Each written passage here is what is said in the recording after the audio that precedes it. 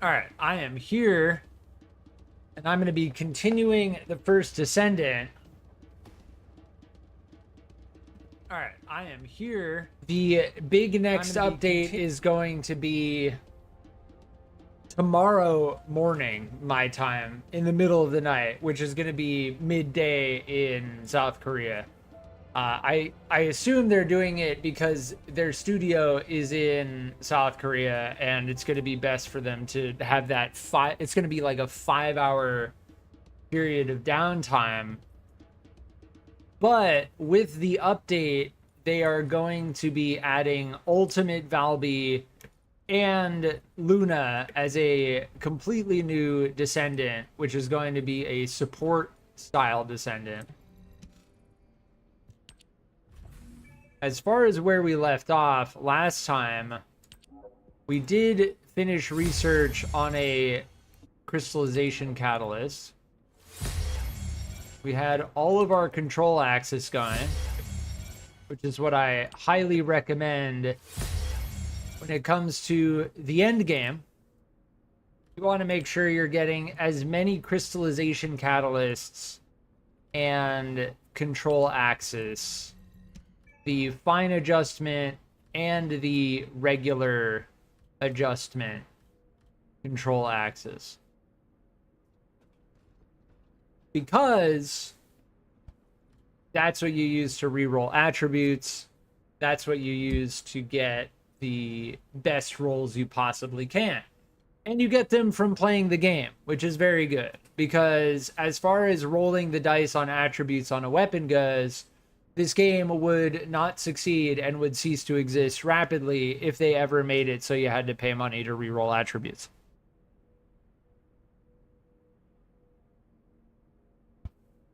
But we are also done with the battle pass at this point.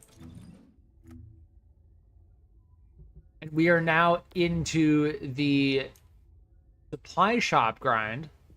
I can get the Vanguard unit badge. And we are now into the layered cut for Fiesta. And as far as the here, we got to acquire the bonus coins. For every level we get beyond max level, we get another 30 bonus coins, which we can then use on control axis or fine adjustment. I'm probably just going to use them strictly for adjustment control axis, because I don't think there's anything else I can actually get with them. I will hold on to some, but the bonus coins are a good idea as far as the, oh, what happens if you max out the battle pass? Well, you still get something. It's a good idea, but it's pretty weak, right? Like, you just saw me research like 20 of these things. So let's check the challenges. The dailies I don't care about at all at this point. I am only interested in the ones that give us supply coins. Interestingly enough, these two we immediately... Well, this one we immediately got. We need to use a beam rifle. Here's another thing about the weekly challenges, is they don't end. So even though week 3 is over, we can still progress this and get 8 out of 8. But I need to use a beam rifle to get these supply coins, which is what I care about the most. So I am going to equip a beam rifle right next to my eternal willpower, given the fact that the eternal willpower is one of the best weapons in the game. Here, we can use this thing. The Burning 44.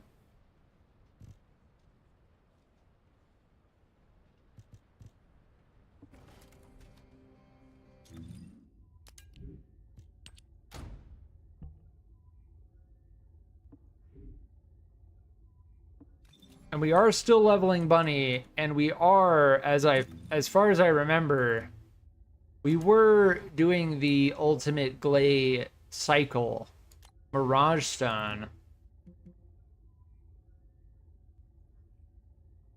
For the 93. Is that the one we needed?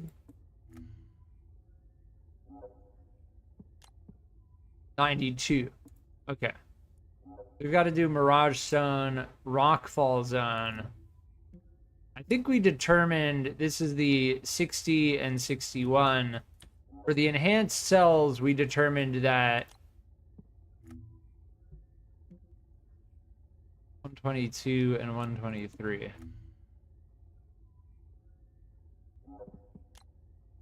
122. We can do either of these. The 60 is going to be easier. We determined that this one's going to be easier because the fusion reactor here requires monomer and polymer, which we have a ton of. And the boss here is the Elite Tracker and Elite Vanguard, which are very easy.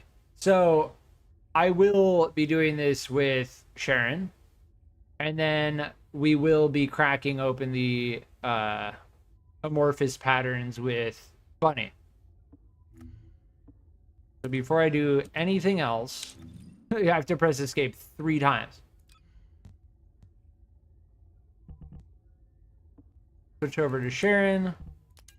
Switch over to our beam rifle.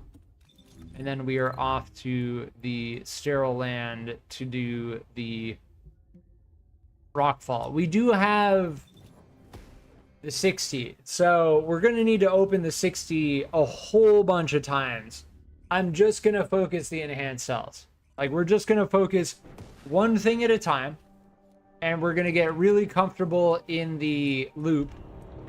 That way we maximize our gain.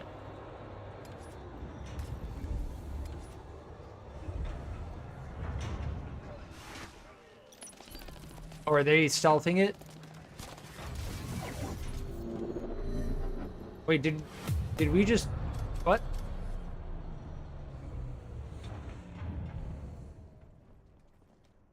They're playing as Sharon.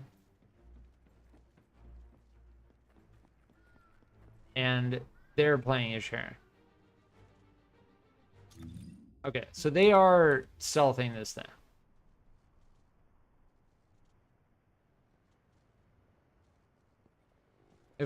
If all 3 of us stealth it, we can do it very, very fast. I think everyone in this game has caught on with the fact that you want to stealth the outposts. You're kind of, I don't want to say you're wasting your time. You can play this game however you want. But as far as doing outposts goes, if you're not using Sharon, you're getting a significantly reduced drop chance.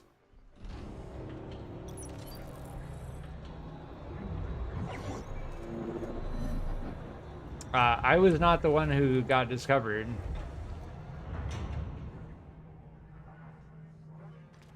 I'm still invisible right now.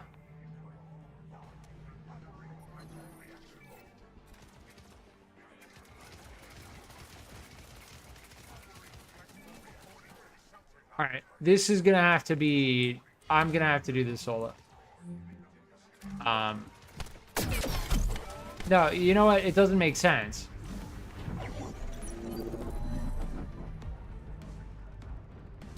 No, it doesn't make sense. I'm just gonna zap the enemies. I'm not waiting another. I'm not waiting another minute.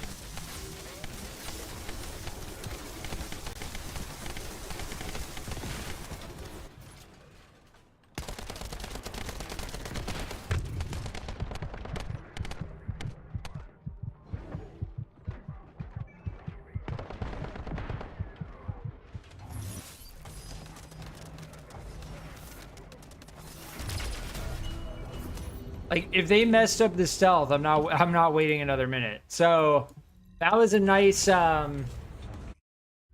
reminder as to why we do them solo and why we have Sharon built with maximum ability duration.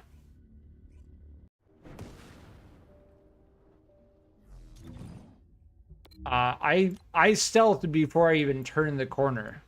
I was well into stealth mode before we got discovered.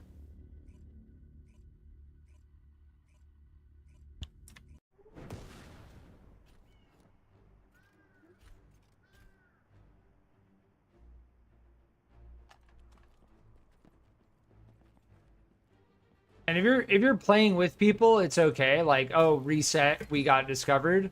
But they then went on to restart it and get discovered again. And then I was out of position. It's fine. It's fine.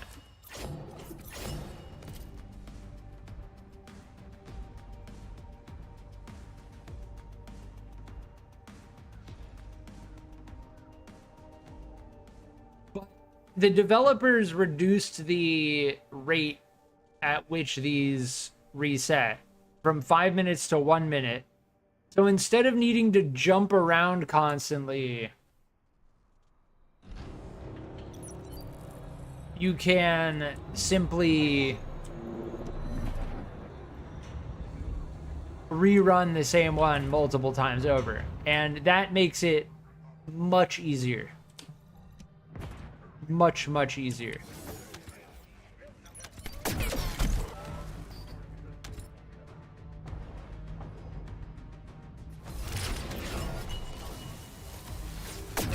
This beam rifle, when we're soloing these, it's like we just need the DPS. We seriously just need the DPS.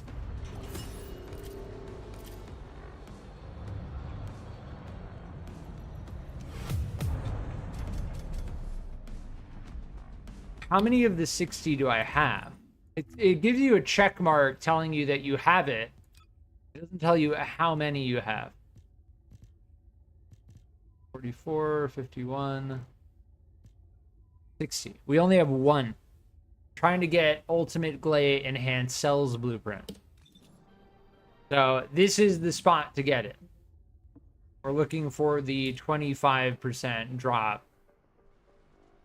Doing it with public players is doable. You can do it. But if one of them messes up, then, you know, someone can really, like, troll. Like, oh, my bad. Oh, my bad. You know what I mean? And it's like, we have Sharon built to have maximum active camouflage duration. So we can easily solo these.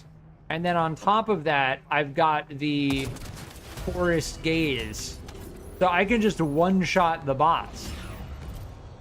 Just flat out. That's the whole process. And every time we do this, we're rolling 25%. This is the whole cycle. And part of me was thinking like, oh, that's amazing that they made it 1 minute. Yeah, it's better. It's definitely better. So like right now I would be jumping to a different location and running to another outpost to start stealthing it in a different location for another part. What it does is it just makes it simpler, right? It doesn't necessarily make it easier. It just means that you don't have to jump back and forth and look at a loading screen for 10-15 seconds and then run for another 20 seconds. It makes it easier. So I guess it does make it easier. It makes it simpler. It does make it easier. Which is good because the difficulty didn't come from like a skill-based factor. It came from knowing where to jump and like how to do certain, like where to go, and yeah, it wasn't ideal. It just really wasn't ideal. Still in tech. Ooh, this might be good on Viesa, but it's shotgun, right? Chill and fusion.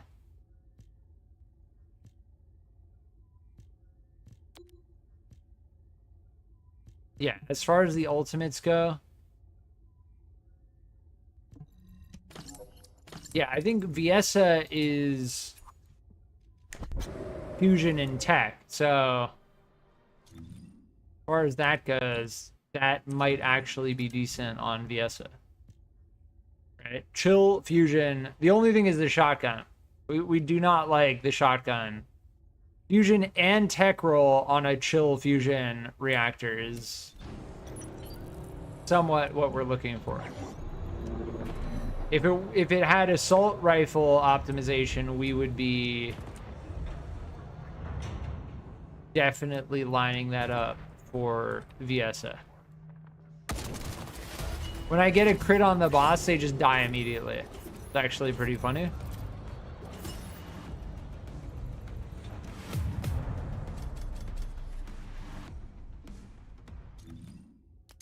Oh, I don't have a processor equipped.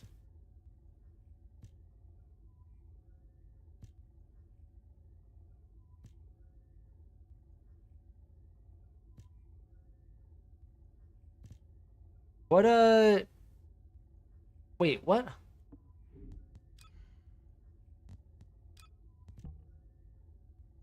Max shield, max HP.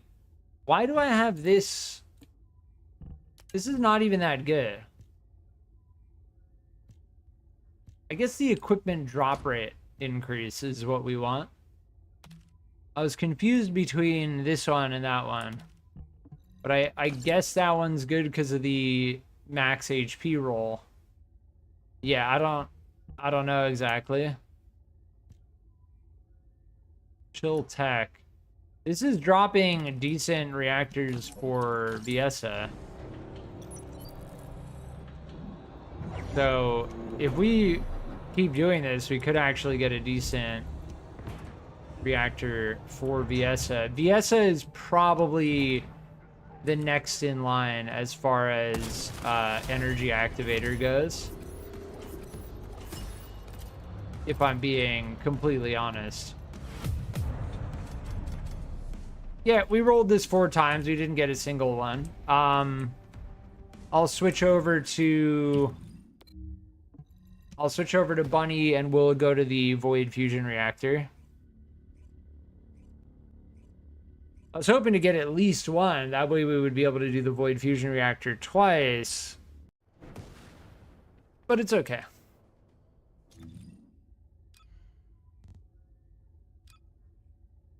Yeah. Why is this different? Max HP. Hold on. Before I save it.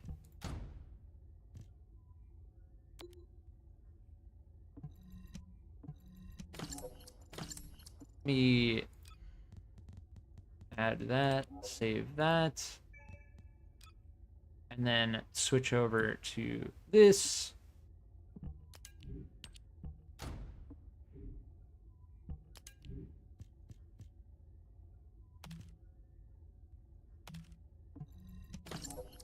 Do that. Wait, where did my... Did I just delete it? I think I may have just junked my...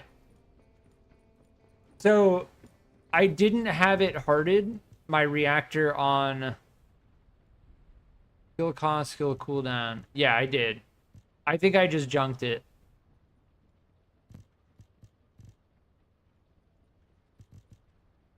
Yeah, the rule that I have is I keep things hearted when they're in my inventory. But the problem with the presets in the game is that the presets take from my storage, put them in my inventory.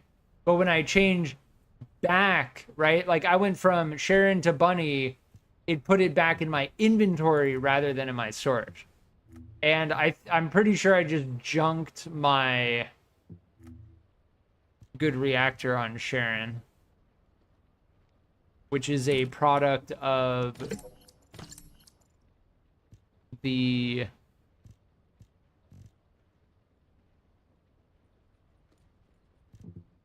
of that system in the game, basically.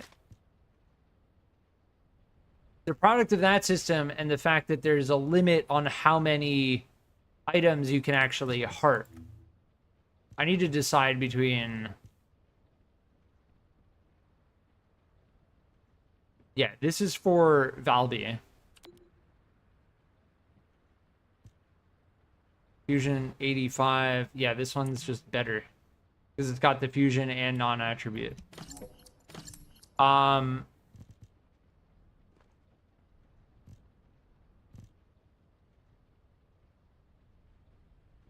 Chill Fusion, Fusion Tech. This, I don't know if I care about for holding on to this for Bunny. Skill effect range, skill cost, skill cooldown. I think we care more about skill effect range. Yeah.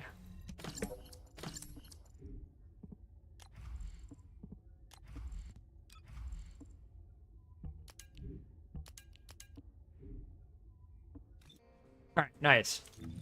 Yeah, we junked our reactor for Sharon, which is a product of the fact that there's a limit on the amount of items you can heart, and the fact that your preset items don't go back to your storage, they go back to your inventory. And that is a deliberate decision by the developers to make sure that players accidentally junk their items so that they get frustrated and hate Nexon. If anyone could explain to me why they added a limit on how many items you can heart, I would love an explanation. I'd love an explanation, aside from my explanation.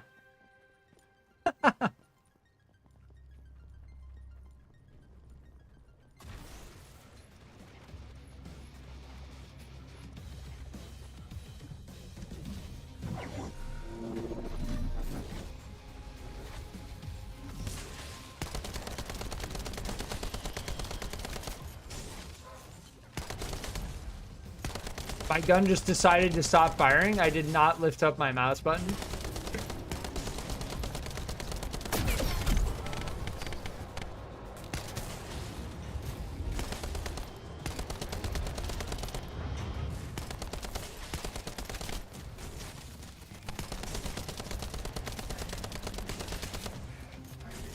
I really wonder if Sharon would be better for this. Did they increase the HP of this tracker? I think they may have. Feels like it. Definitely feels like it.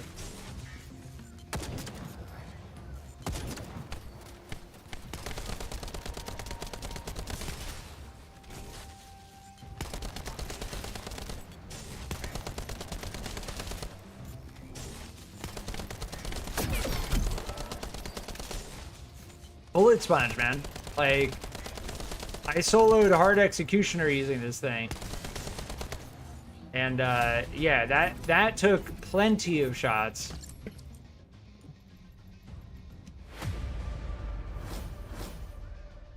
We open the 60, and then we roll the 6% on Ultimate Gley. That is the cycle right there. So, as far as... getting the 60s go, that's, I mean, we're gonna just be sitting there with Sharon we're gonna be cruising.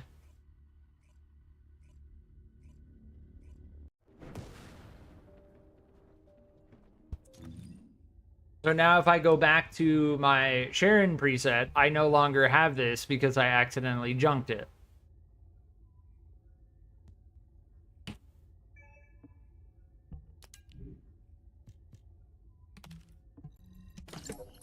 And skill duration, we're gonna need skill effect range. We're gonna need to find another one for Sharon, which is, it's okay. It doesn't feel good at all though. Because I didn't have it hearted.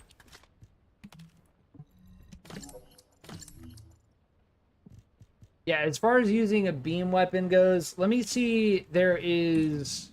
access info here, difficulty level rewards, electric, we want electric fusion.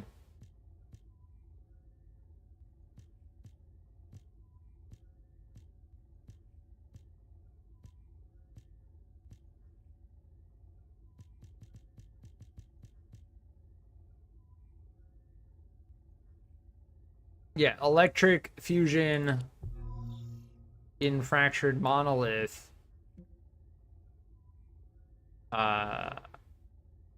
Which does not have anything that we want to deal with.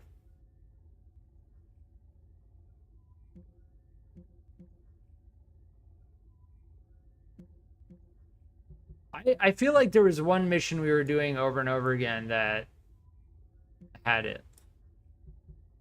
The 110?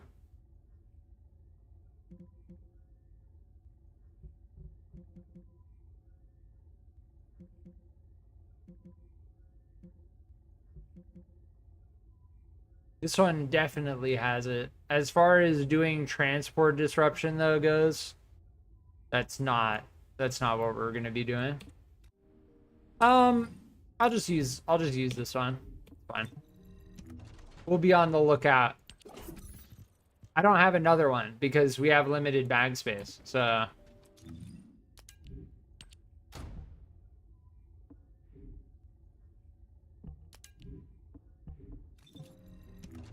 And we should use this beam rifle as well.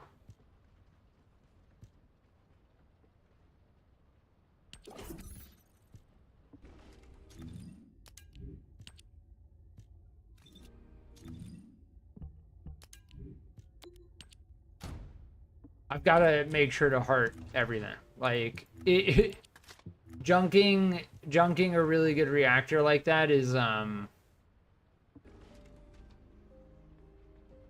not something we want to happen often. All right, so I'm just gonna do the 60. Like, as far as jumping around from one spot to another, it's a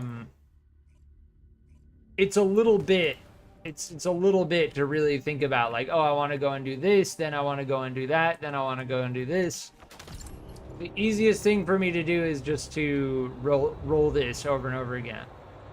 Now, I could do this in a public, but it just increases the chance of someone else having us get seen, right? The problem is, how did I get discovered? What? I was stealth all the way up. I started my stealth right here.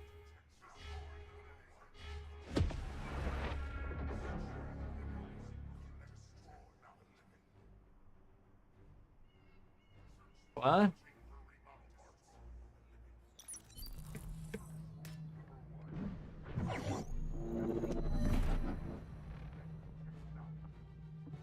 Our skill duration with our mods is already cranked.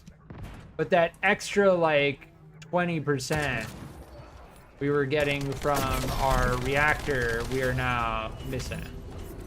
But it'll be okay. There, we got the 61.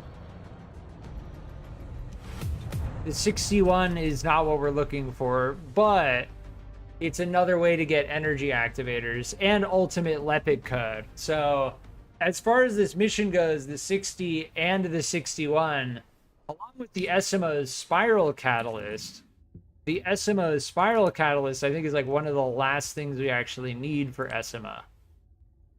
No, we already have one. Okay. Yeah, we need stabilizer and code. Makes me wonder what they're going to add for Ultimate Valby and Luna. Like, how are they going to integrate Ultimate Valby and Luna into the Amorphous setup? It's definitely going to be interesting because either they're going to make new Amorphous or they're going to restructure the way that Amorphous has drops, which is much less likely.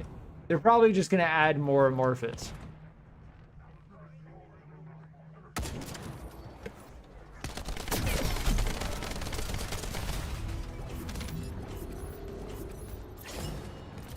There's the 60.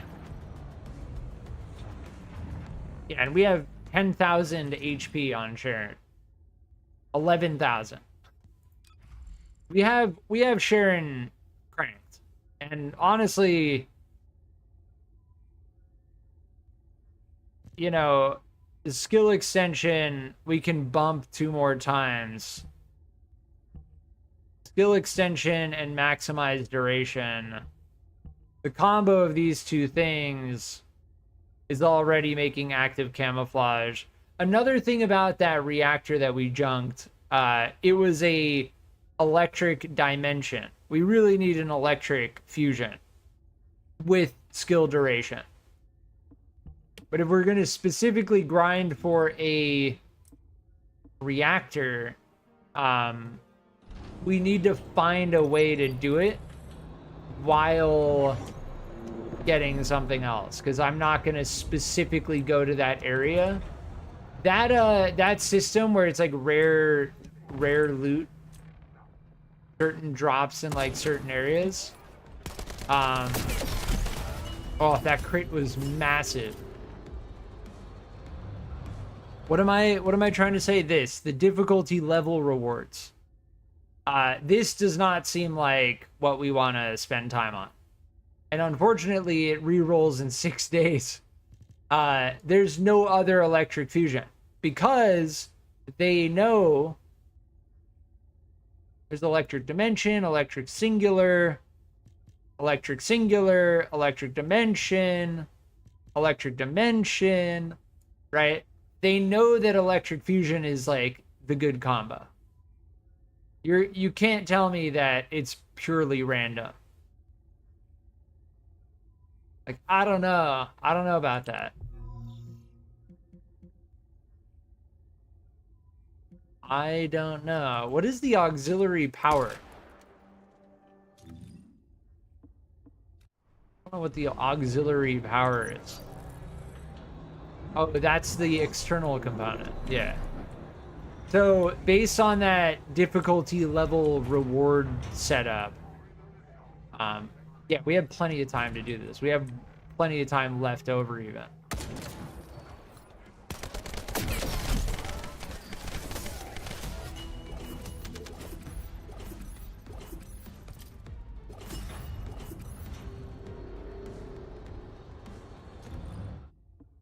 As far as these go, they reset once a week, and I mean, the fact that there's only one electric fusion with special rounds in some zone that there's like no grind mission, I'm not gonna be conspiratorial, but that definitely feels a little bit deliberate.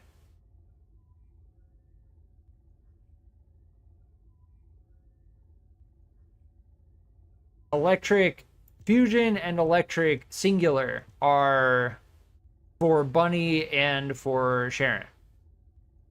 Electric dimension, as far as I can tell, is not really worthwhile.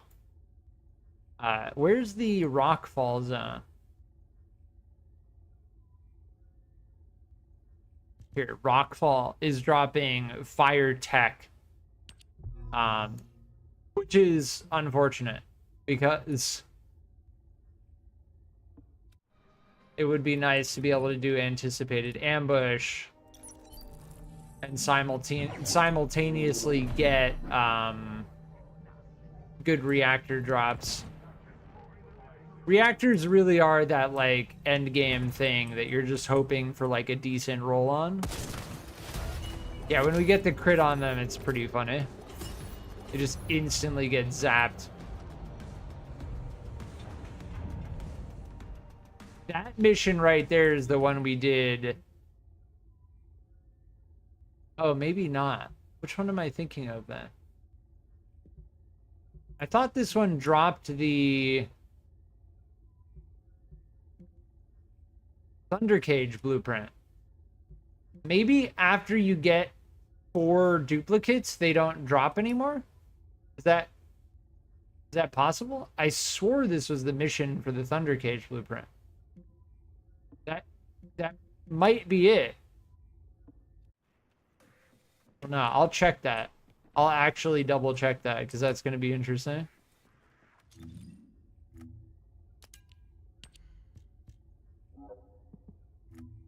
Yeah. Oh, there it is. Oh, it's in normal mode. Okay, that's why. We are playing in hard mode. That makes sense. The question of what are they gonna do with like inventory space and duplicates is very interesting.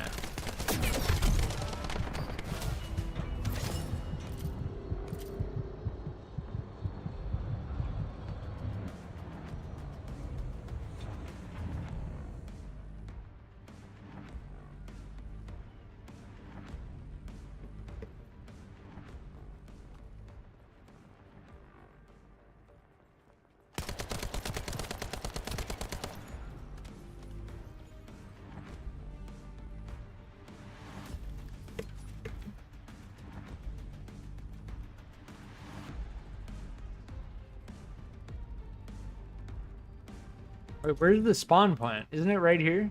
Yeah. Oh, it's not a forward operating base, though.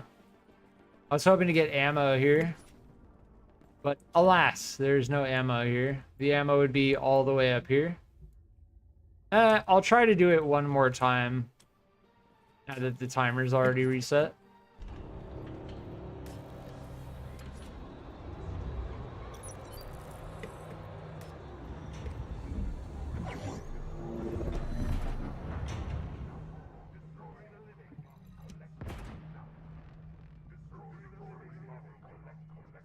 Oh, get out of the way.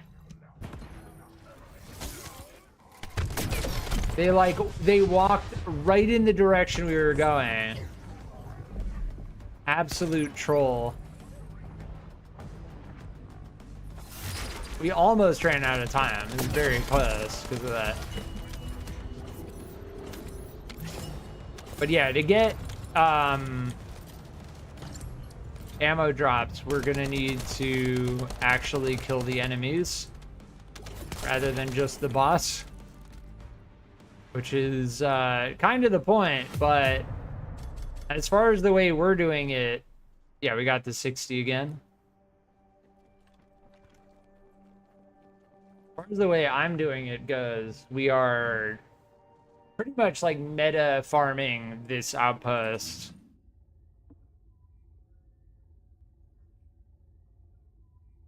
I think overall making it a 1 minute rather than a 5 minute is good, but it does lead to it's now not worth it to jump to a different location. So it's like a trade-off. Now you're just sitting waiting for a, like, after you check all your gear, you're waiting for a 30-second timer, right? Rather than needing to jump back and forth. Which, again, I think is overall good. I do think it's overall good. I'm glad I didn't put the energy activator in the tamer.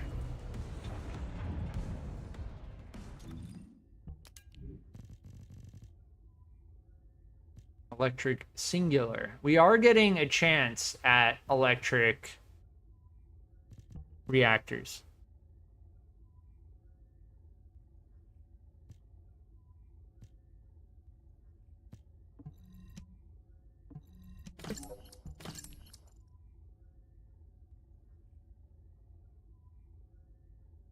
Ooh, max MP. Yeah, the max HP roll is too good though.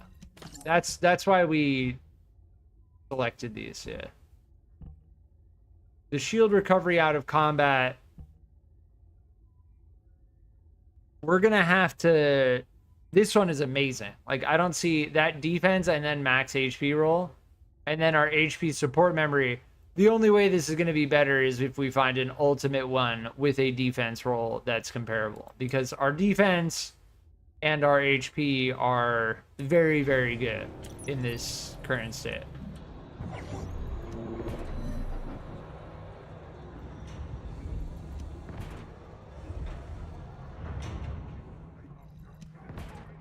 After maybe a couple more, I will cycle over to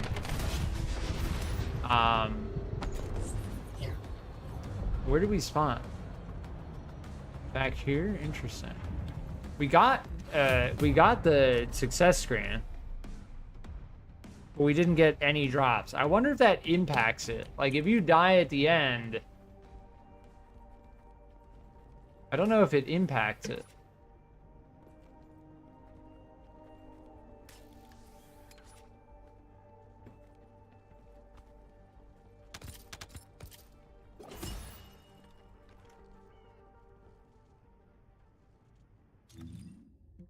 I'll run this like 2 or 3 more times, and then I'll cycle into doing the code.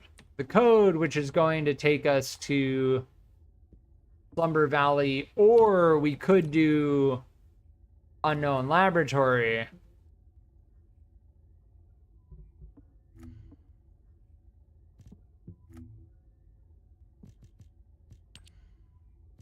What does this drop? Electric Singular. We could do either of those.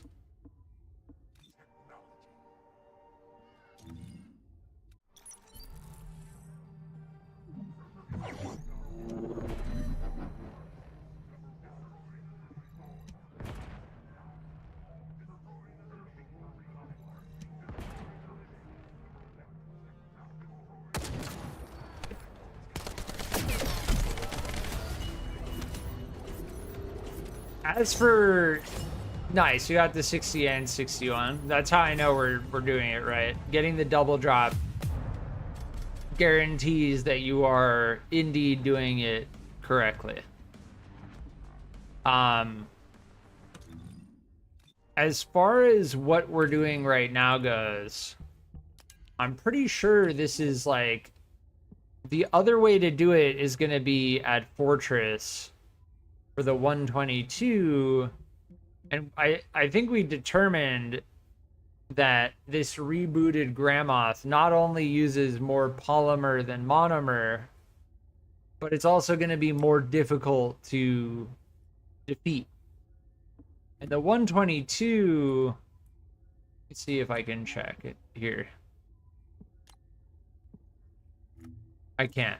I need to look at the 122 as to which one it contains, and I have to go over here. The Perforator Blueprint, Lepic Stabilizer. This one wouldn't be bad.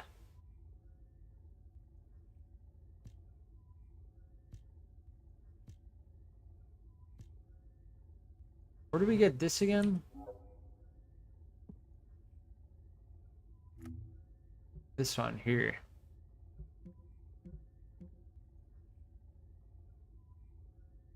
Huh.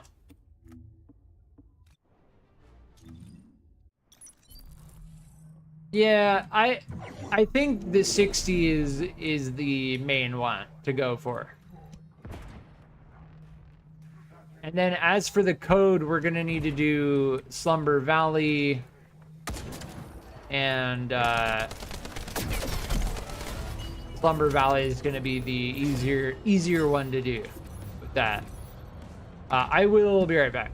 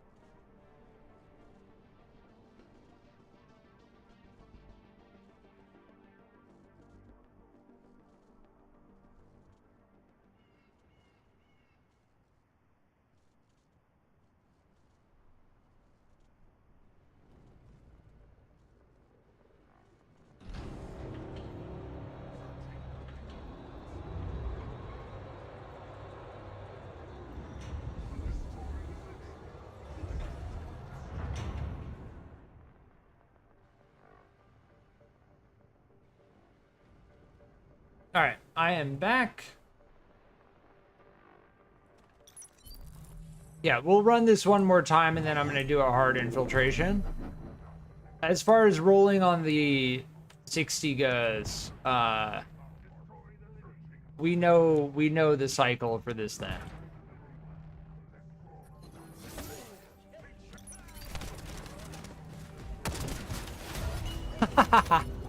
I love getting the crit headshot. They just immediately get zapped. All right. Immediate zap with the crit headshot with the force gaze. That is the, like, that is one of the best weapons on Sharon, as far as I can tell.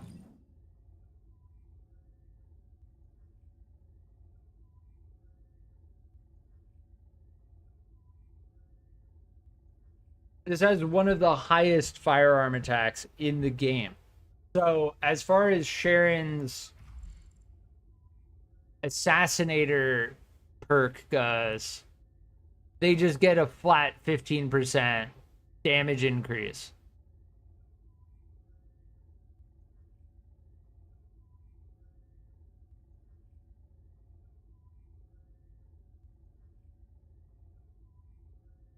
Yeah. Nice.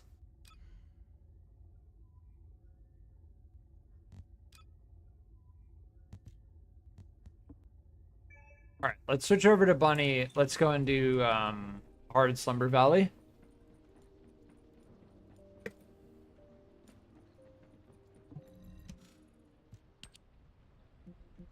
Just to switch it up. Do we have Ultimate Gley code? Do we have that? Let's see if we can do a Hard Executioner. Doing Hard Executioner with Bunny is kind of we have the 56 and the 58. We could do a Hard Executioner. The thing is, most of our DPS is gonna come from the Eternal Willpower. Just hands down. Like, as far as using, we have Valby. Well, we could have switched to Valby. And you don't get any, you don't actually get any XP by doing this. So,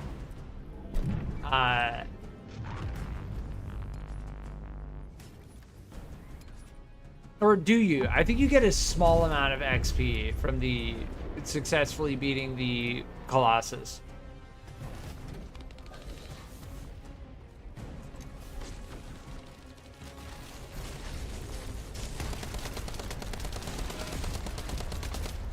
But damage is primarily going to be coming from me just keeping this thing rolling the whole time.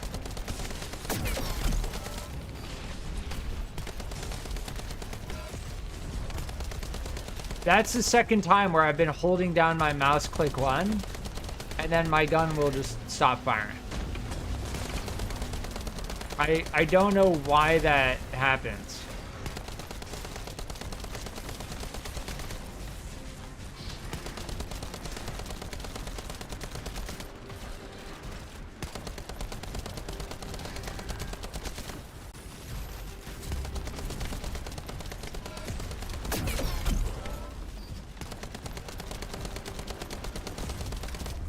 As far as like doing the Hard Executioner, the immune phase is probably the more difficult aspect of it.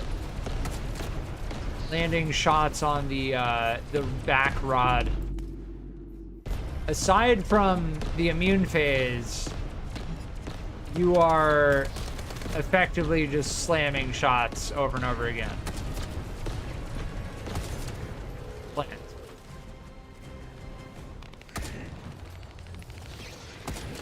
But like none of my abilities are gonna help us here. Damn, I am hitting these shots right now.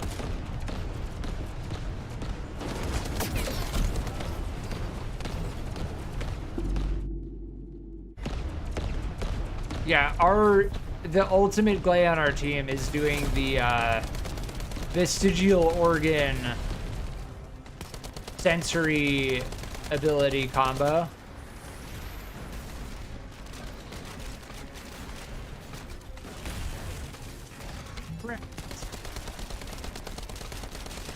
Yeah, it definitely seems like we have the DPS to get this done. Silent Night, welcome back. Missed your earlier stream, all good? I hope you're doing well. Good to see you.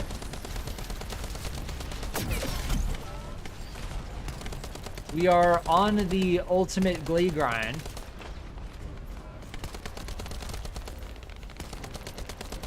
We're leveling Bunny. We are trying to get another energy activator. We have the blueprint for another energy activator. Nice. We're doing a hard executioner to get a roll on the ultimate Gley code. And we're running outposts with Sharon. We'll be on soon if you're farming. Yeah, if you want to play together, I'm down. Just let me know what you're looking for. I'm sure we could find something we're both looking for. Whether it's energy activator or... It'd probably be energy activator. Yeah, we are dry right now. Give me the ammo. There we go.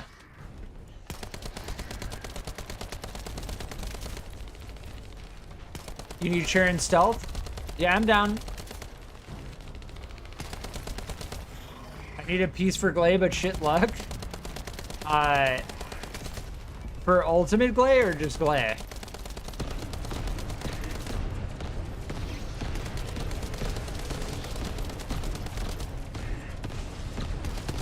Yeah, we got really lucky last stream. We got another energy activator blueprint.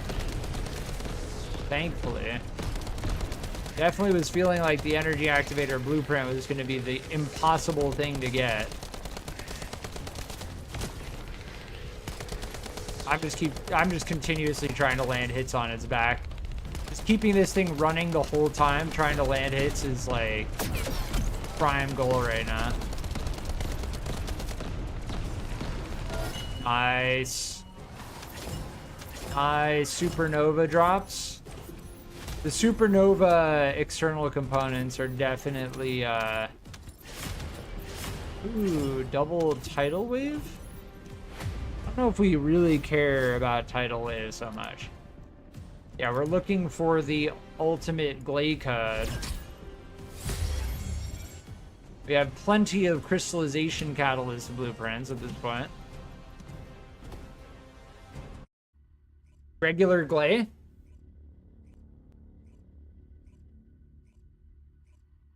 I'd be down to try and get regular Gley as well. I probably won't actually research regular Gley though. Given the fact that there is a limit on the amount of descendants you can have, and we're already at 7 of 10. I've made it my goal to get ultimate Gley, and then I'll probably go ultimate Ajax, ultimate Lepic for the long-term end game grind. Been farming the normal area, give me 10. Okay. Yeah, I'm down. I like the way the amorphous works in the game because as far as opening amorphous goes, there's typically at least one thing that you need. How many? What do you mean? You can only have 10 descendants total. There's a limit. If we look here, you can only have 10 descendants. So I have 7. 1, 2, 3, 4, 5, 6, 7. And to get 10, I'm looking to get ultimate Gley, ultimate Ajax, ultimate Lepic for a total of 10. And then another slot is 50 caliber. Yeah. Which, I don't know. I mean, they give you a limited amount of slots, but like if I wanted to delete Blair, could I just like, yeah, you can. You can dismiss Descendants. I'm definitely not going to do that because Blair is my only fire descendant. As far as dismissing Descendants goes, they give you 10. They give you 10. And as far as utility goes, we're already in a very good spot. So I don't see, as far as getting ultimate Gley goes, like any, or like Kyle or Eugen or SMO, like that's just going to be additional, like end game unlocking my additional Descendants. Yeah.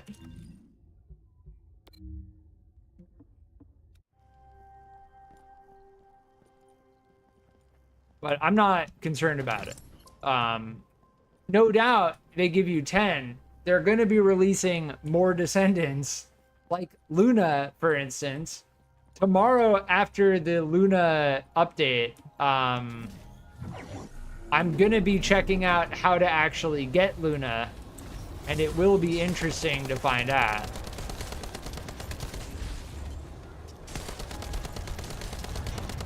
Yeah, we should not get frozen by that. There we go. Nice. We can get knocked down by them, and we can get frozen by the tracker. Neither of which is ideal. But if you keep the tracker in close range, they seem to not use their freeze ability.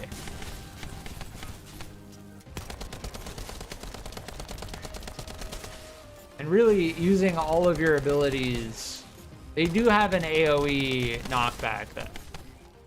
The tracker here is definitely the higher HP. Even though the big melee guy seems like they should have more HP, the tracker is the one. Gonna need more slots? Yeah, if they keep releasing more Descendants, there's a reason why they put a limit of 10.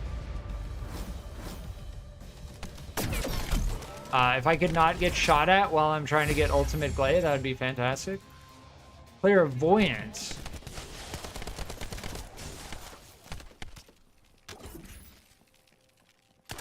Here, last mag in my pistol. There you go.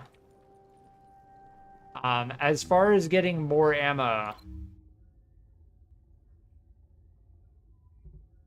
probably going to be best just to go back to Albion. Ammo is a limiter on the Void Fusion Reactors because they do not drop ammo when you fight them. Like, no enemies spawn, no enemies drop ammo.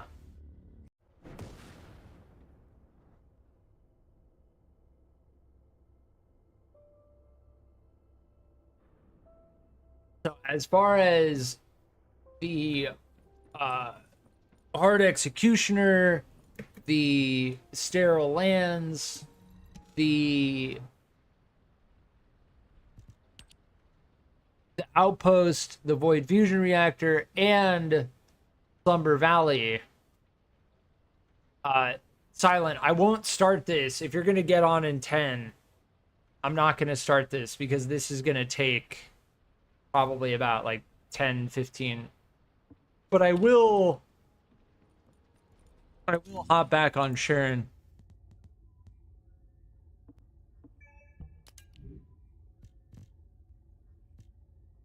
Oh, I need electric fusion. As far as electric fusion goes, it definitely feels like it's oh, here's a, yeah, but we're not going to be getting, do we want to take this just for the skill duration?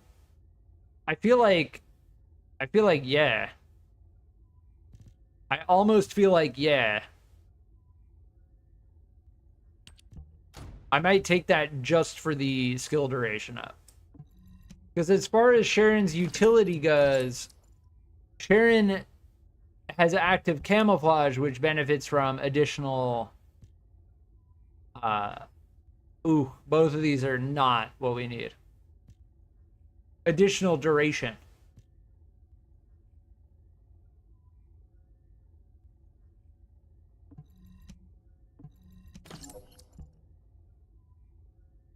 So, yeah, we lose skill power, but we're not deriving most of our skill from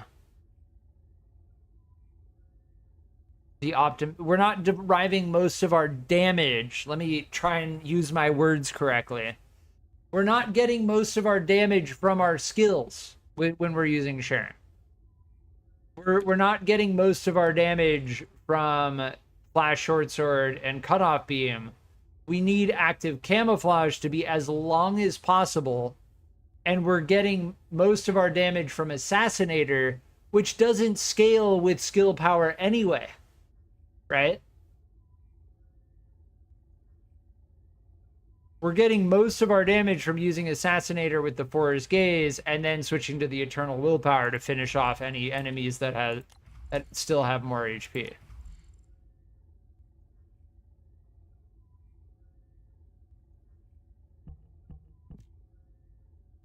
I could probably put weak point.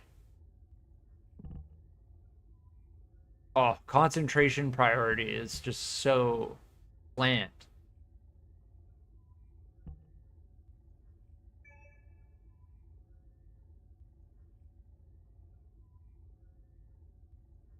To really crank the DPS, we're gonna have to put points into concentration priority. You're logging in now? Here, I'll invite. Let me know what missions you want to do. I'm going straight for Ultimate Gley. If you want to go and do vaults, or you want to do I'm definitely down to get regular Gley parts as well. But I'm probably not going to research Gley.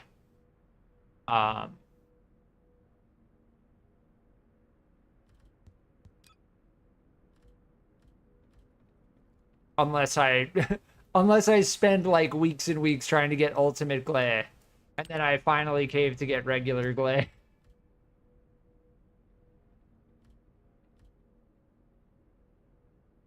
Yeah, the Clairvoyance. We found this. It looks like a beam weapon.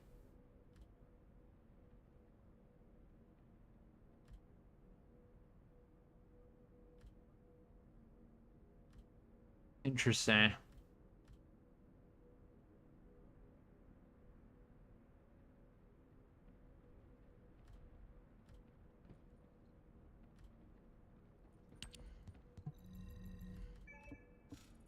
Let me upgrade my Echo Swamp Hard, the defense mission. They added void shards to that as well.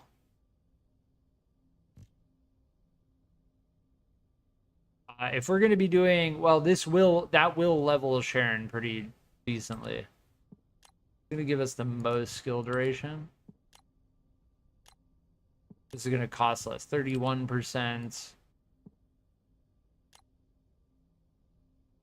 I don't know about either of those.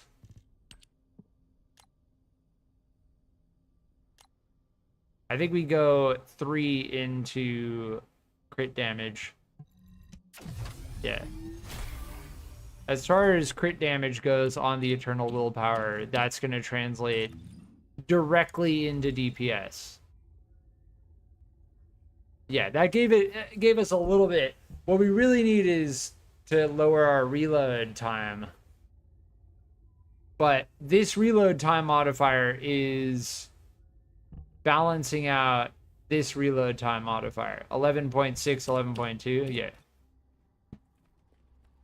So, we're good. Bogus Strategic Outpost.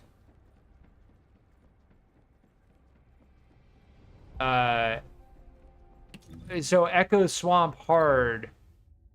Which zone? Need 83. Ah, okay. So Derelict Covert. Okay. Yeah, we can do that.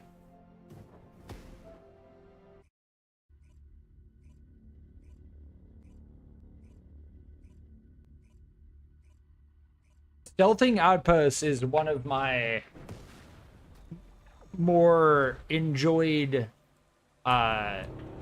cyclical things in this game.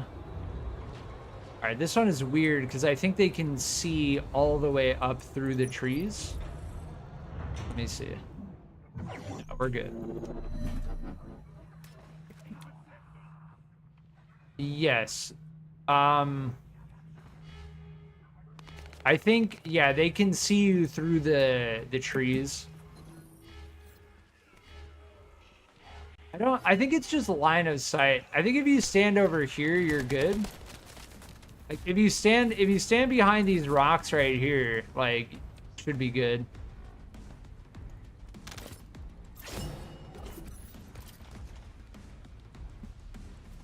Because I think it's just purely line of sight, and the trees, even though you can't see through them, the AI can see through them.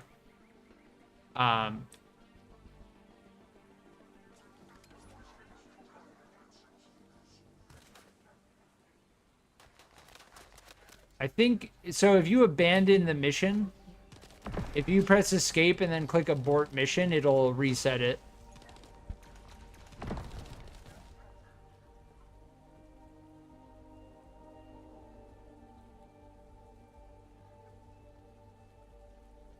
I think it's good, right? Yeah, it's still discovered. This will reset it though.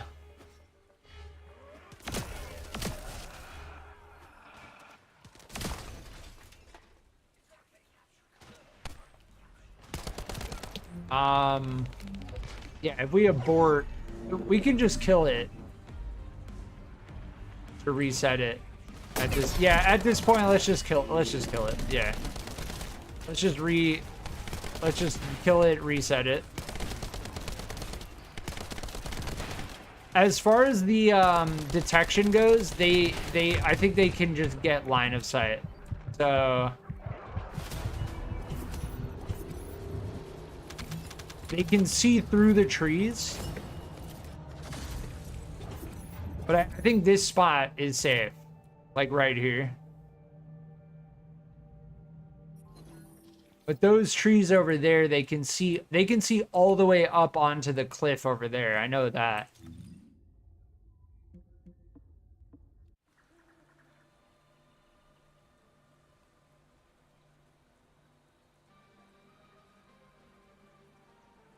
But it's like purely line of sight. It's kind of weird because it's not proximity based. It should be proximity based, but it's like purely line of sight.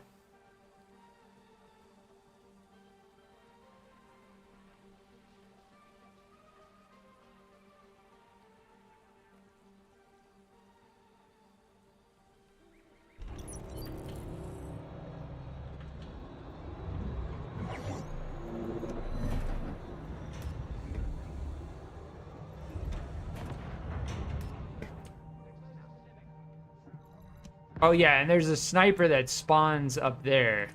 All right, we're good.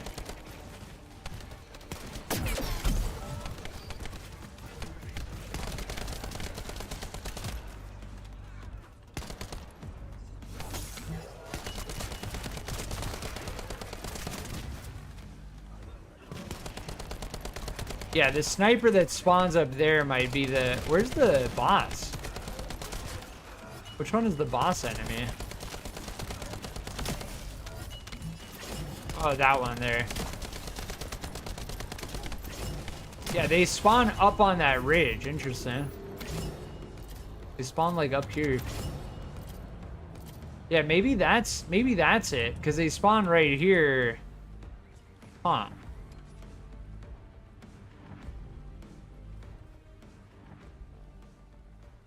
Yeah, I don't know.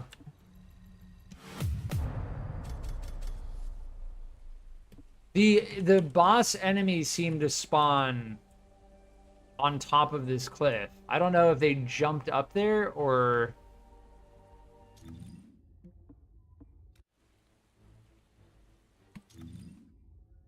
Yeah, as far as the 82 and the 83 go, I'm pretty sure these are good.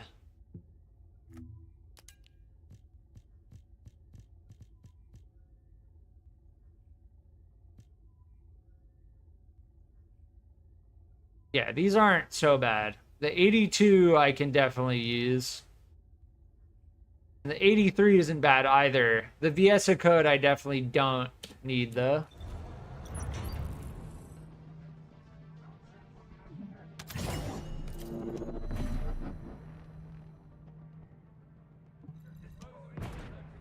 Yeah, the sniper that spawns on that cliff is probably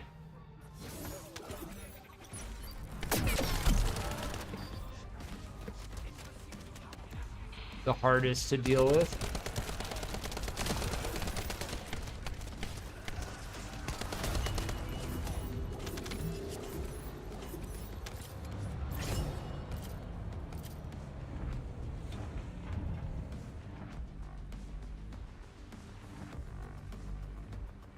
Weird, why is that one still... Oh, you got double drop? Nice.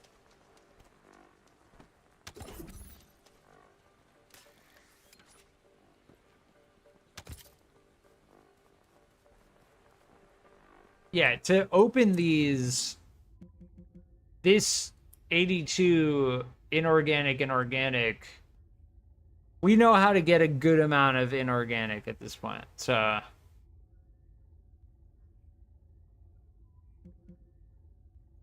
which I think, yeah, you can just get it with Freyna right here. Unfortunately, though, you need to play as Freyna in order to get that that Void Fusion, Void Shard reward.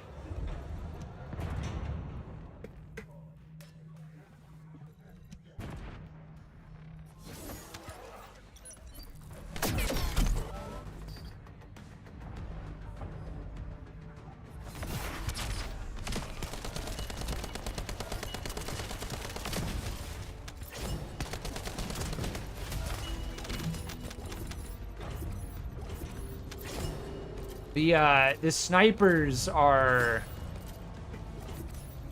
pretty ridiculous. The third eye snipers.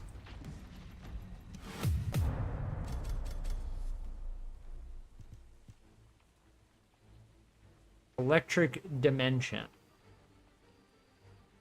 See, Electric Dimension on Sharon is useless. Dimension skill boost, Dimension skill power boost on Sharon is useless. So that's why you find a lot of these, because it's like, it's the worst combination.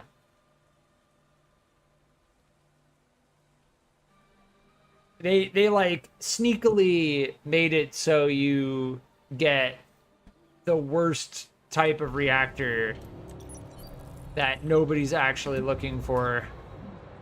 They do it with the ultimate fire type reactors as well. Where it's like, yeah, you got all these awesome ultimate reactors.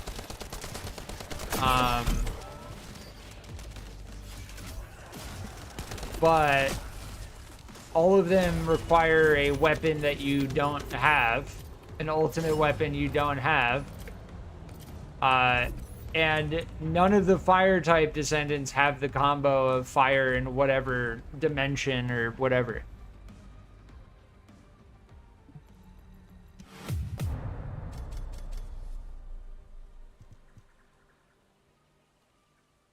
Fire in singular.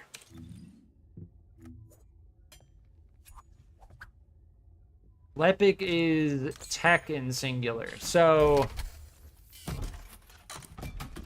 technically these are good on Lepic, but we don't have Lepic.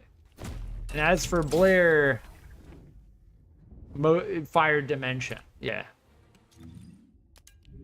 So we should be looking for a fire dimension. I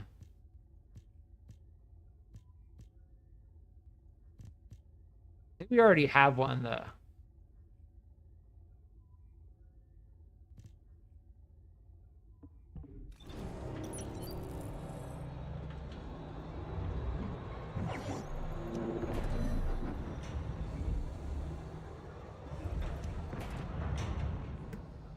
think after this one, we should crack one open.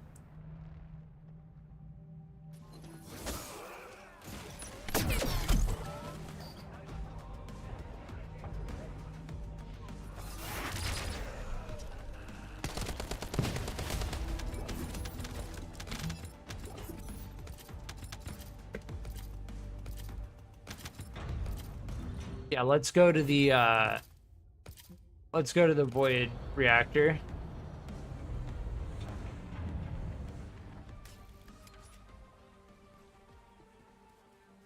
As far as like jumping back and forth between the void reactor and the outpost, that's a pretty good cycle. There's also a vault here, but I don't know if I want to deal with it.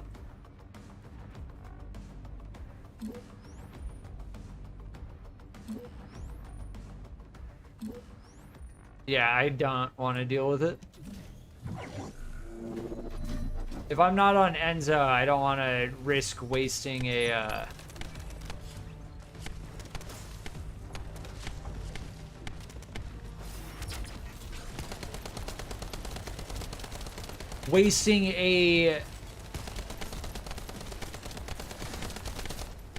oh, I can't remember what they're called now.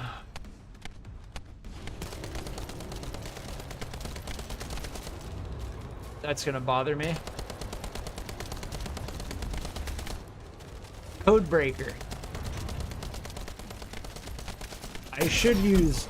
This is why I typically use Bunny when it comes to the mini bosses, because their orbs are inside of the ceiling.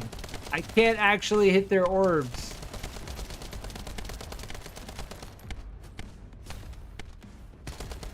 This is why you never go shield build as well, because this boss just constantly ticks your shield. Your shield will never recharge. You'll never have time to recharge your shield.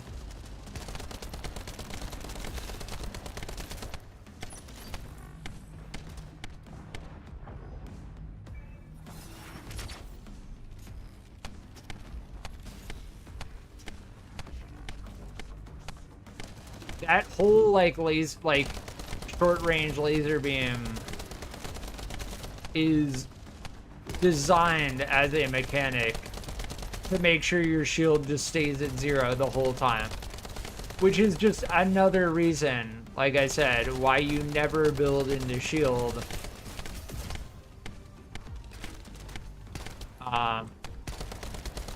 Because there are enemies that do that. And it could be really annoying, like, oh, I'm getting ticked constantly by their laser proximity beam, but I don't care because I don't have any shield. Yeah, Kyle and Bunny on this one is actually not bad. I think I need both of those. All right, I need to get ammo.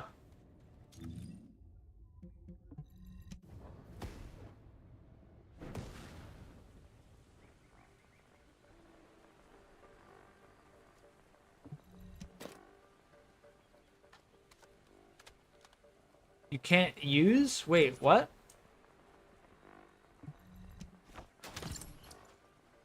The stabilizer or whatever it's called, reconstructed whatever device.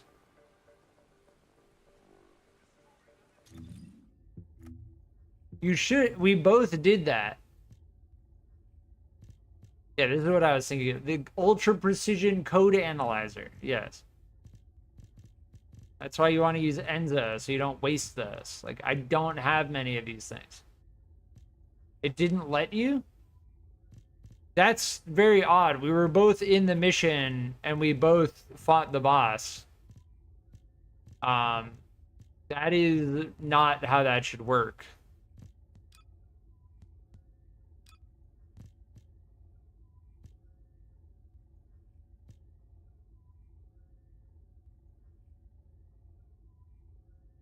If you want to roll on... You couldn't crack? If you want to roll on, do you have 60 and 61?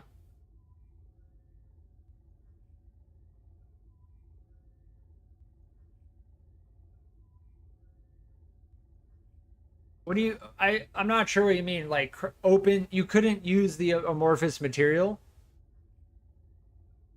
Is that what you're talking about?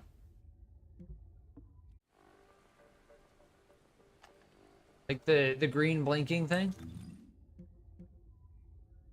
Yeah, I don't have any more amorphous patterns, so I'm not gonna use my void shards to do that.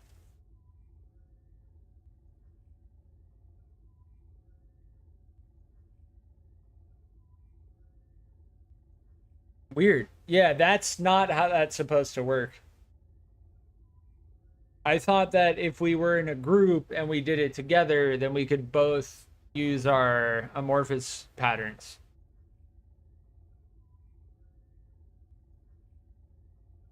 Maybe it's bugged out or something.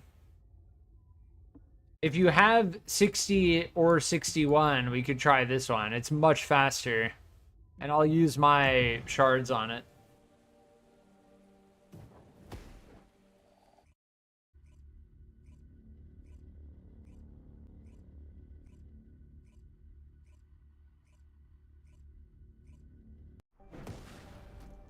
But yeah, we'll do the other outpost more. I didn't get another drop, so doing the reconstructed the void fusion reactor without an amorphous is kind of a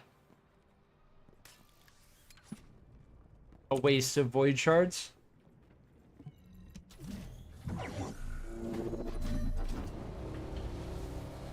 I feel like as long as you shoot at the boss, you should be fine. Like, we're in a party.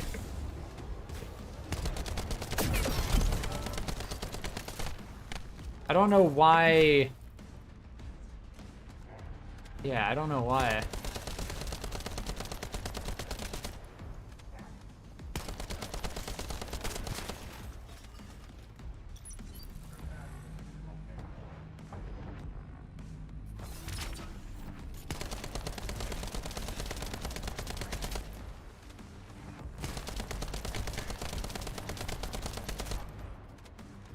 Can you shoot through this thing?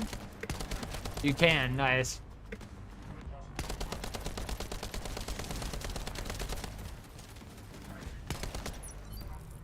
Our abilities don't do much damage. We're getting most of our damage from this thing.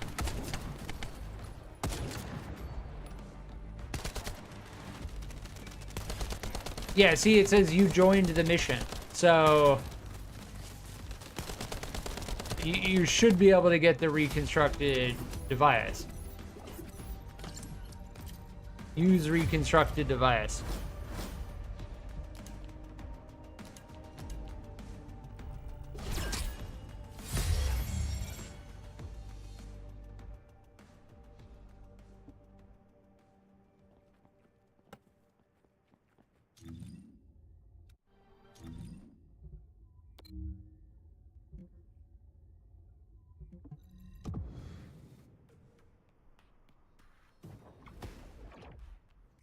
Yeah, we can roll the 80s as well.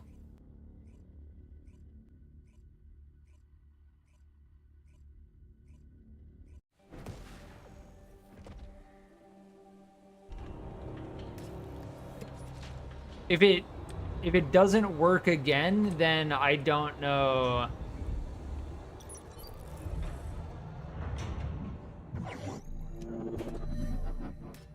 We'll try it again. Yeah, so there's this sniper, I think, that like spawns up here that can see you from very far. Yeah, even if you're standing on that cliff. This is why, like, I think this area is like one of the only safe areas. I think it's because of this sniper that stands right here. I'm pretty sure. Yeah, we can just finish it.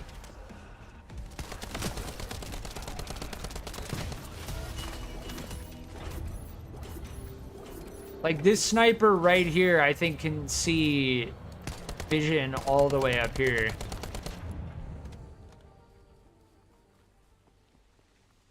But like over here is safe, yeah. I think without sharing the drop chance is like severely limited. At least that's my, if you don't stealth it, I'm pretty sure your drop chance is like reduced to a considerable degree. As far as Sharon's active camouflage goes, it is one of the abilities in the game with the highest utility. Like, it's probably the highest. And the cool thing is, it's not even a damage dealing ability. Like, it's got extremely high utility, and it doesn't even do damage.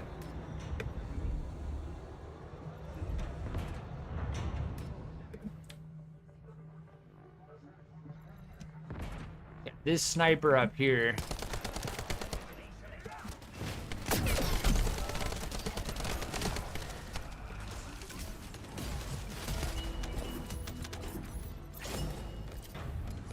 There, we got the 83.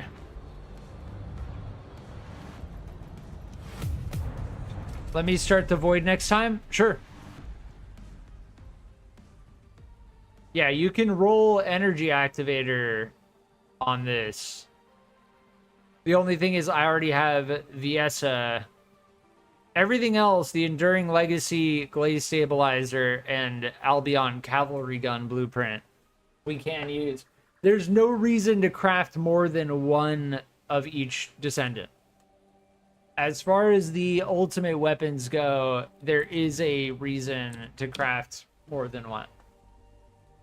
Which then makes me feel like getting duplicate Descendant blueprints.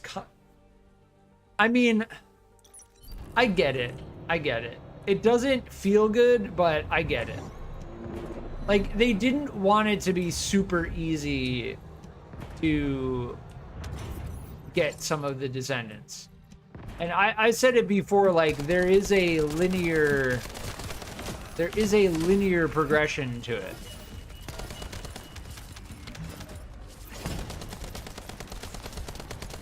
Like, Freyna, Bunny, and then Freyna are the two easiest to get by far.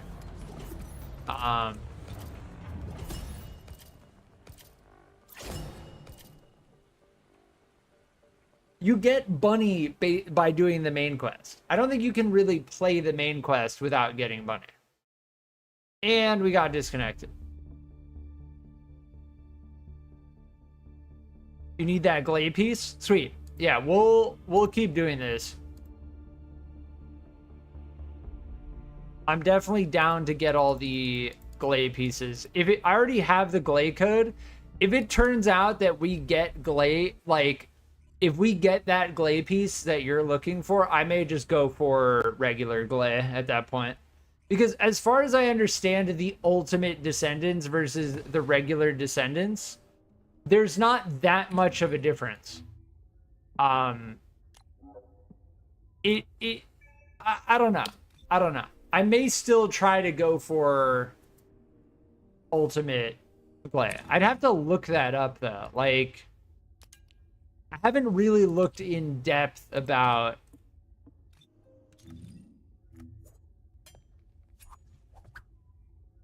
Gley versus ultimate Gley. I would need to go through their abilities. This is the ability on Gley that I am most interested in. The duration is 5 seconds.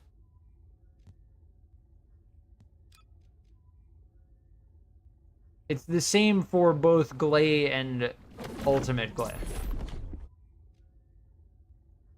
Yeah. As far as I can tell with Gley, that's the only ability I care about. Yeah, I'll go back here. The ultimate Descendants are about like prestige, which is cool. I like that because as far as like the difference goes, I mean, I'm probably not gonna go for Ultimate Valby. I don't know. Ultimate Ajax? Yeah, Ultimate Ajax will be... Do you have an amorphous for this thing? I think the easiest way to check it is just to hover over it. Do you have an 82 or an 83? If you need to do it more, we can do the outpost more.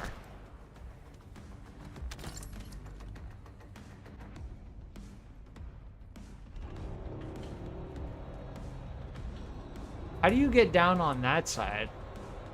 Like a big cave entrance? Alright, if you want to start it, I'm here.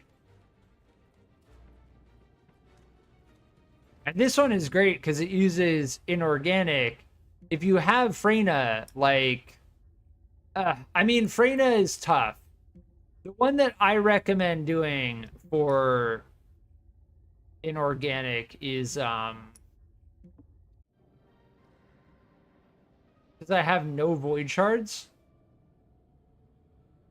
Do you not have inorganic void shards? All right, I can start it then. But again, like if you couldn't, could you use the? Well, you didn't have a amorphous last time, right?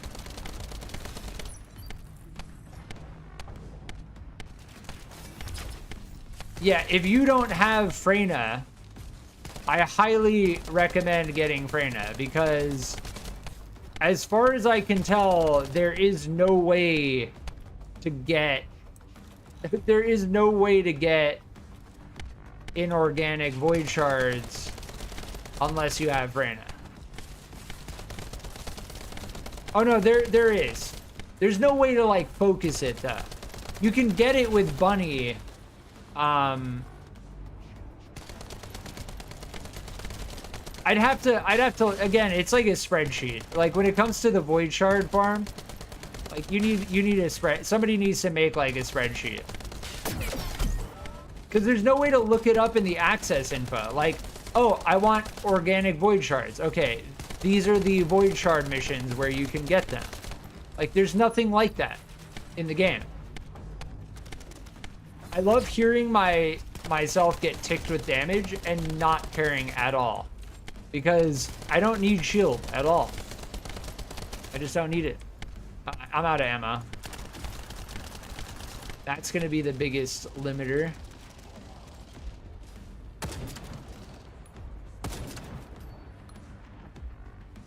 Wait for them to finish.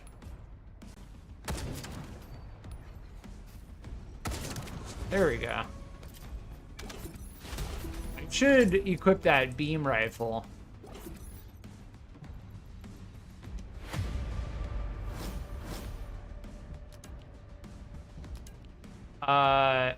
Yeah, I'll go for... I really don't want Ultimate Bunny. I really don't want Ultimate Bunny. Were you able to open this one?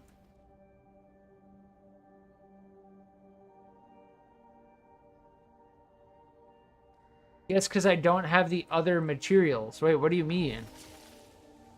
Oh, because you're missing inorganic void shards?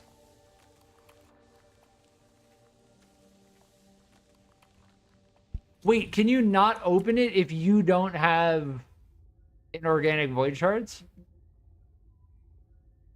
There's gotta be... Because I have Viesa. We could farm void shards. I know that there's one... Hold on. In Fortress... Polymer organic.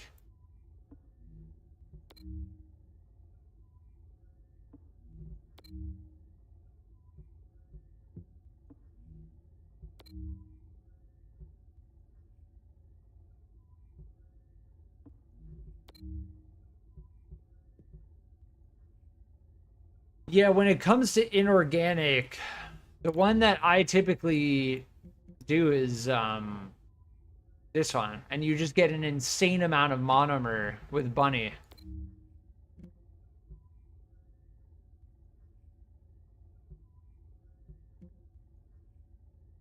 Polymer, I don't see any single one for VSA. I think you'd either have to switch to Bunny or Freyna.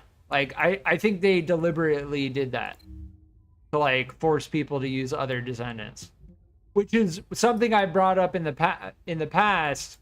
I don't like that personally.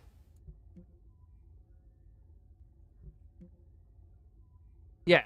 Again, I think I just checked every single chill void chart. So if you want to get organic and you have Freyna, I'm down. If you want to get monomer and inorganic with Bunny, I'm down.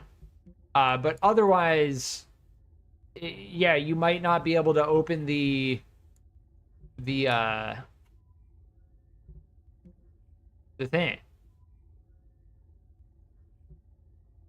Otherwise, we can just stack the amorphous until you do it later.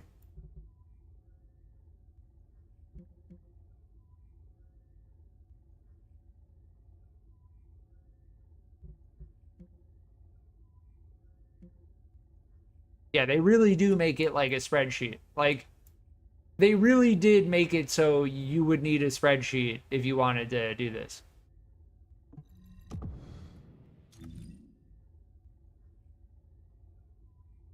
We can jump back and forth from Rockfall to Echo.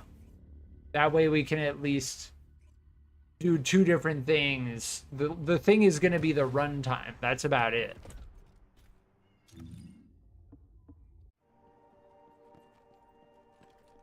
And I know how to do these so quick that it really does come down to the loading screen time and the runtime.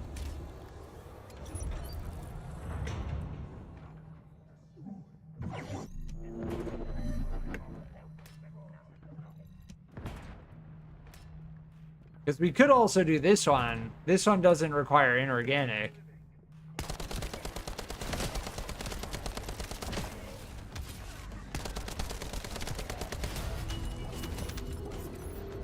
Were you able to get the...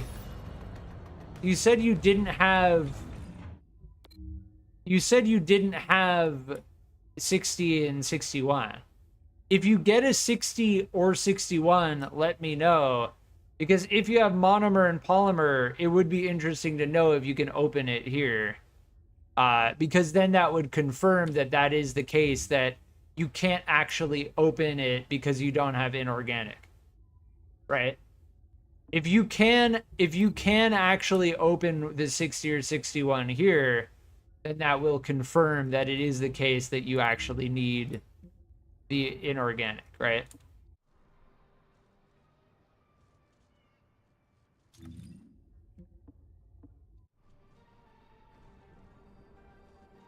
So let me know if you get the 60 or 61. You have a 60? Okay, I'll do this one more time and we'll do the reactor.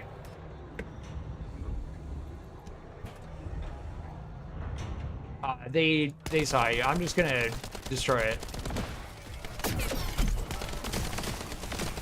I think so. If I hack it, they yeah, I still got the 60.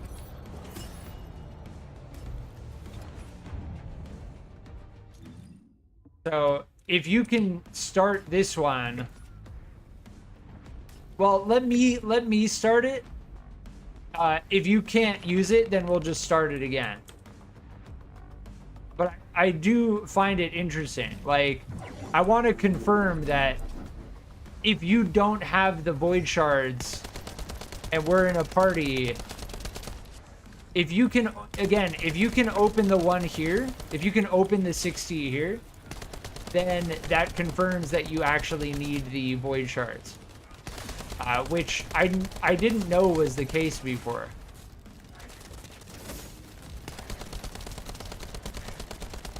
which is a little bit ridiculous. It shouldn't matter who opens the fusion reactor.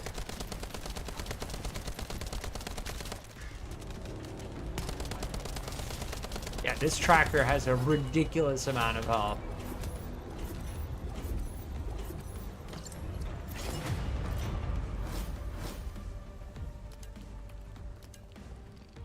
Yeah, you get ultimate Lepic here as well. Can't open it? Okay, do you have the void shards to start this? If you have the void shards to start this, then start it up and see if you can then open it. Because then that means that then I'll see if I can open mine, right? If I can't open mine, then what it means is that even if you're in a party, only one person, whoever starts it, is the one who can open it. Oh, you don't have the void shards? Okay. So then that leads me to believe that, yeah, you actually need the void shards. That's what that leads me to believe. So even if you're in a party and someone in your party starts it up, if you don't have if someone in your party doesn't have the inorganic and organic, then you can't actually use the reconstructed device. Which is pretty ridiculous. I don't know if I like that. Which means if you want to be able to open the amorphous that you've been getting, you're going to need to get the void shards. So it's a little ridiculous. I personally don't like it.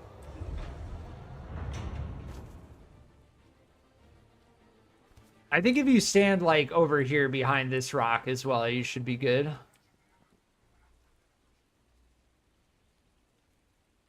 If you have, you're gonna need Freyna. Freyna is gonna be the easiest way to get inorganic, or you're gonna need to use Bunny to get it. All right, yeah, I think you're good up there as well.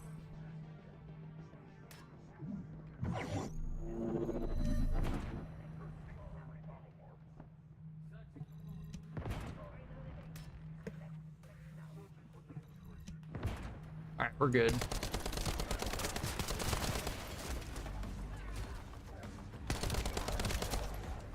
Yeah, killing the other enemies is actually not a bad idea because they do drop.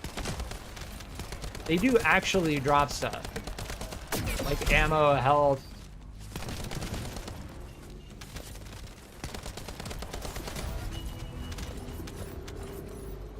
Yeah, Freyna or Bunny.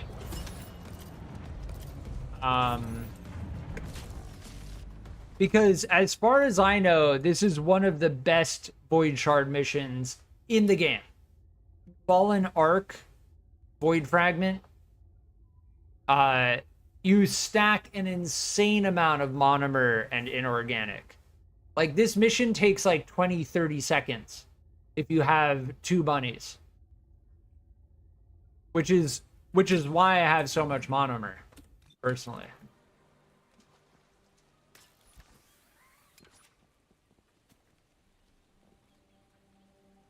You have bunny level 40? If you want to run that, we can run that. If you need monomer,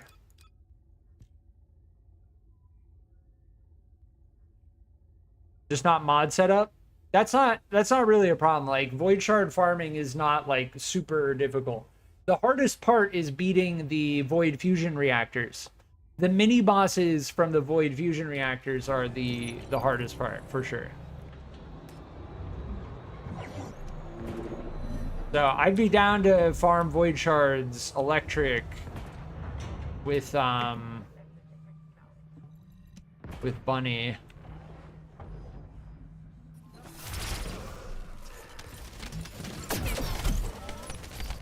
I love that I can just go back into stealth after using that.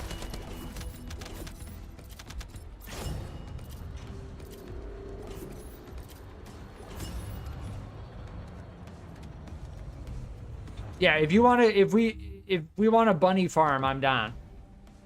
We can do bunny farm. I'll show you that Void Fusion Reactor mission that's very good. And you don't need a max level bunny to do it.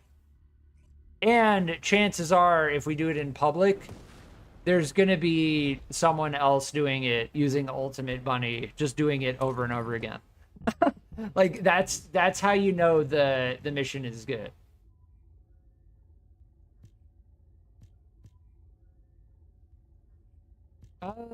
Crit rate. Oh, I don't know if I care about this thing. Kinda. The firearm crit damage, maybe. I'll check that out.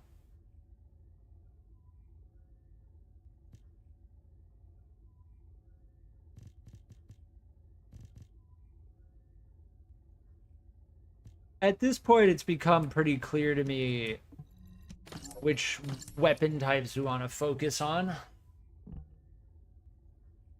Yeah, I can bunny farm with the beam rifle as well, which will be good.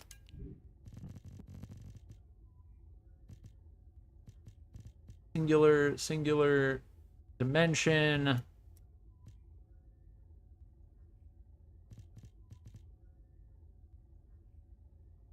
Electric tech. Skill effect. Range. All right, we're good on these.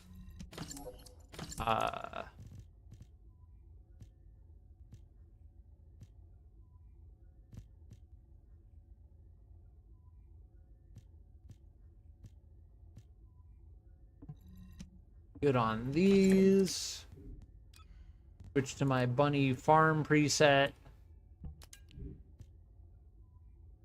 This is like so bad, but the skill duration up is basically the only thing I care about. So I will heart that and make sure I don't get rid of it, because when it comes to sharing outpost farming, all I care about is the skill duration up roll. That's it. And we do get, it's an electric reactor, so we are getting the electric benefit. Now, do I have another one of these Devil's Calls? I do. And the one I just found is slightly better.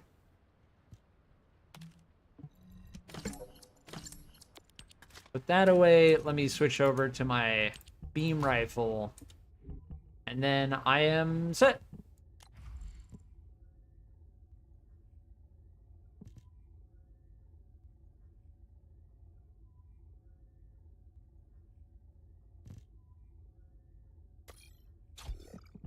If you're ready to go, I am ready to go. And I'll put it on public. We may as well. If we're not outpost farming, then we can play in public.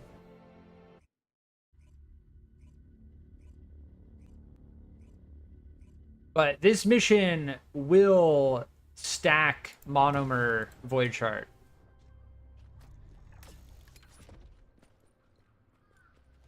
For sure.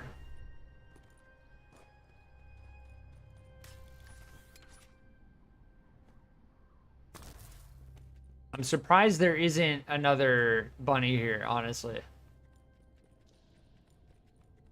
So this void fragment mission is so good that I've seen other people using descendants other than electric descendants to do this.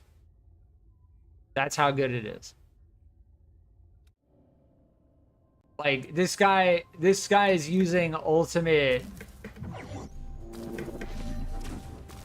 yeah, you got to use your, if you just jump next to it, it'll zap it. You can use your AoE zap as well. But there are 2 spawns here. And as far as the 2 spawns go, this one you can easily just zap clear. Super easily. And there you go. There's the mission. That was the whole mission. 34 seconds, 17 monomer, 6 inorganic. That's it. And then we just wait for the void shard to recharge.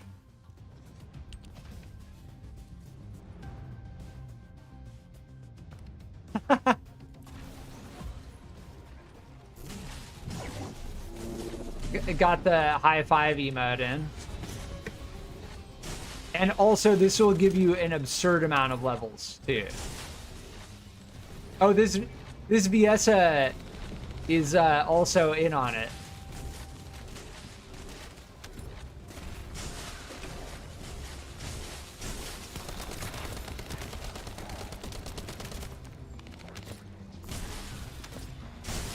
Oh, I got stuck. Nice. Yeah, this Void Shard mission is one of the best.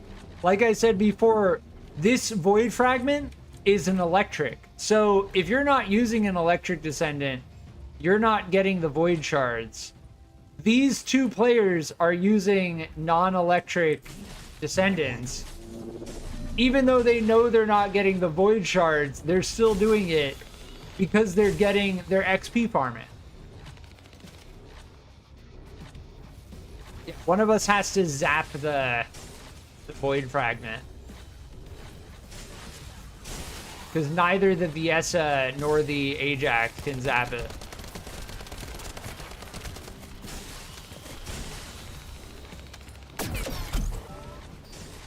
There we go. Yeah, you can get this down to like 20 seconds. 30 seconds is perfectly fine. I think this Ajax has this cleared, so...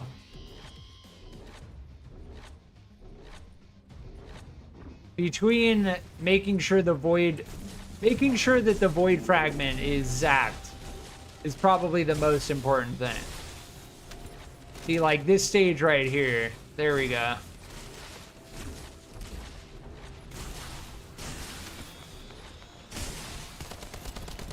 Yeah, that one spawns, and then we gotta zap it.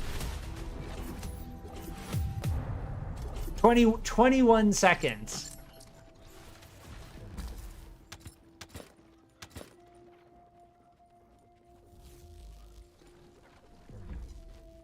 The biggest bottleneck is the amount of time it takes for this thing to show up again. It takes longer for the fragment to respawn than the mission takes in total.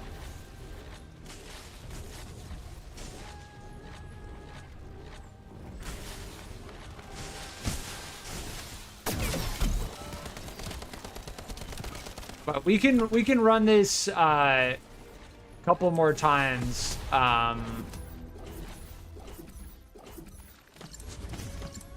Maybe once we get our, like, once you get your bunny maxed out or something,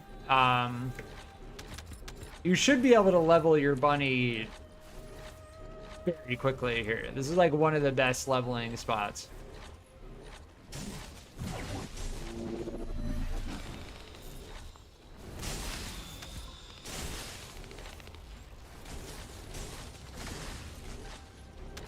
This mission is like a prime reason why skill effect range is so important on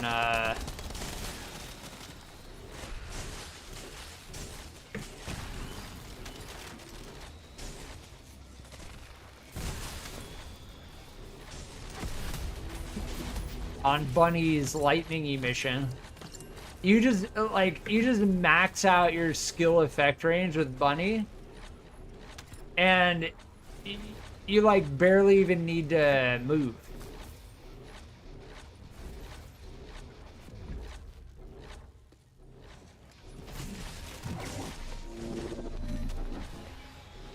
Skill range effectively translates into damage when it comes to lightning emission.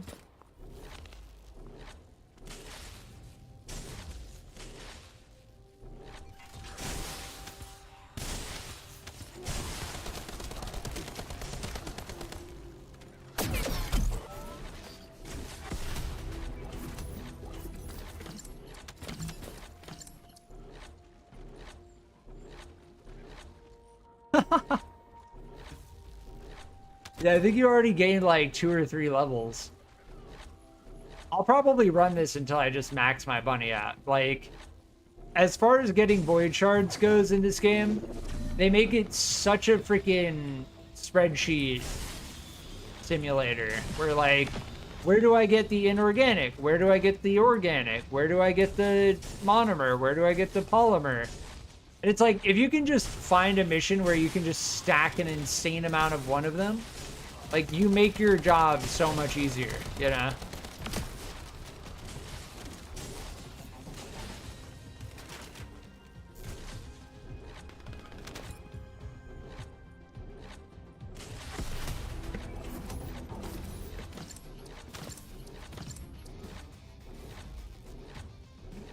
And at this point, I mean, as you can imagine, I have, yeah, 570 monomer.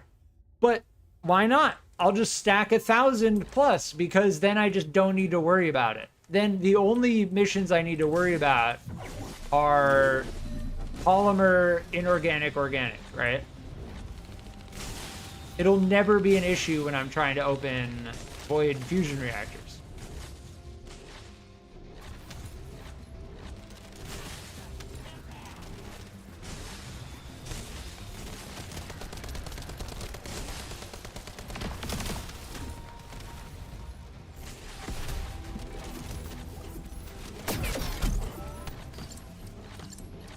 But the fact that there's a Viesa and a ultimate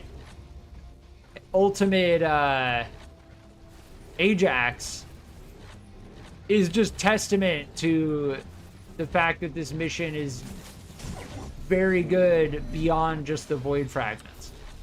Because they're not getting the void fragments. I still highly recommend only doing this mission with an electric Descendant. Because as for spending your time on this mission, you really only want to spend your time on this mission if you're getting the void shards. Now, people can do what they want. If you want to get levels fast, you can do this fine. But if we're being honest, part of the reason why people are doing this is because it's very straightforward, right? Kind of like the anticipated ambush point. You just, there's one spawn right there, and then there's another spawn right here. That's it. That's it. That's the whole mission. So as far as like difficulty goes, this is one of the easiest missions that I've come across in terms of complexity.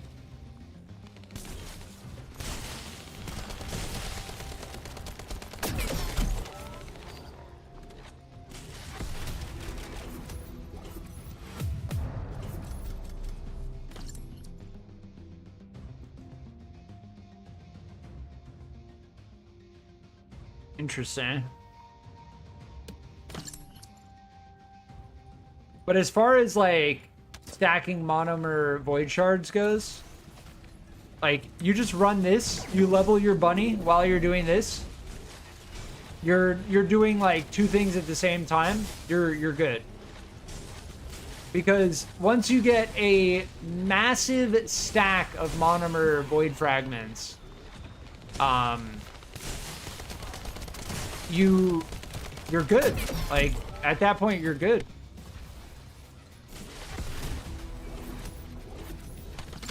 Then you just need to worry about Freyna, and Freyna you can get like all the others. The Freyna void shard grind is a little bit rougher though.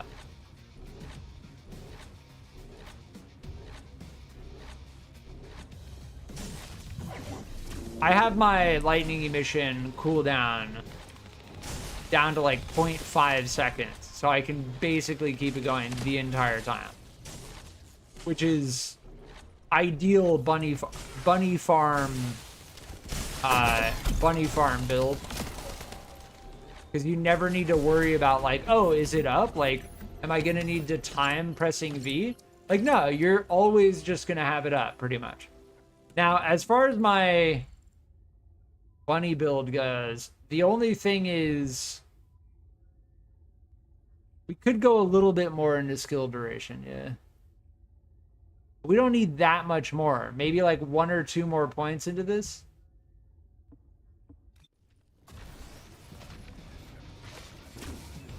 Wait, what? Why was it immune? Oh, I think you zapped it already, yeah.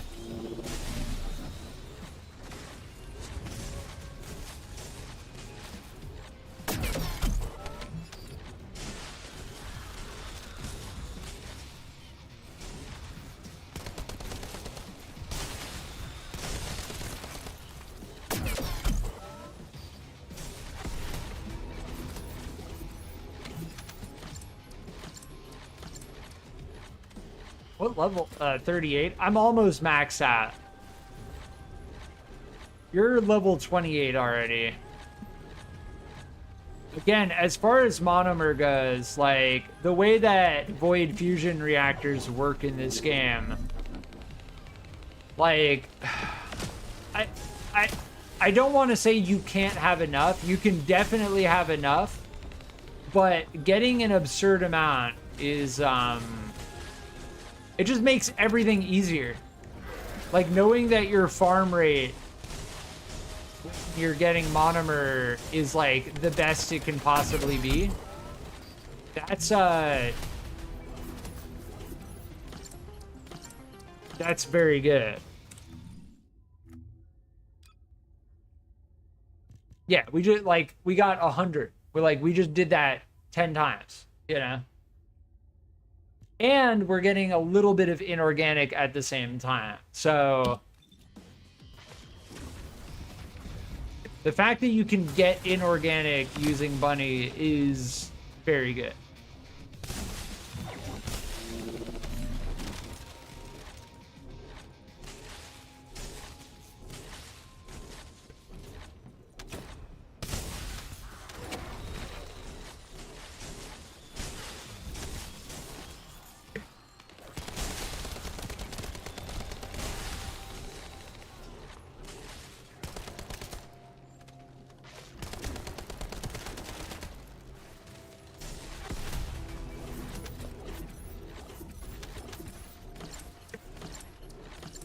But yeah, neither the ESA nor the Ajax can actually hit the Void Shard.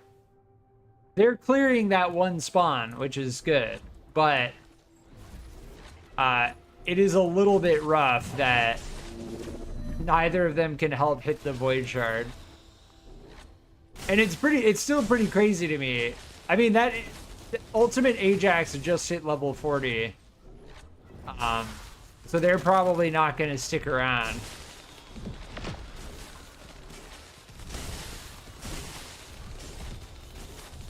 As far as I can tell, like,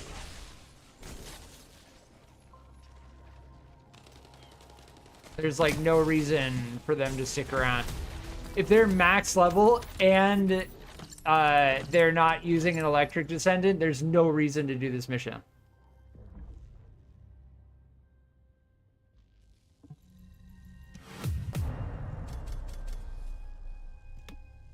Maybe one more time, and then we can do something else with Bunny. There are other Void Shard missions that are electric that allow you to get other things. And given the nature of needing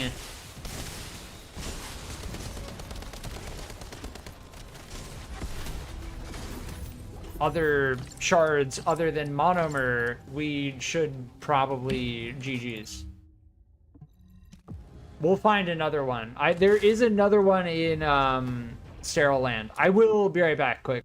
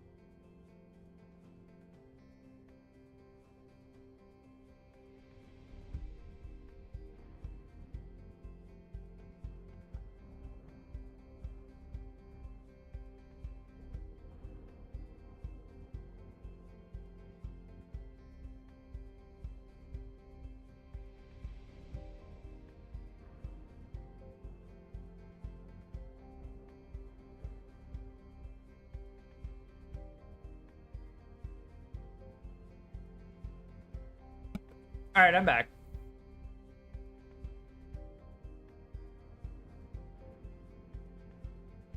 It's going to be interesting to see how they integrate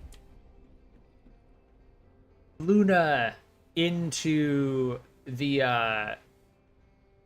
amorphous, like, what outpost is Luna gonna drop from, you know? Or are they gonna add Luna as like a more introductory style Descendant with the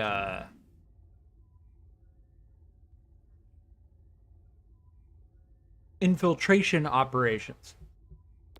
We'll have to find out. Yeah, monomer inorganic. Now, I know that there's a mission electric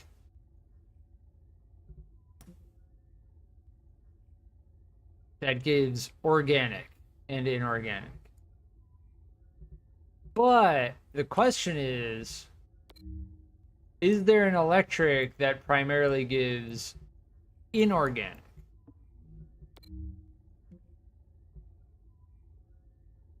And I don't know if there is.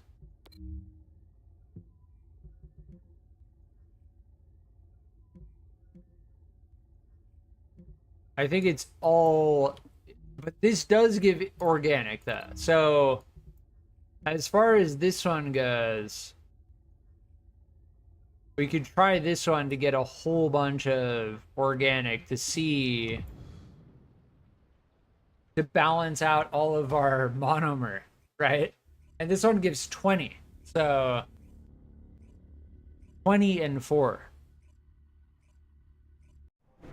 Or is it 20 and 3? Let me check. 20 and 3. Oh, there's another bunny doing it too. Nice.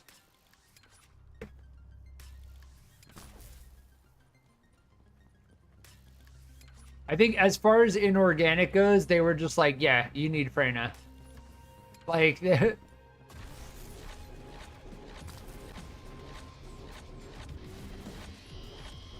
yeah, I remember this one.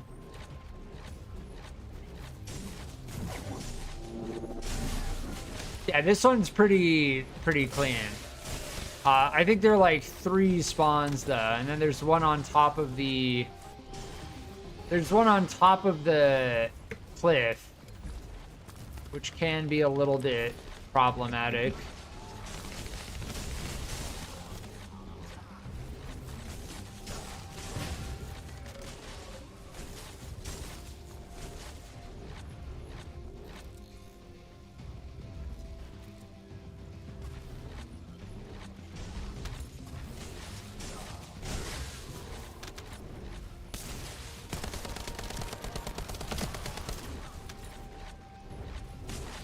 Bunny's lightning emission sound is like a meme. It's basically a meme at this point.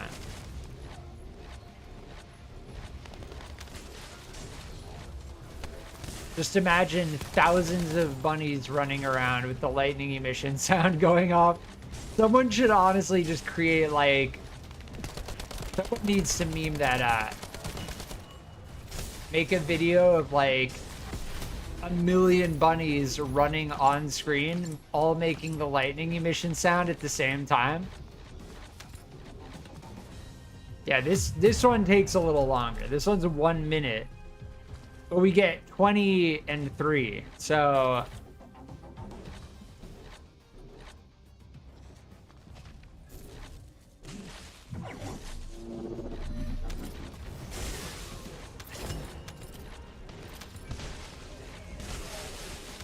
but they, like, I joke about that, but it is the reality. Like, they forcefully hand you bunny in the game. Like, even if you try your hardest to avoid unlocking bunny, I don't think there's any way to progress the main quest without first getting bunny. They even went so far as to add a exclusive Descendant story quest for bunny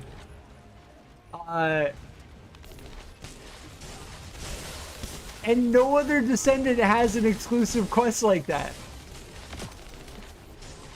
And on top of that, Bunny isn't even a starter Descendant. Like, you don't choose Bunny as a starter Descendant. So they made sure that everyone, no matter who you choose as your starter Descendant, gets Bunny.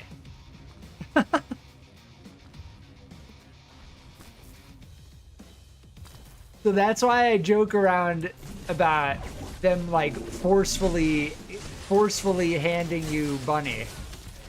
And no doubt, I mean, the lightning emission ability in this game was designed specifically for AoE farming. Because the developers know, they know it's like the most satisfying AoE farming ability. You run around and you zap enemies rapidly and you get purple drops.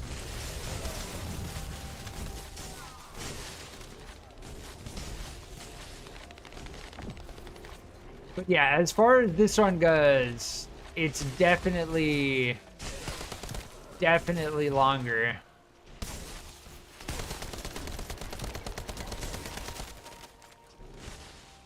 I'd say twice as long, pretty much.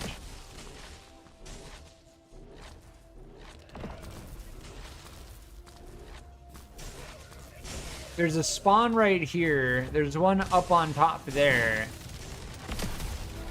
There's one down here, one up there, one over here, and then a fourth over here. So there's a total of 4 spawns.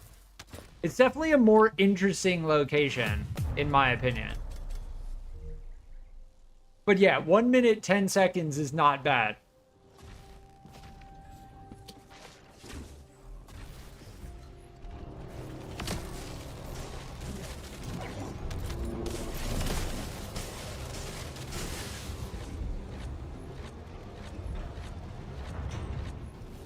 Where's the spawn over here? I know there's one over here.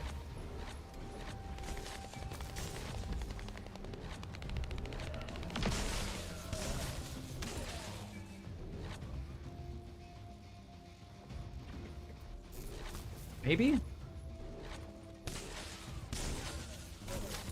No, there's another one here. Interesting.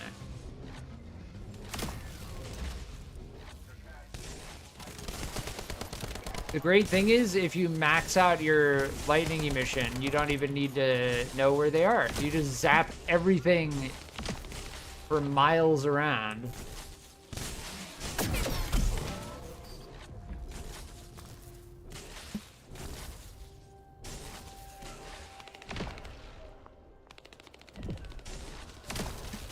Yeah, there is a spawn here, but it only happens in the last phase.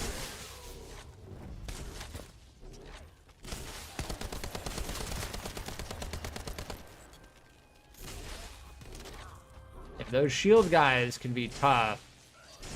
Yeah, and they spawn up here. They're more than 4. They're definitely more than 4.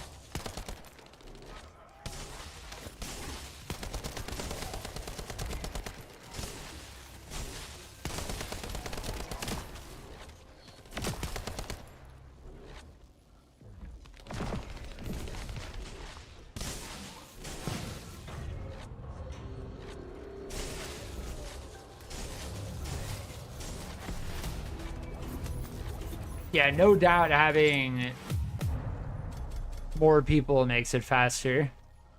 We should honestly re-roll to see if we can find someone else doing it to shave off the extra 30 seconds. That one's not bad, though. Like, 20 and 3, it's longer, but you're still getting 20 and 3. So... And if you factor in the amount of time it takes for the Void Shard to actually respawn, this one gives what? 17 and 6. So 23 total. Yeah, so it's the same amount in total But you can focus organic with that one a lot more easily. Yeah. As far as the other one goes, I really think organic is pretty much just... They pretty much made it just Freyna.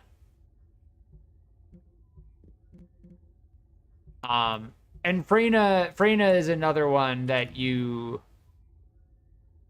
get pretty easily. Freyna is the first like difficult Descendant. You get Bunny and then they give you the quest to get Freyna. But Freyna is all inorganic. This is not the one I recommend doing though. The one in Derelict Covert is not good. The one in White Knight Gulch is definitely better in shipment base, this one. Because the one in Echo Swamp is just like, you're waiting for enemies to spawn. It's just boring. It's really, really boring.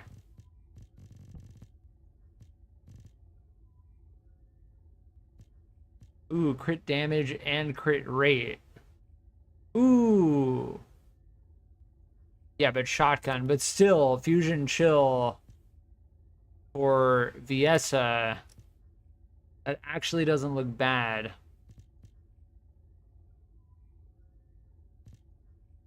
Right? Viessa is Fusion Chill tech. For Cold Snap and Frost Road. Probably want... Yeah, no, Fusion is great on Viessa.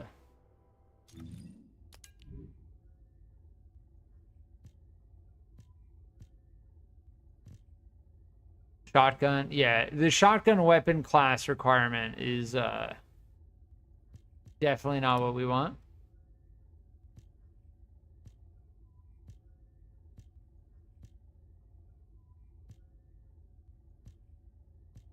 Probably Chill Fusion.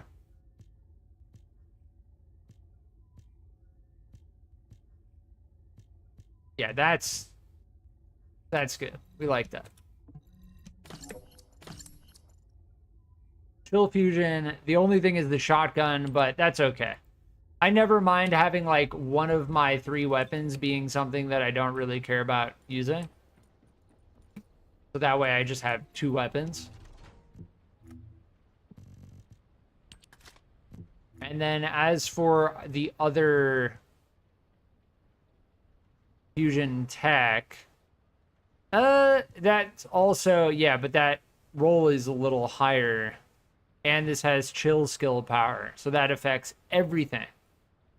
Yeah, no, this is gonna be,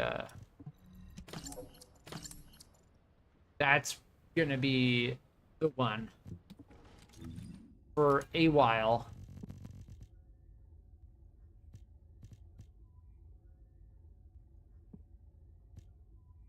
Check that.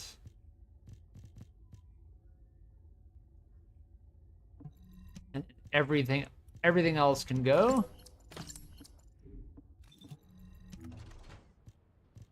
Where's our different dream goes? The one we have already is better.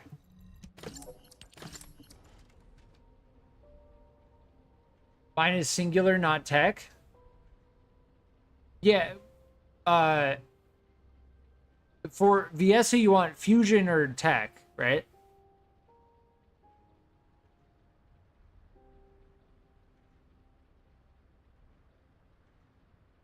Like fusion, chill, fusion, or tech combo is good.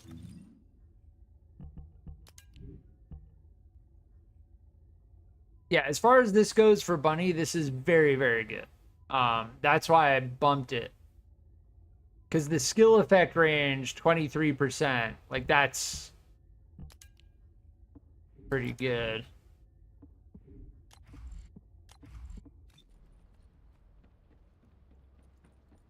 With the hyper mod, it changes? Oh, interesting. Okay. I do like the idea of that.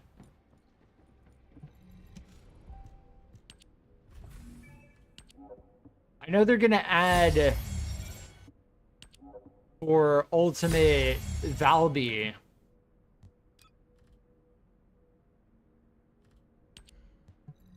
They're gonna add a new Transcendent.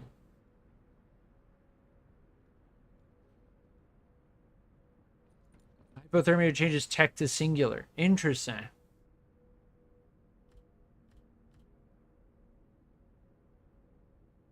I have so many of these, I may as well. But the gold consumption. My gold, not my gold.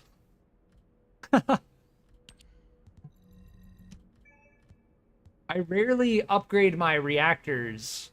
It's gonna take, that's like very, very end game. Squeezing out like the last bit from your reactor. Yeah, I'd be interested in getting some heat plasma battery. But that's gonna require us to do a hard, I mean, we could do it on normal. We want to do Hagios.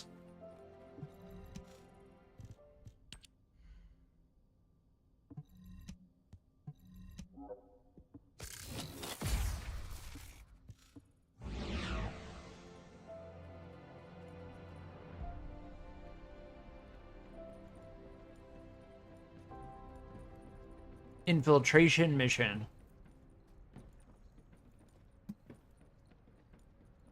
As far as I can tell, when it comes to the heat battery, the heat plasma battery, no, you don't need Bunny for this. Bunny you only need for the Void Shard.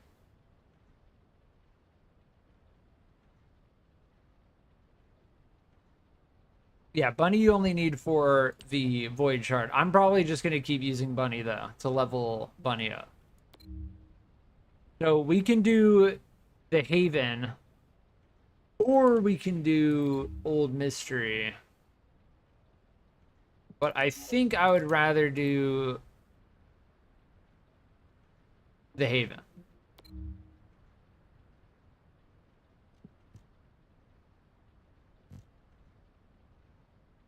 Yeah. If you want to do the Haven, this is going to be, not only do you get the Amorphous, you get the Heat Plasma Battery, you get a chance at this Transcendent, level 100 drops, XP, and the mini boss at the end of this has a chance to drop specific external components which are as good as ultimate components.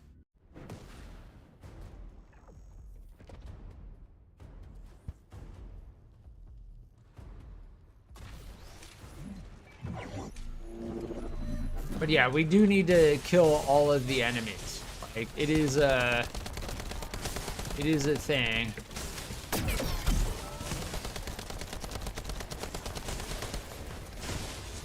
Yeah, farming with Blair, there are a couple Void Shard missions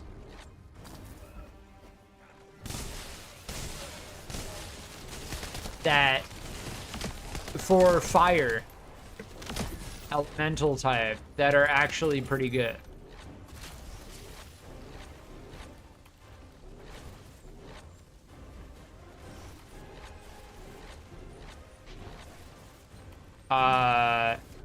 Double frame drop bug. I thought we dropped connection for a second. The worst time to drop connection by far is at near the end of a hard infiltration mission. By far.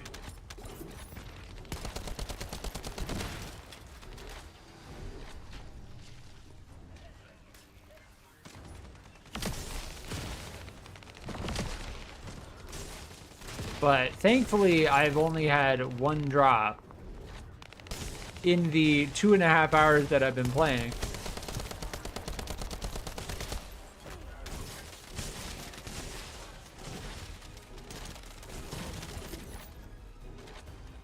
given the five hours of downtime. No, it was like 8 hours. I think it was like 8 hours of downtime after the second day after release.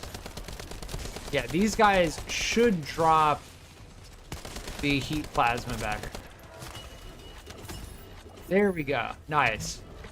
So the heat plasma battery can only drop in this location. Like, as far as all of the places in the game, you're not going to come across heat plasma battery while doing something other than this mission. So I'm very happy that we got the heat plasma battery drop. Like, that's mainly what I want. Aside from that, what I'm looking for is the, oh my, amorphous. The amorphous that drops here is,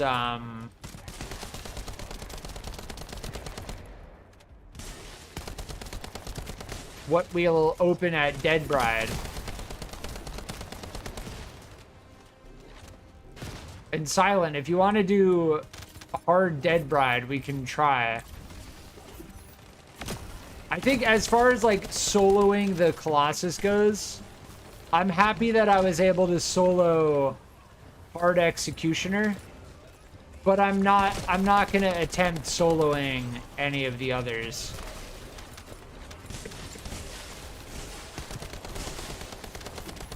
Given the fact that Dead Bride has like several abilities that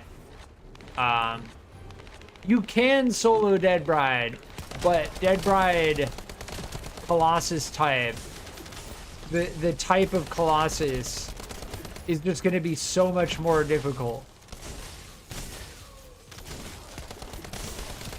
Like, with some of the Colossus, I'm pretty sure you can only do them in a group, which is fine, but it's just important to recognize that. Like, you don't want to spend your time attempting to solo something, get really, really frustrated that you can't beat it, only to realize that, yeah, pretty much you need to be in a group.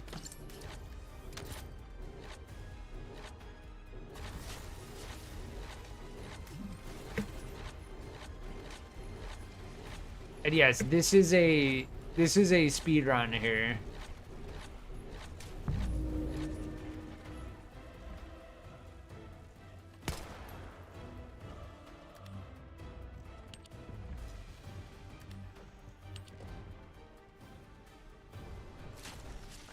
I love the high five emote. That's great.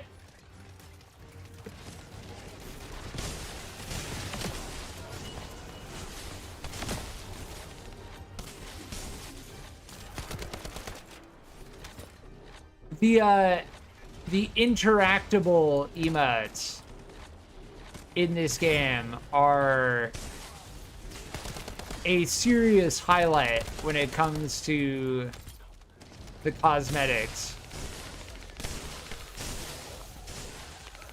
Like, I've stated my opinion very clearly. I personally think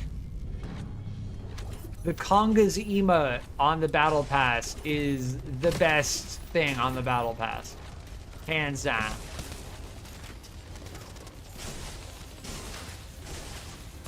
That is the boss there. Hell dear.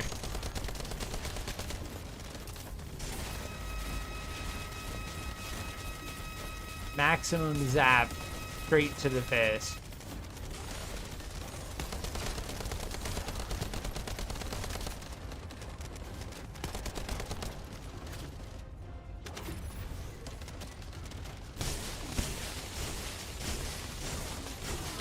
This is why lightning emission is just so nice. It's so nice.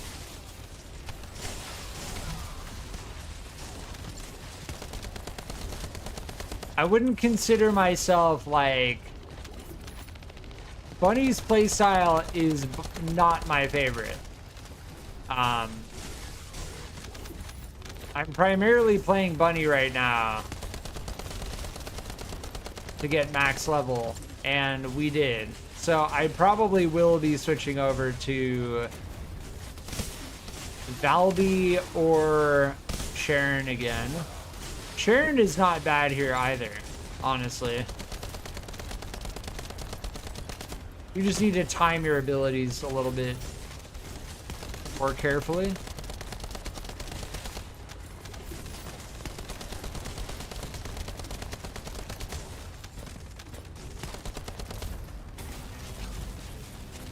Get zapped. Here, let's Conga's emote on their corpse.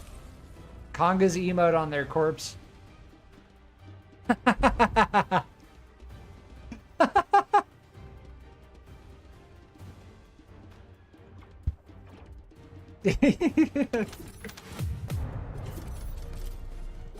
Nice.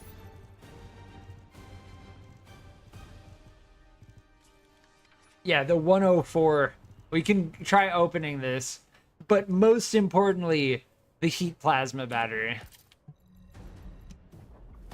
The most important thing that we got was the heat plasma battery, because yes, if you look up heat plasma battery, there are only 2 infiltration missions that drop it.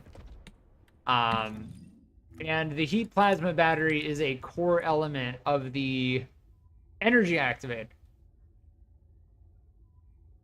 And you could say, oh, but there are 4 of them. No, they're the same mission. One's normal, one's hard. It doesn't count as a different mission. And sure, you could say there's a little bit of variation between the normal and the hard. But nah, it's 2 missions. There are 2 missions in the game that drop that. And the heat plasma battery is a chance drop. So you don't always get it. You don't always get it. But you see, we got this swamp recon sensor. This is actually interesting. I don't care about the character XP gain, but the set effects are actually good. Like, these are the beginning of the end game. I wouldn't say the beginning of the end game. These are end game external components. We don't want this one. We're looking for one of these that has a really good roll. And this would be very good on Freyna against the hard executioner.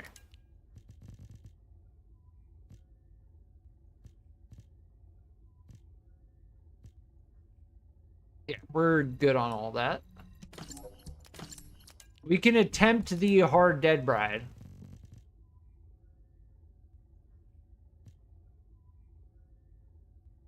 Yeah, the Silly Weeper is one of the best weapons in the game. I should have been using the beam rifle.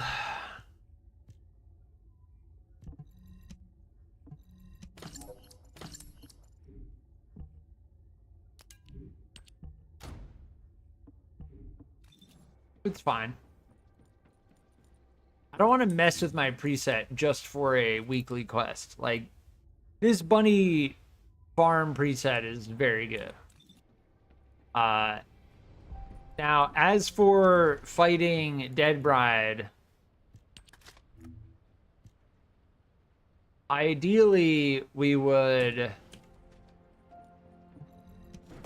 use chill resistant external components.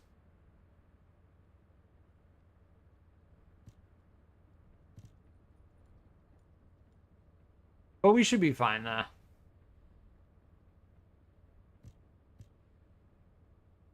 I mean, we'll see. We want to be doing fire attack, right? Toxic. Toxic is also pretty decent. The superheated gun barrel. Ooh, I like how it shows the plus. Ooh, interesting. Taking that off increased star. See, I don't think the DPS factors in. See, I think we should just go. I really think we should just go concentration priority. I really weak point. Yeah, let's just go weak point damage. If we just hit their shoulders and their chest, we should be good, right?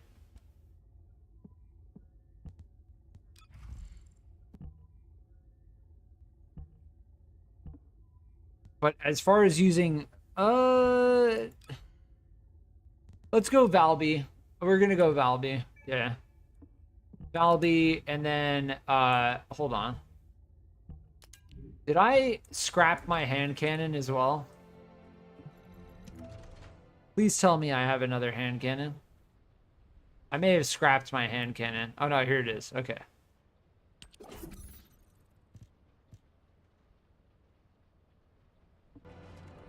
$108. Maybe I will go with the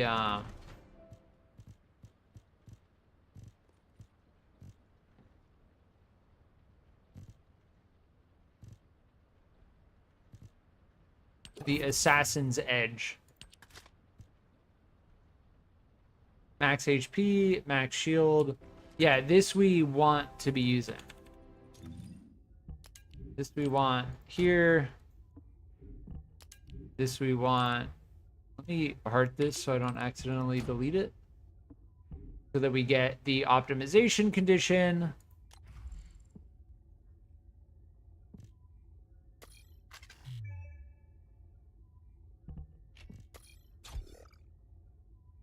I need a 5.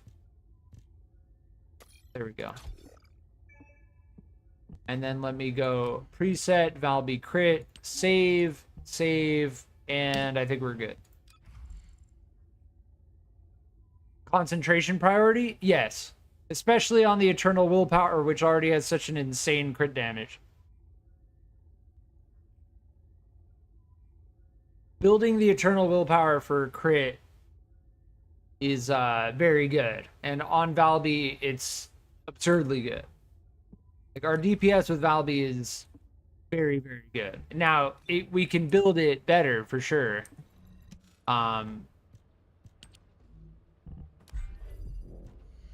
We'll see. We'll see how we do.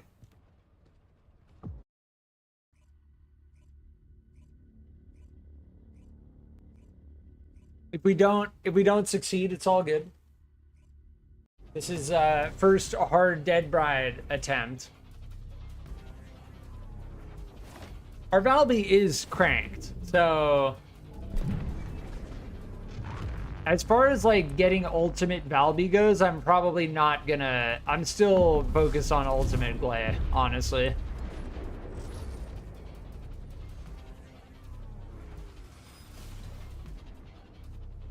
Gonna be ultimate Gley, and then oh my, I'm getting slammed.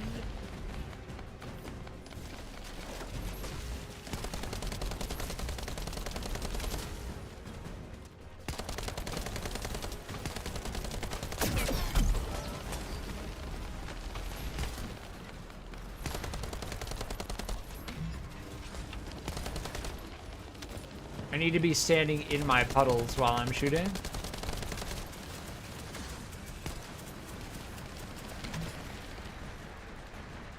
Damn, I've got 13,000 HP with Valby. That's honestly pretty crazy.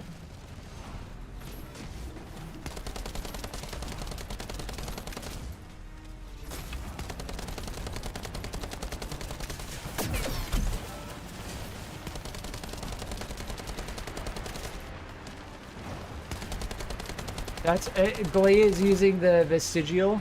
Oh, she's immune phase. Oh, we gotta go. We gotta go. Oh, go, go, go, go. Rip. Yeah, we're getting slammed right now. We're getting completely slammed.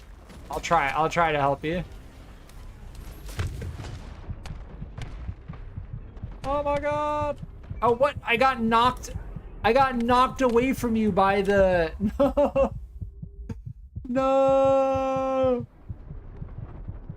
The Kingfisher knocked me away. Yeah, Hard Dead Bride is Hard Dead Bride is definitely hard.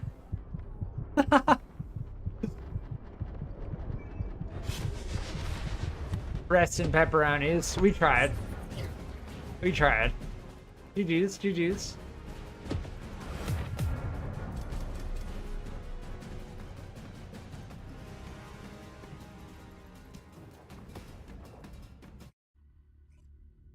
It was definitely an attempt.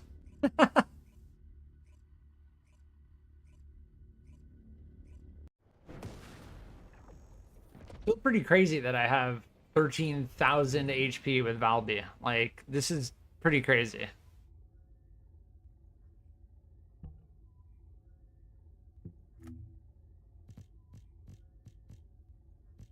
I kind of want more heat plasma battery.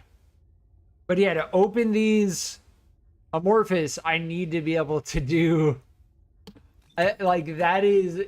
I need to be able to do Hard Dead Bride. That is the rule. The 68. I think as far as the other one goes, the...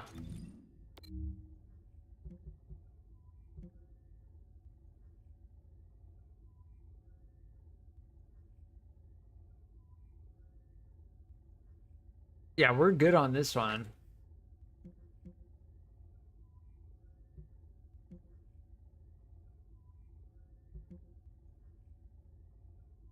Yeah, the fire one... not all of the fire ones are the same. Need to try a different mod run again? I guess, yeah, we could try it one more time. I don't think my build is strong enough, though. My build kind of felt a little weak. Yeah, look, fire, organic, inorganic. That's pretty good right there. And then, yeah, all of the problem is, like, you get 23 total here. At the non-attribute, you only get 12. They nerfed the non-attribute, which is rough because you used to get 13 and now they're basically not worth it. They pretty much nudged everyone to be like, oh, you want organic, you're gonna have to use like fire or toxic or whatever.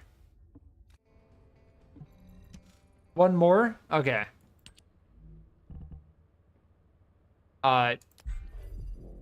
Yeah, I think, wait, hold on, let me check my... I think we're good. We're good on our... Yeah, we're good.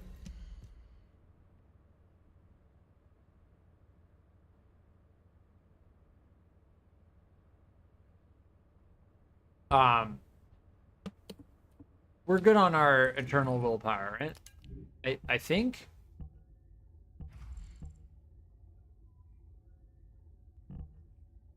Yeah, I could put another point into concentration priority. I think we're in queue. Oh, we are. Okay. There are a couple things I can still do.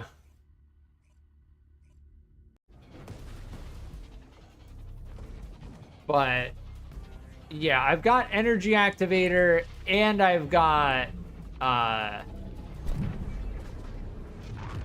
energy activator and 2 crystallization catalysts. I should put another crystallization catalyst into Valby. That's probably going to be it.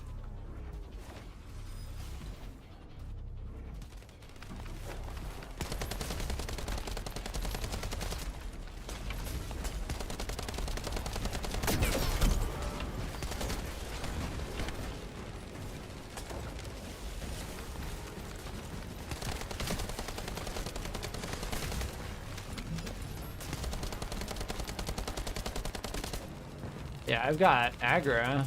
Oh, not anymore. Okay.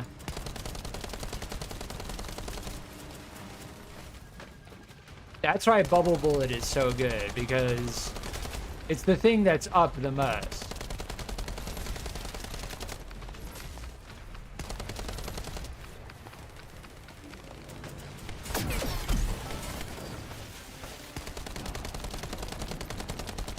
Just give me all the crits. Give me all the crits.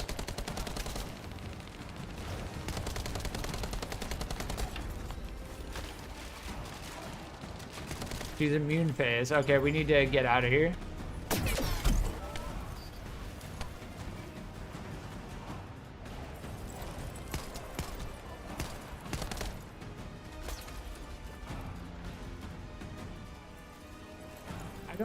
I don't know how we get onto the other side. I think it's pretty much just like, hopefully you don't die.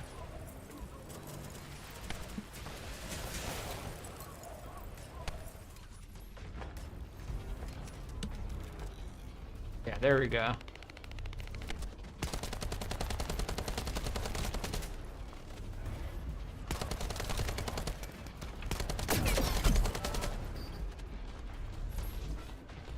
But yeah, going down in the blizzard is oh, and I'm out of ammo. Where did all the kingfishers die then?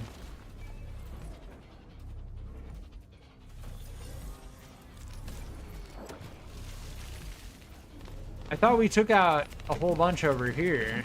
I need general rounds. Here we go. Here we go.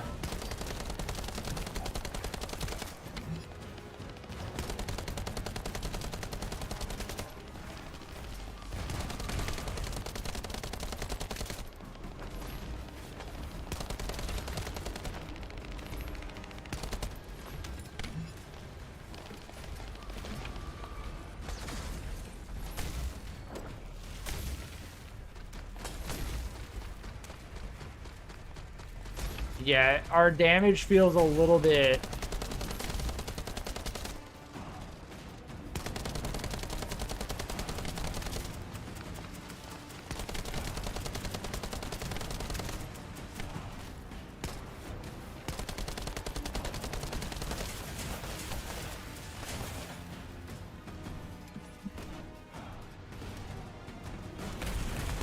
Got it.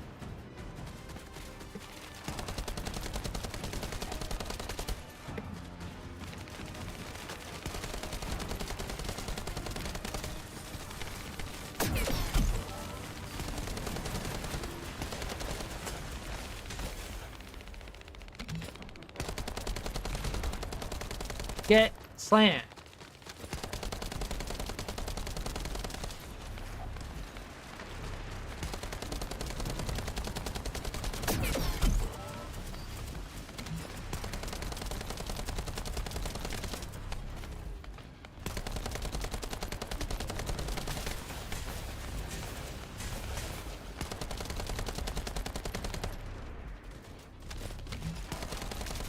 Oh, she's immune phase. Run!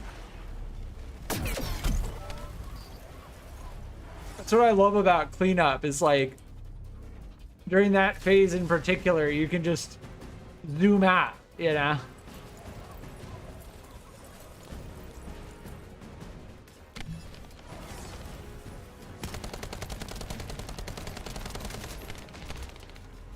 But yeah, DPS is like, is tough.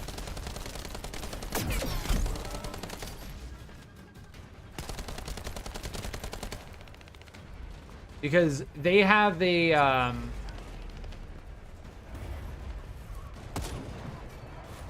like a strict immune phase. And good luck hitting that arm without a sniper rifle.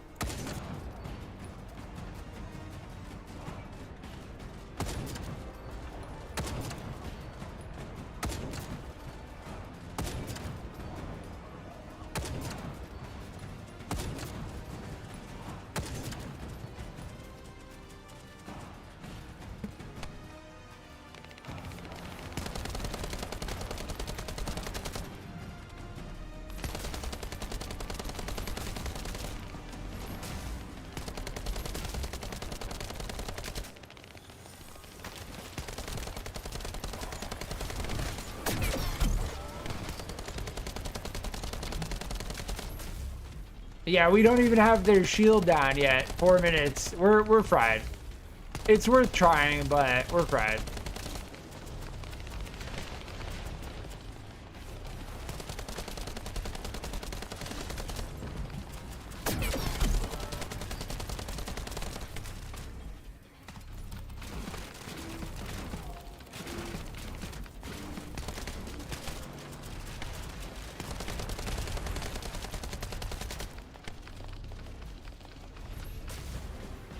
At that point, it's like we probably should just do outposts and stuff.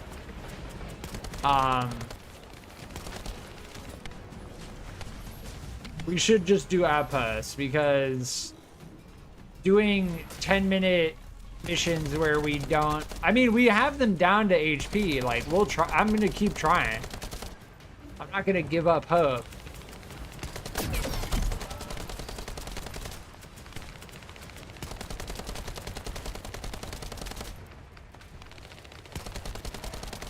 All right, their immune phase run.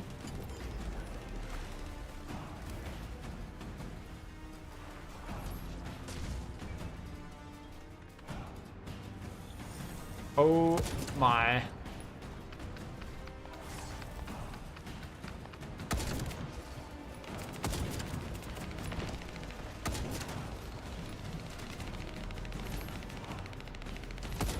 don't even know.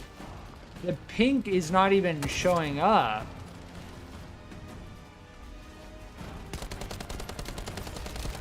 Oh my, they just came right next to me and did their blizzard immediately.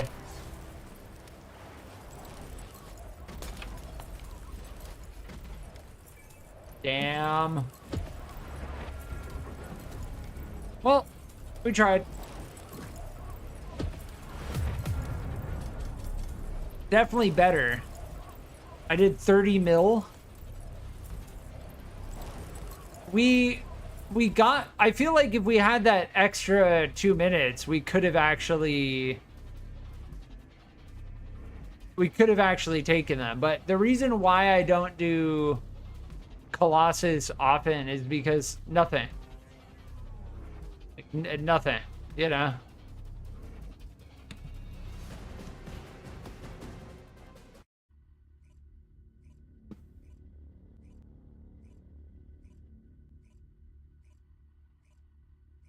Like, you do that for 7 minutes and then you don't get anything at the end of it.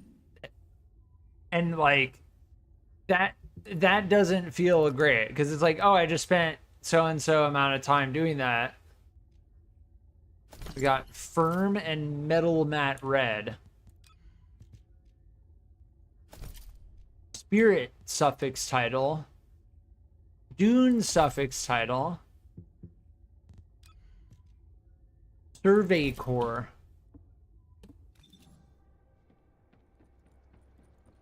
You do it and then you don't actually get anything that like makes it easier to do.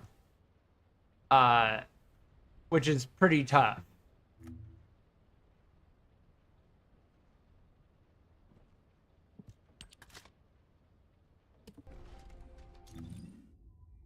I think the way that cleanup works, it just makes your movement speed 1000. I don't know if there's any way to make that faster. I don't think there is. I don't think there's any way to like buff that, right?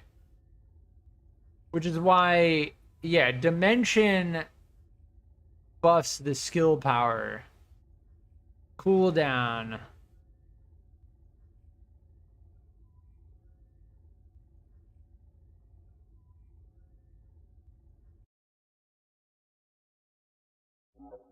And I got disconnected.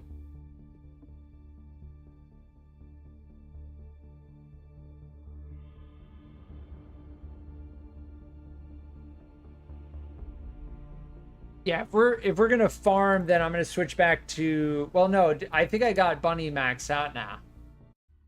I should probably use another crystallization catalyst in either the Eternal Willpower or Valby. But my Valby crit build feels pretty strong.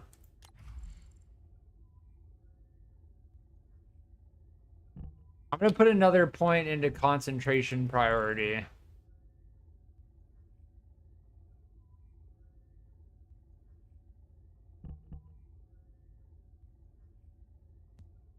Yeah, the thing with skill critical hit rate, skill critical hit damage is like,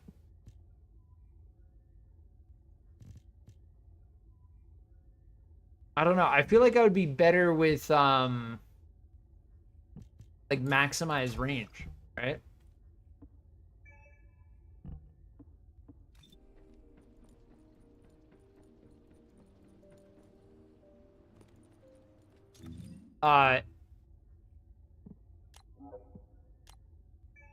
Yeah, Silent, if you want to farm, I'm down. We can roll on the now that you have shards, I wonder if you can actually open the shape stabilizer. Or no, the reconstructed device. The shape stabilizer is what you use. I need more heat plasma batteries. Well, we could run that again. But the thing with that heat plasma battery is that hard infiltration operation, the only way to open the amorphous material is to beat the hard dead bride. It definitely feels like we got pretty close. I feel like if we had that extra 2 minutes, we could have gotten very, very close.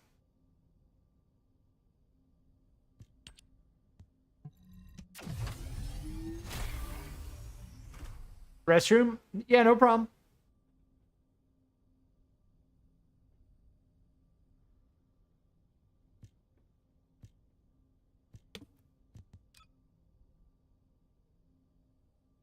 Yeah, I might put... I might put another crystallization catalyst into Valby. How many do I have? 2?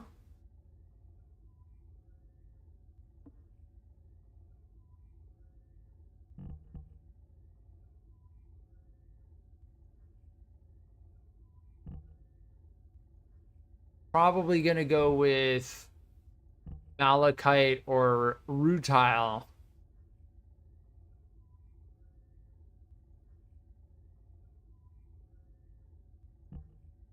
At the end of the day, like, you know, thinking about that fight against Dead Bride, it's like we're not doing much damage with our abilities at all, right? The firearm critical hit rate is the biggest aspect of supply moisture. And it works when we're standing on water. So to make it so we're standing on water more, we want to increase the range of our abilities, right?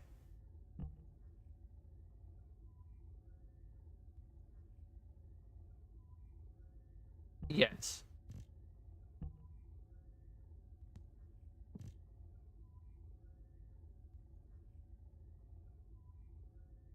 Yeah, tidal wave and water play don't sound nearly as good as supply moisture. The ultimate end game grind is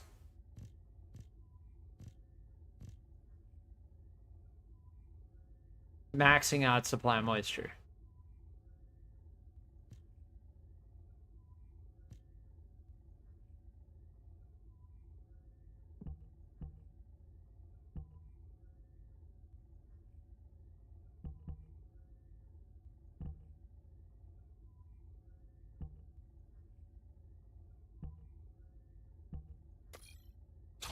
Yeah, if I just switch those two, I just get another 2 capacity.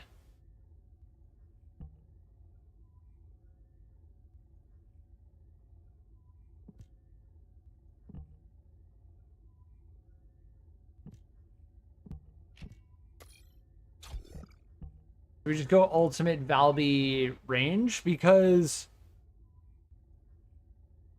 if we just maximize our range, then this is going to be It's going to be easier to be standing on water if our skill range, if our puddles are bigger, right?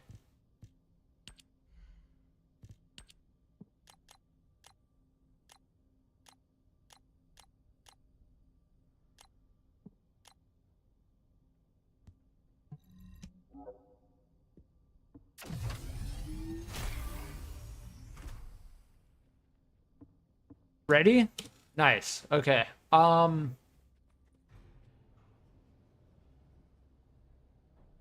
Let's do... I want enough heat plasma battery to get another energy activator. So let's do the hard... Also, the hard infiltration mission, the Haven, gives us a chance at those external components, which are endgame external components. Like, this does drop endgame stuff, which is going to make it easier to do hard Colossus. The hard Executioner also drops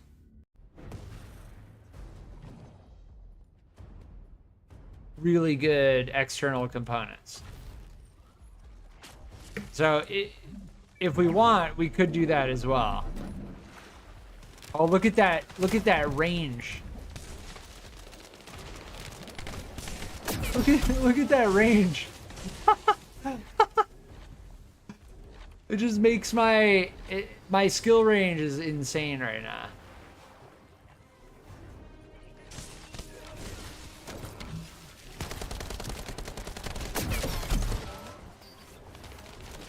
That's amazing.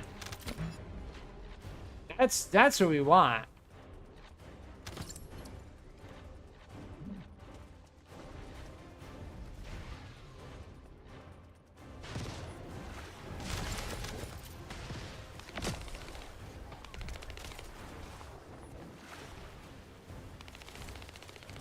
Skill duration would be really good too.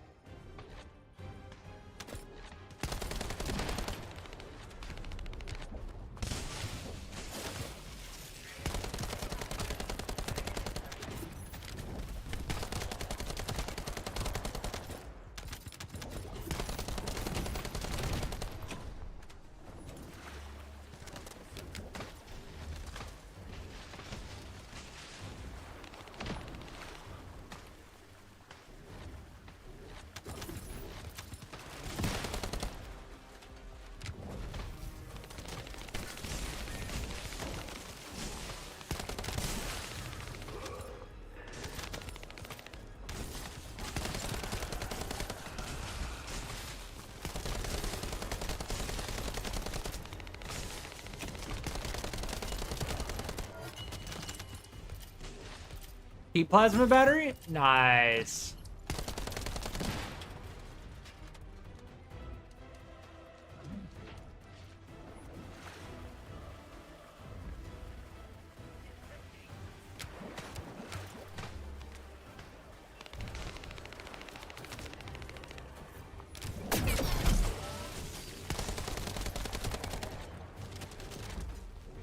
Get wrecked.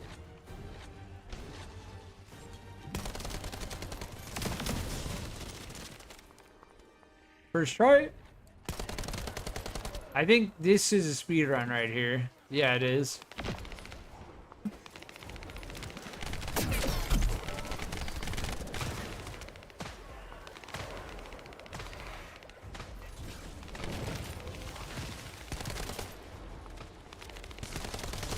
So like whoever reaches this first starts the timer, and then it's like a minute 30.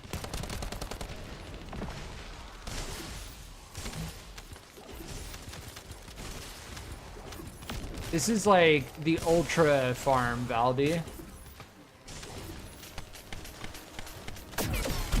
Valby is already pretty good at farming, but maxing out your skill range,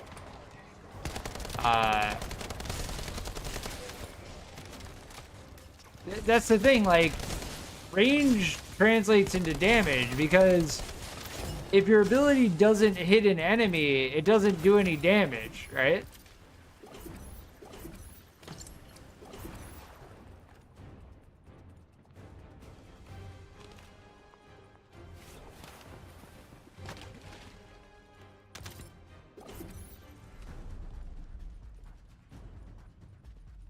Weird, did we clear all the enemies so fast that there's just no more now?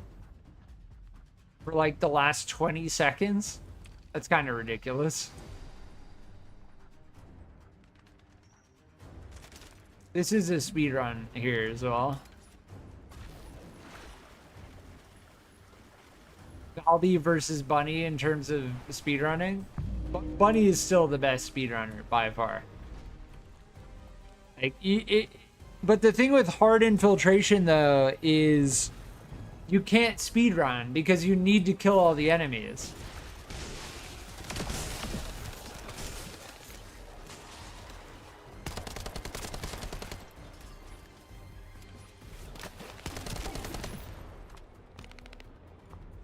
You have Valby too? Nice. Yeah, Valby is very good. As far as like AoE farming goes, if you want to do the AoE Void Shard farm with Valby, we can get it. Although we only get a smaller amount, it is arguably balanced in the sense that you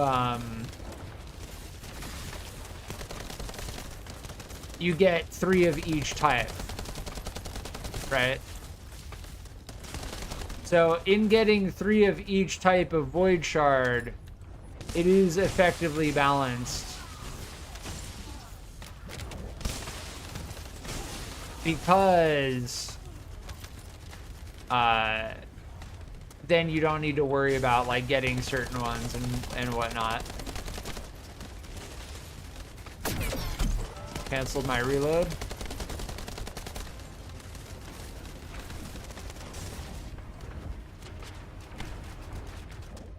Damn. So they're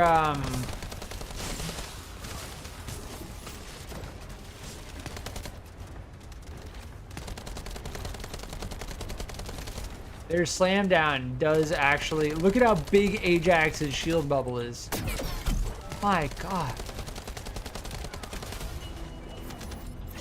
Conga's emote for the win. We gotta do Conga's emote on their corpse. I think we did get the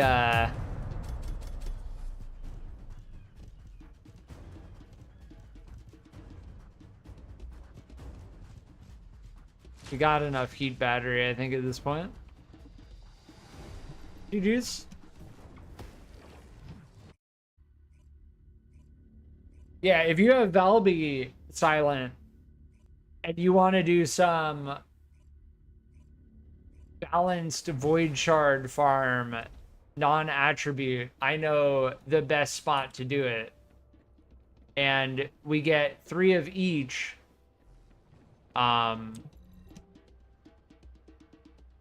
Pretty good.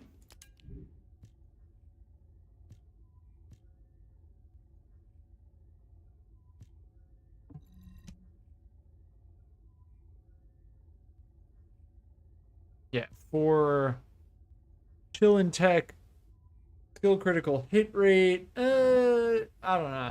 On a on Viesa, I don't know about that. Double max shield with the shield recovery modifier. Should I hold on to this just in case? If they ever make shield actually decent, I'm gonna hold on to it.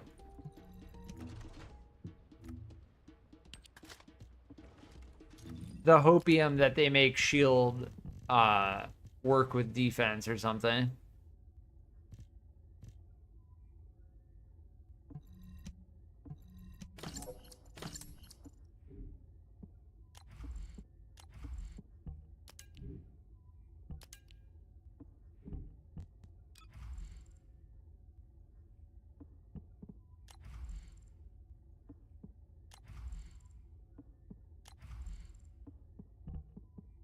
Yeah, our eternal willpower at this point is like 358,000 DPS is pretty good.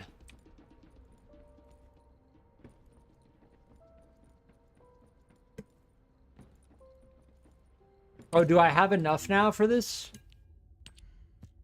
Yes, we have exactly 55. We got exactly the amount we needed.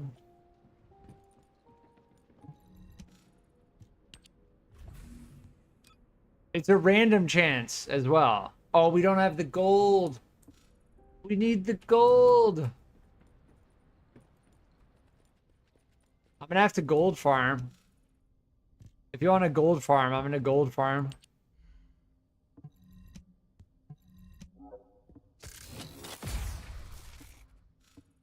What's the best way to gold farm while we're also getting other things that we need, though?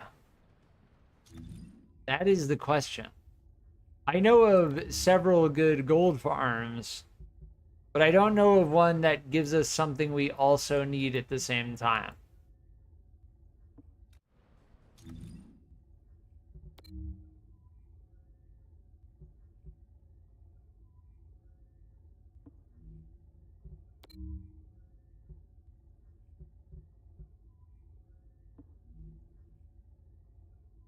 There are 3 gold farms that I know of. There's the anticipated ambush point. There's the fortress outskirts. And then there is the command relay.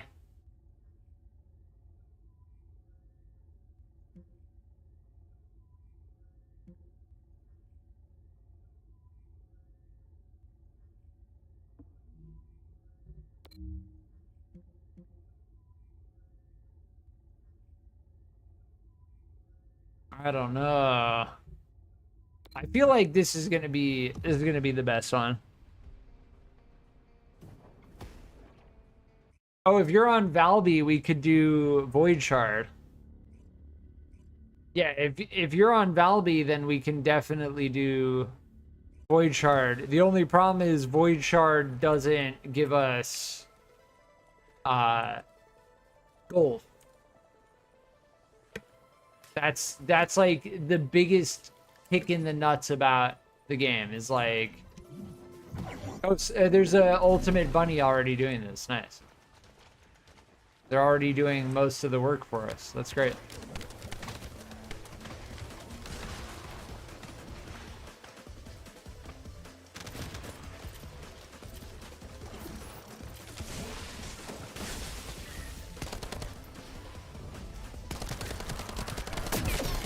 But this mission is crazy for drops just overall. Like, I think this may be my favorite mission in the game.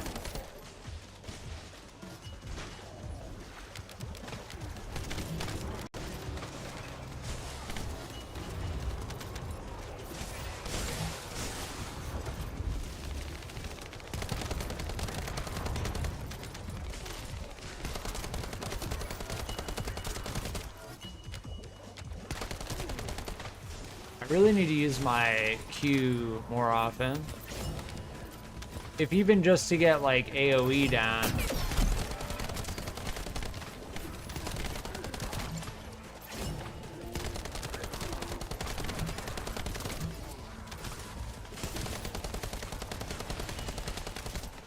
This is also how you get polyatomic, I think, right? No, neural. Yeah, you get neural here.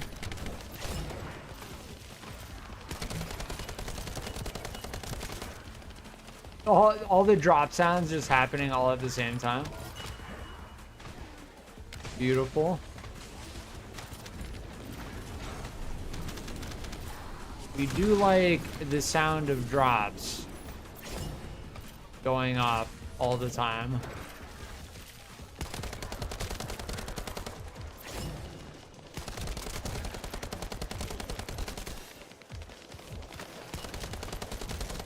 Nice, I timed my ability perfectly there.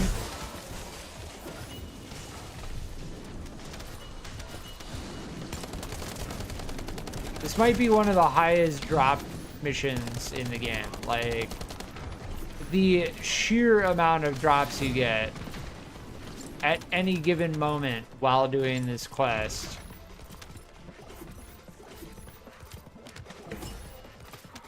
It may be the highest.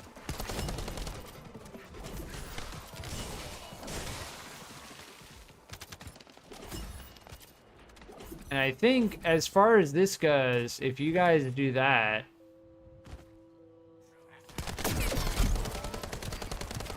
and I come down here, then I can immediately trigger this to start.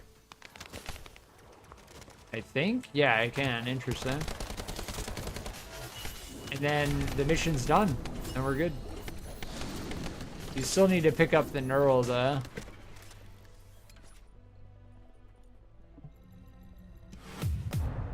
Yeah, 3 minutes, 149,000 gold. And look at these drops, dude.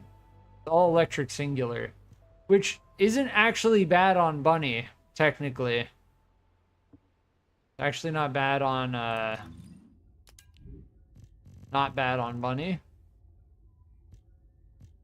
I really need to find... Ooh, Thunder Cage, here we go. I might hold on to that. Did they already start the next one? Let me start the next one.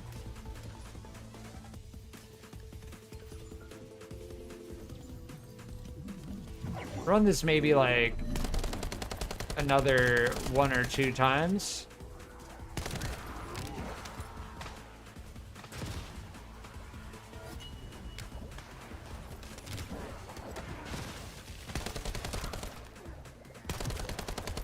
All the Omega AoE farming.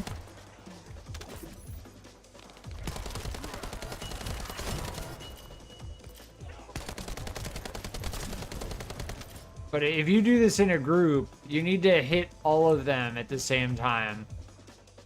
You start all of them, and then it just starts spawning enemies like crazy. And then you're good. And then you just begin the farm. You hit all 4 points, and then you begin the farm.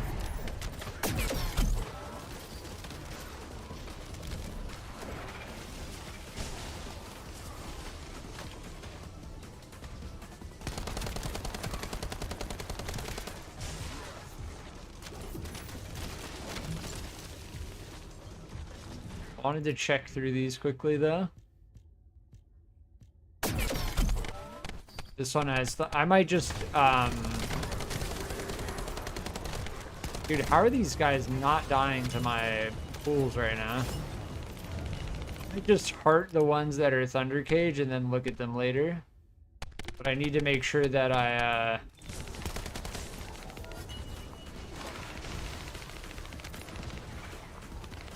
I need to make sure that I save them. Because Bunny...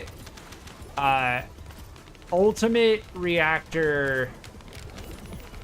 Electric Singular... Wait, was this not started?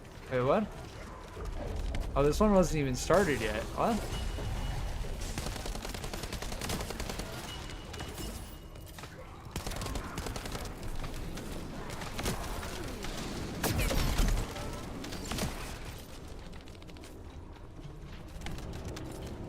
Yeah, you need all of them to be active to get maximum farming drops.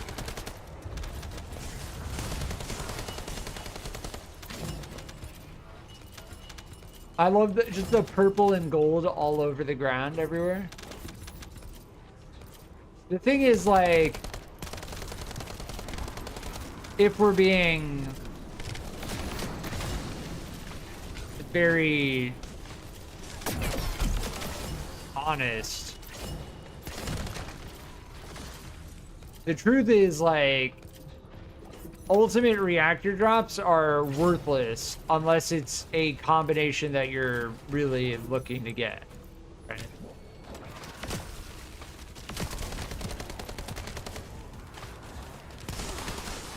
if it's not a combination you're looking to get, then it's just a waste of time.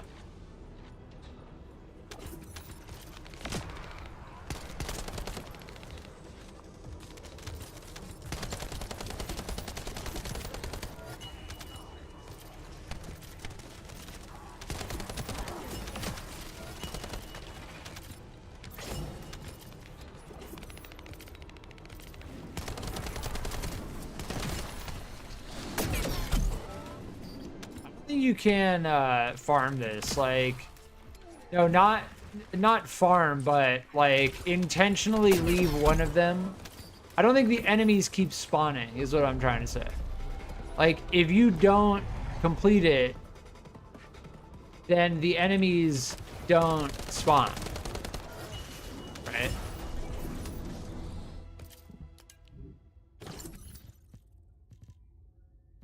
I'm just looking for Thunder Cage. Damn, a lot of these have Thunder Cage. Interesting.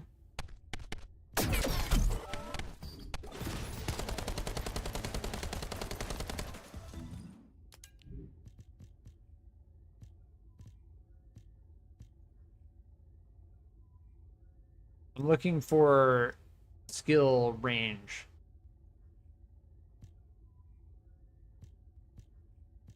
These are all electric singular. This is actually a good place to farm for bunny mods. Bunny reactors.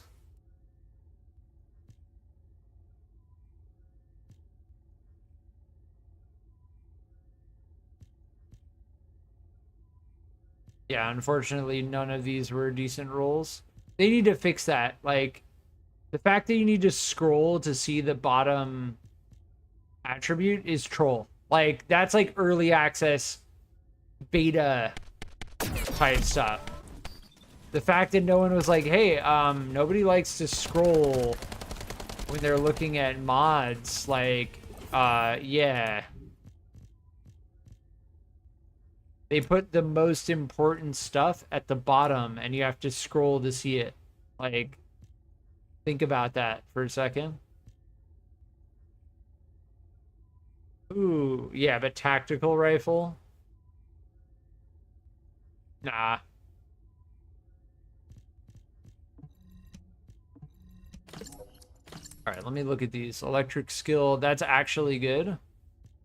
Like, overall, that's actually good. Yeah, this is actually good. Like, on Bunny, this is actually good.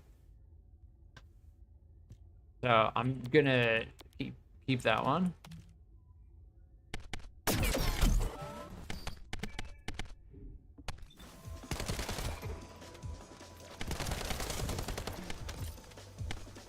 As far as drops go, just like clearing out through your reactors is mostly what you need to do. That one's tempting, but yeah, again, we got... This one is never getting unhearted.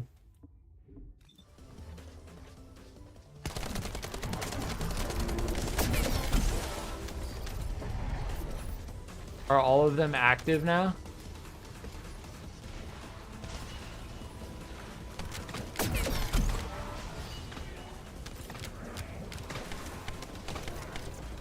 Stop.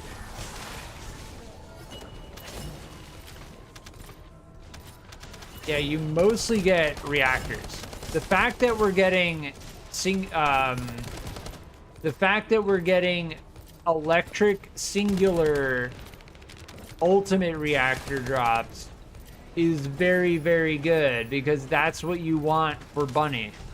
I highly recommend doing this mission because this is not always the case. I'm pretty sure this is a part of the if I go world map, difficulty level, where are we? Shipment base?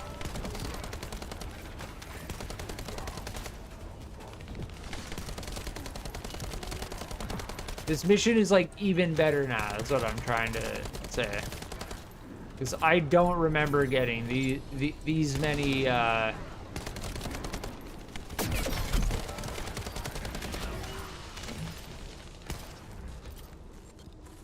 these many reactor drops. Shipment base.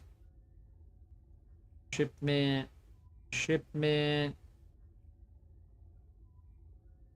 Here. Yes, electric singular. Yeah, there it is. It is what I thought it was.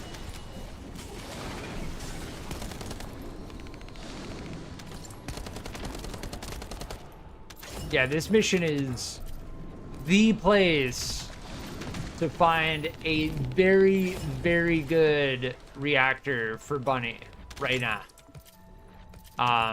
That only rotates every 6 days. And as far as it stands right now, it is very, very good.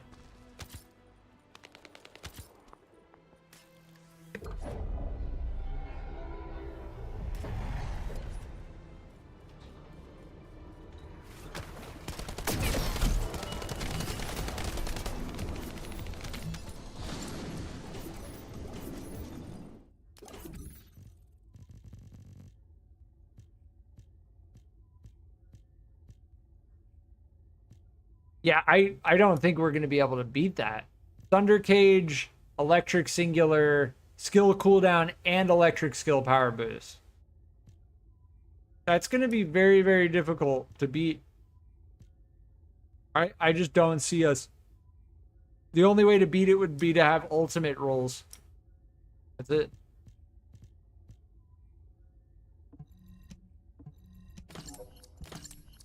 Yeah, these I'm not worried about. And then weapon drops, like, you can see our inventory is only...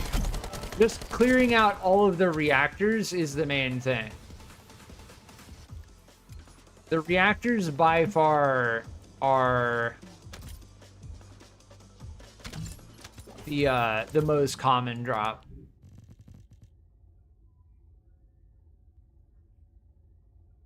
Yeah, I think all of these weapons go.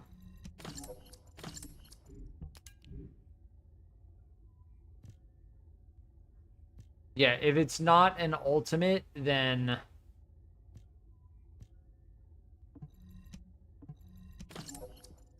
I do not care.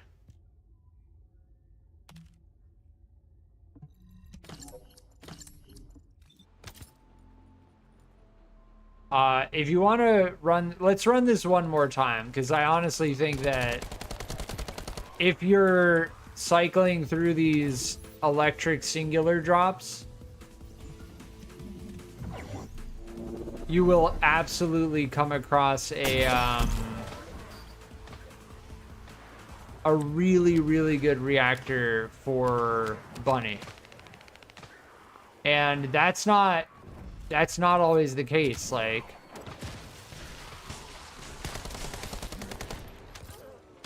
as far as farming this goes, this mission is ultra farmable at this point, because you don't always get those reactor drops for electric singular. And that's what the whole thing is when it comes to the difficulty level rewards. The difficulty level rewards are purely rotational. So next week, this mission is not gonna have that reactor drop.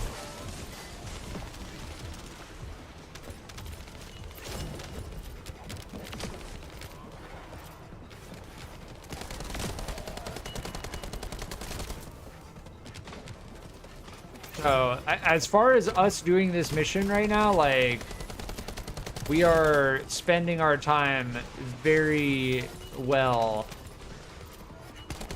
As far as all of the things you can do in this game go.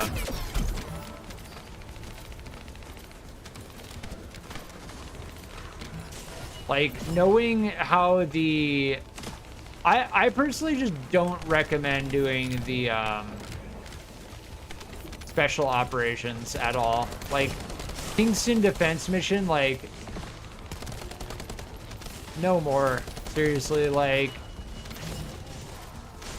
It's just not worth it. Like, your time, the time you spend doing it. Like, you're just waiting for stuff to spawn for, like, half the time. And then the other half the time, you're just shooting at enemies that are extremely easy to take out.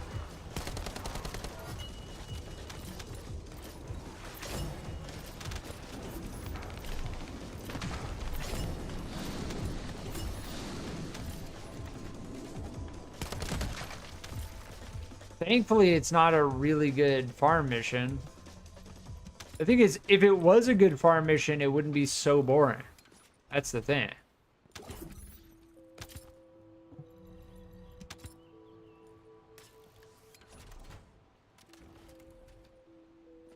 Yeah, we gotta pick up these.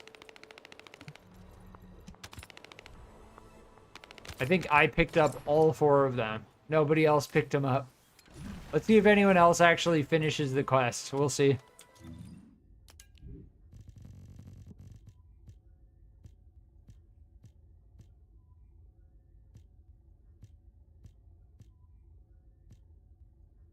Ooh, that one's interesting too.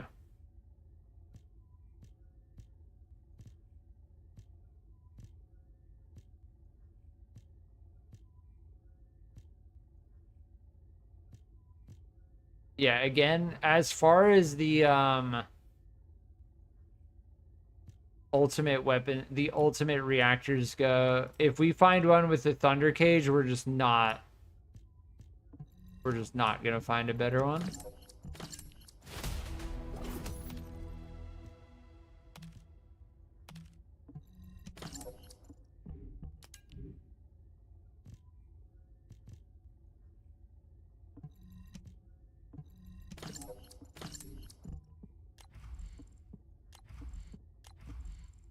Definitely feeling a little bit farmed out on this mission.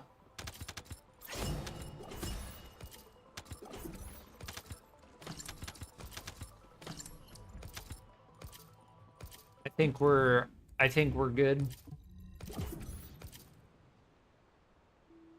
That mission is very, very good. I think I'm just gonna flat out say it. That's my favorite mission in the game.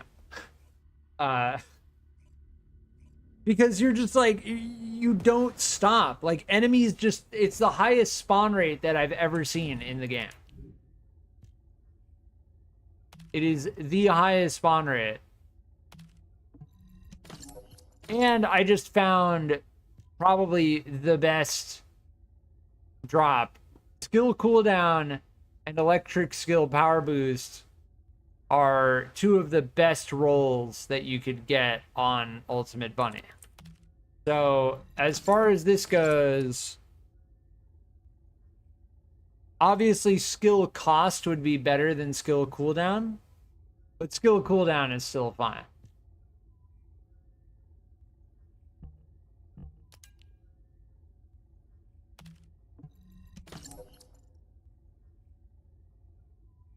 I need a mixed energy residue.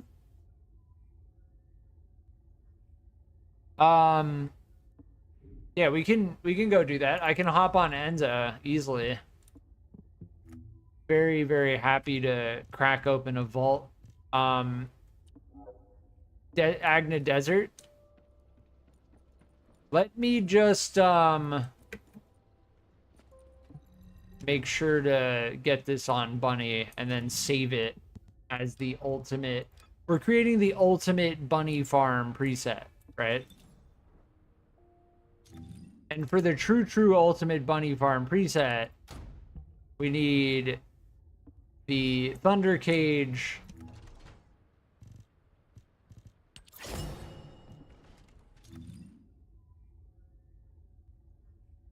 It either has to be the Eternal Willpower or the Millennium Frost. It's going to be... We're not going to use the Eternal Willpower on our Bunny farm build, right? The Eternal Willpower is like for Colossus and for non-Bunny farm builds.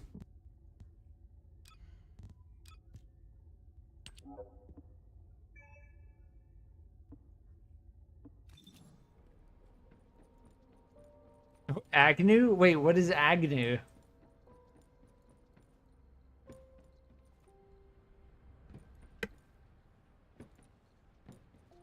You can get up this. I don't know why I can't. Reactor enhancement. Let's crank this maximum.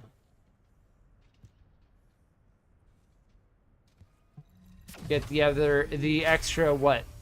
660?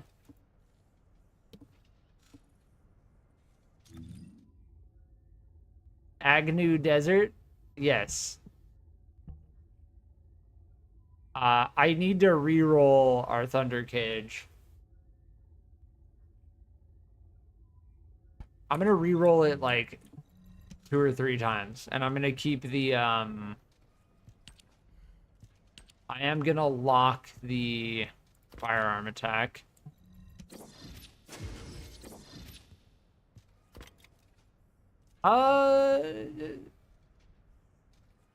This I might actually keep. Let's do like 2 rolls with this.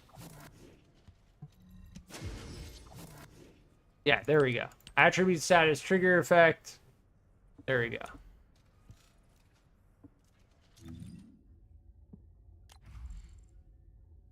And we should consider using our next energy activator in the next thing that's looking the most appealing is the Thunder Cage. Because if we can max that out, nice. We get our next energy activator started. So I think, is this our 4th? I think this is our 4th energy activator. Yeah. All right, let me switch over to. This is saved. Let me switch over to Enzo Vault Farm. Did I delete my Enzo?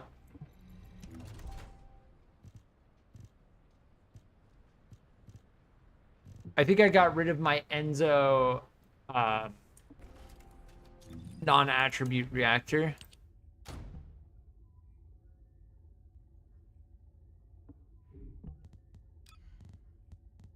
Which is fine. I'll just use the same one as Valby.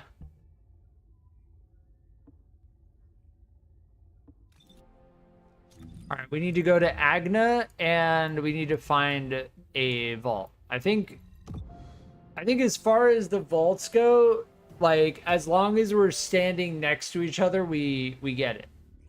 I think it drops on the ground maybe. I don't know.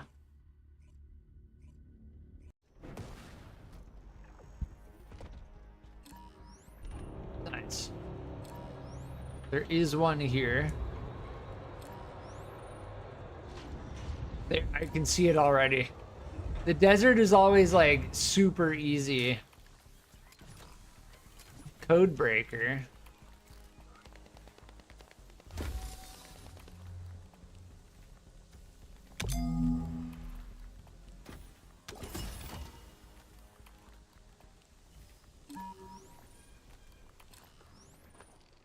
I think that's it.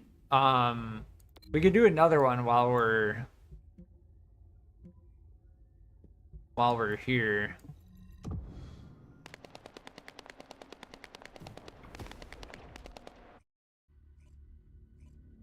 Yeah, Enzo makes it super easy. I highly recommend if you open vaults.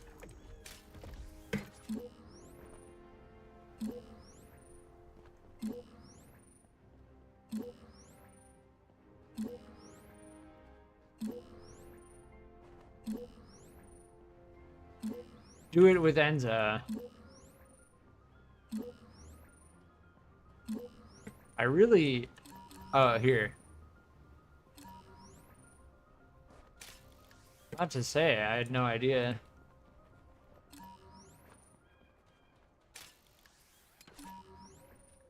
Somewhere here?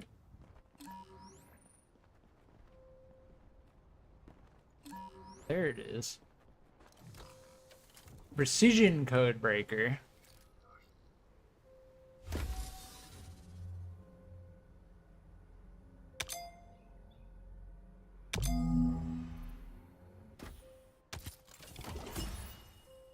Nice.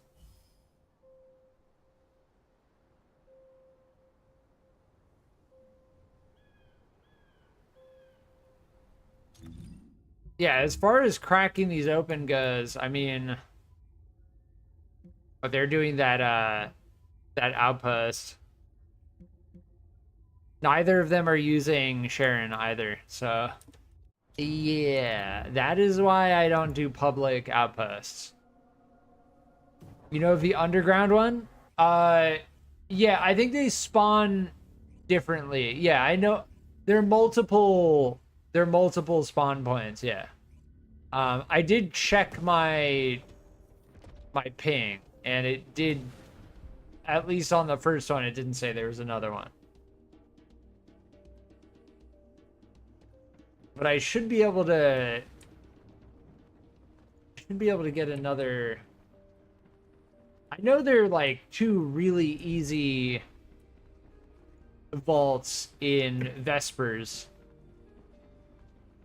We could do Vespers as well. Let me just check to see. No, as far as the crystallization catalyst goes, I can check here, I think. Yeah, we're good on that. What I'm gonna need is the conductive metallic foil, which we can go to Vespers. I think, is it lumber? I think it's lumberyard. Yeah, lumberyard has like 2 really easy vault locations.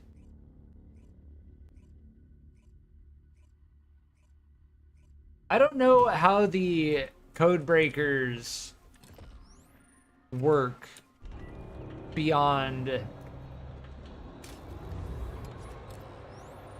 Oh, maybe because it's public, someone else opened it? Is that possible? Oh no, here we go.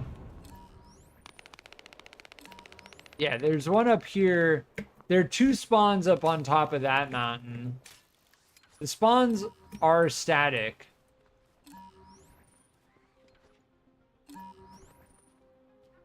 Where is it? Here. Code breaker.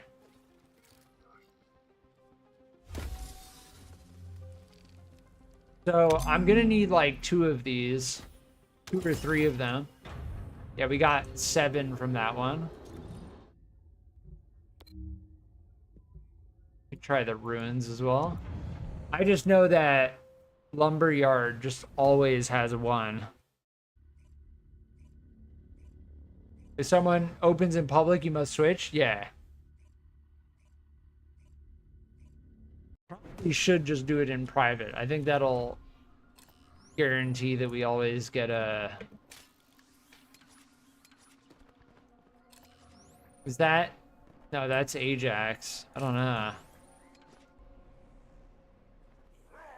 Could they be opening stuff here?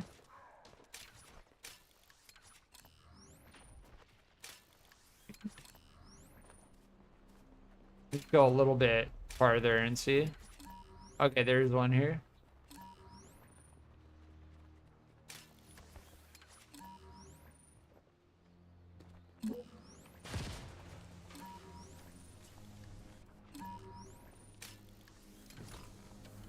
Precision code breaker. So precision code breaker is like, I think the highest level. Oh, maybe not. That was pretty easy. I got 10 foil from it. How much do I need for another one? We need 1 more.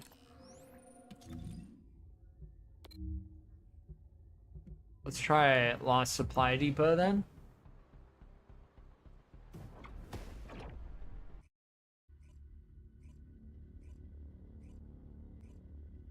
When I first learned of the code analyzers and the code breakers, I'm like, they went full slot machine with the way you unlock certain materials. But thankfully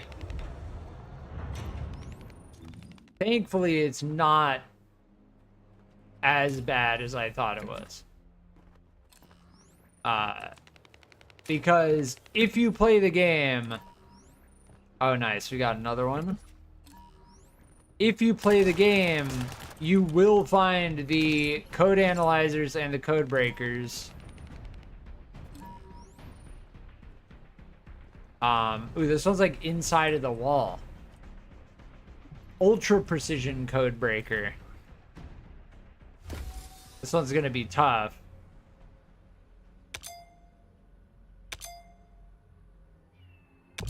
That one, I swear, would have been impossible if we weren't using Enzo. Nice. That's all the metallic foil. I think we got over 25 just from those three, right? That ultra precision code breaker, I think, is the highest difficulty that you can get. And Enzo made that considerably easier. I don't think that I would have been able to get that one. Yeah. Because not only Enzo makes it much easier, Enzo makes the dial move slower, makes the white area larger, and that alone just makes it so much easier. And yes, it can go from left click to right click back to left click. And if you don't have Enzo, that one that you just saw me do can be extremely difficult. Yeah. So I highly recommend Enzo. If Enzo just ends up being the vault cracking guy, like, I honestly don't mind that. It's okay in my opinion. As far as getting the rest of the energy activator stuff, we can run polyatomic a couple times. I'm gonna switch back to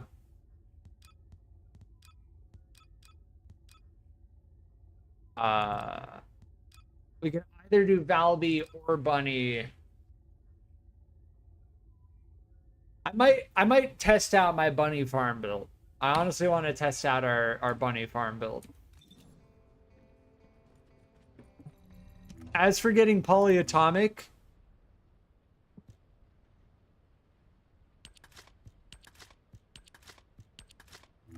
I know of the best way to get it.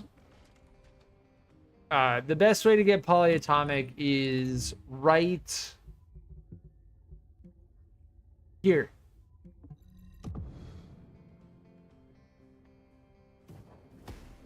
And not only do you get polyatomic, it's also a pretty decent gold farm as well. Just like Fortress Outskirts at White Knight Gulch. This mission is actually not a bad gold farm. I think this person is doing it solo right now. We just have to make sure we're inside of the circle.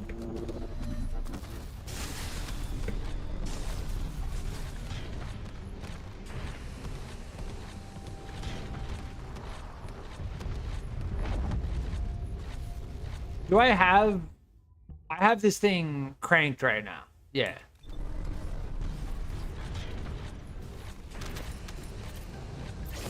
Like we are cranked on that.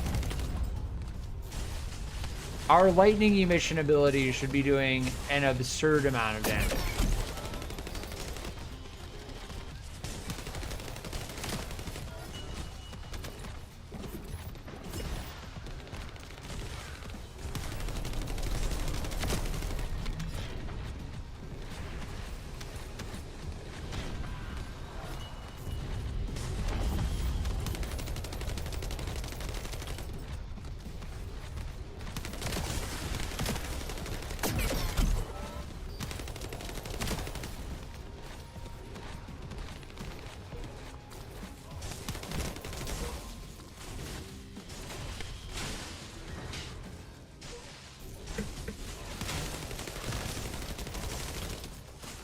Wrecked. I don't think I got any polyatomic drop. The fastest way to restart it is to go mission screen. Oh, I did get polyatomic. And then you just start it here. Yeah. Instead of running all the way back to it, you just restart from the end mission screen. And then it just starts right back up.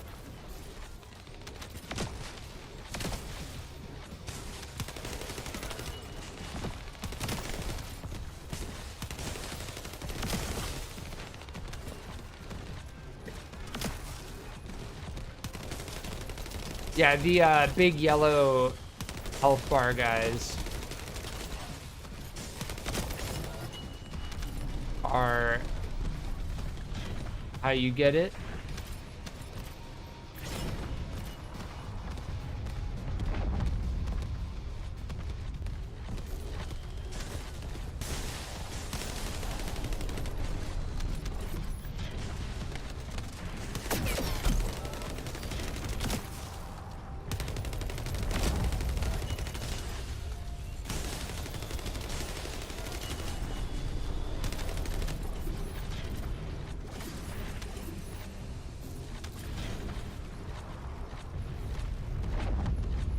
This mission isn't as good when it comes to gold farm and like drop farm, but it still is the best way to get polyatomic, I think. And polyatomic being a core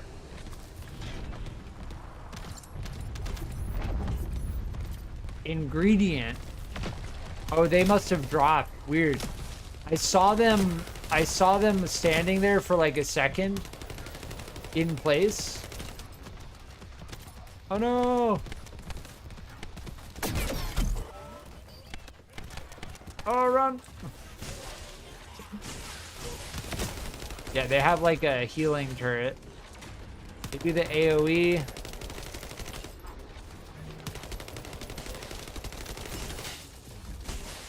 Yeah, look, we got another 10 polyatomic. That's fantastic. Nice.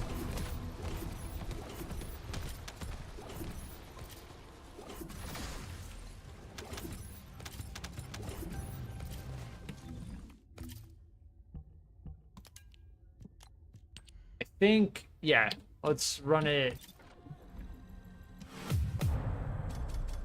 You need a good amount of polyatomic.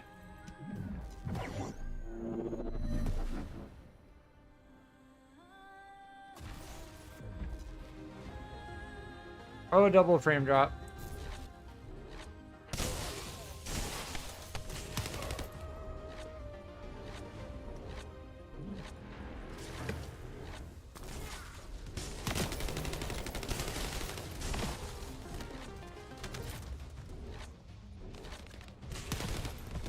But this mission pretty much guarantees the drop in like 5 minutes or so.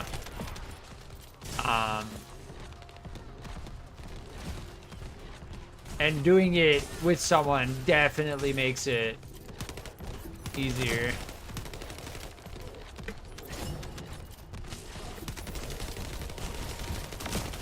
So as far as like what we, there's another 12 there.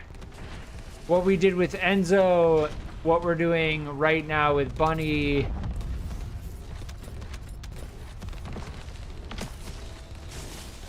These are all core aspects of grinding for energy activators. Extra Hero, welcome back. Yeah, we are grinding for farming for energy activators.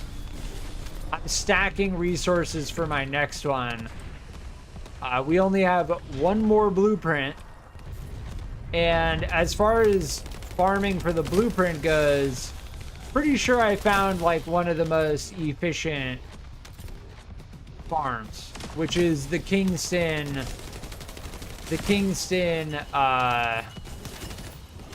what is it? The Fallen Theater Outpost. And then the void reactor as well.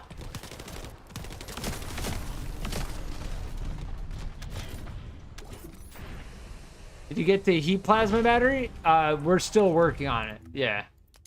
I think the heat plasma battery is going to be the last thing. Yeah. The heat plasma battery is probably the hardest. Aside from the blueprint itself, the heat plasma battery is the more difficult thing to get, I think.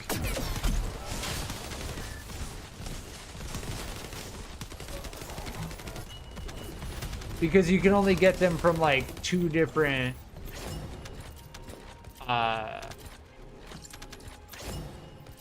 infiltration missions.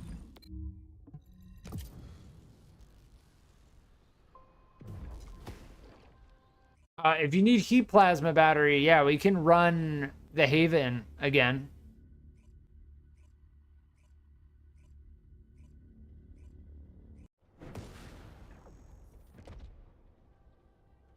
I'm down to do the Haven again.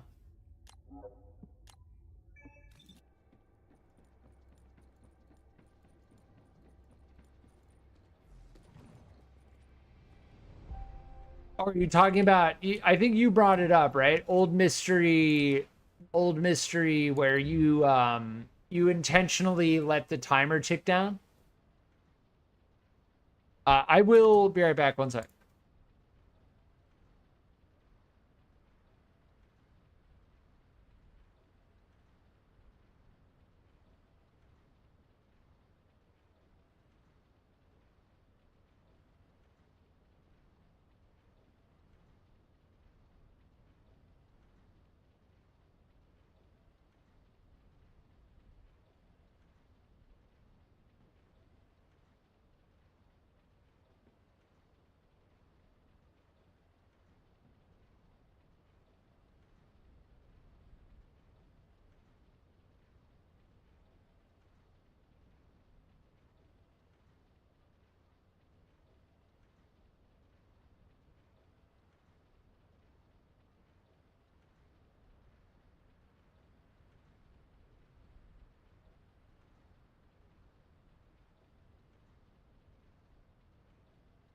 All right, I'm back.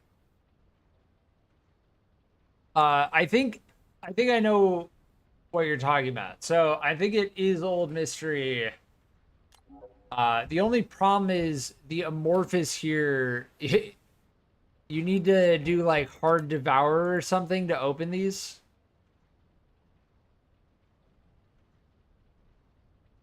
I'd have to send it again. Okay. I'd prefer doing the Haven, but I think the fastest way to get heat plasma battery is at Old Mystery, right?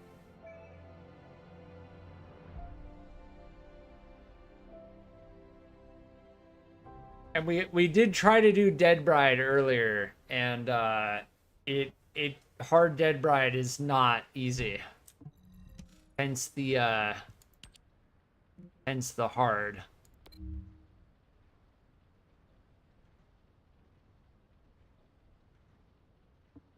Yeah, we'll do Old Mystery. I'm down.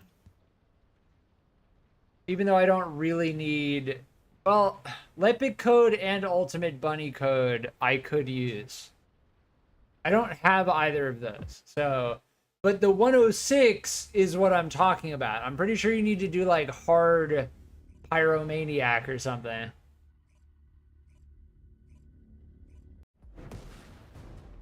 We can try Devour. Well, I can't even do it yet. I need to beat hard Dead Bride first.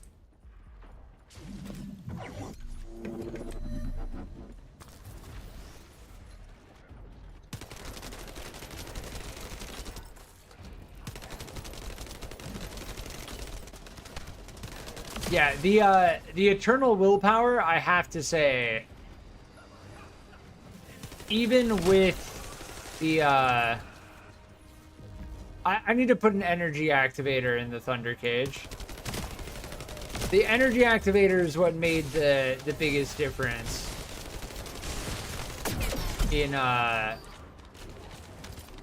the Eternal Willpower.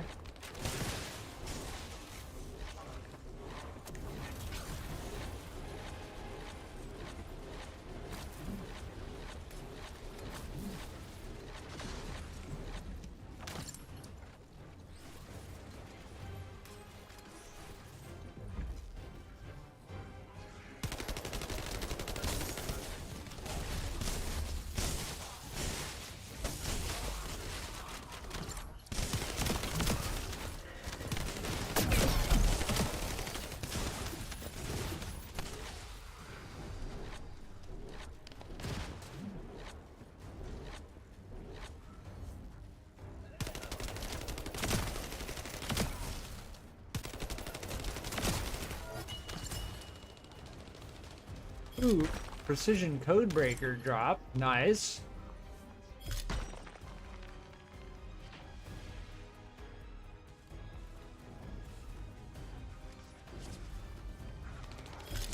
If we don't do these, do they keep spawning?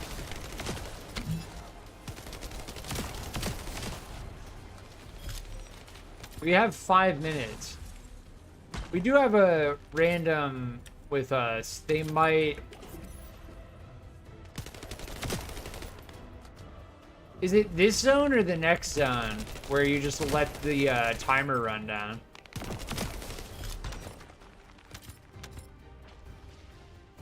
Wait, are they AFK? If Ortland is AFK, we should just abandon after this point.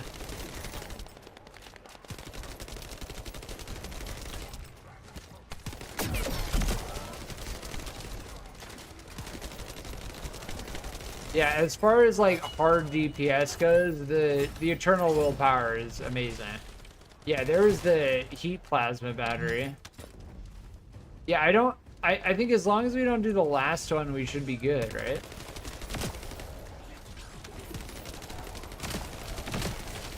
As far as like completing this mission goes, if we have an AFK Blair, then we might not want to actually try and complete it, because like carrying an AFK Blair is not something I want to do. Oh, they're back now. They came back.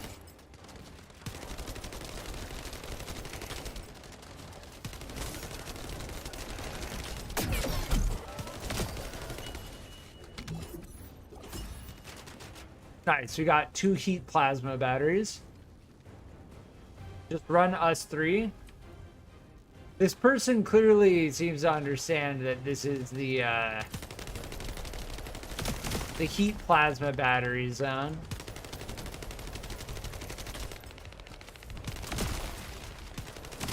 We should probably try to beat it though, because we still do get the amorphous, right?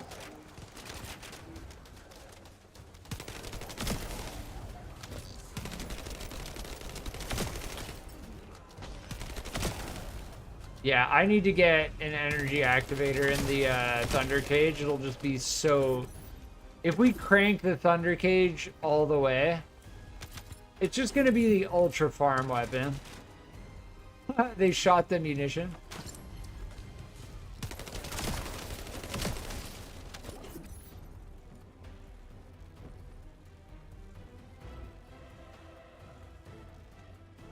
We can do the last one. Kongazima. Wait, do they stop spawning?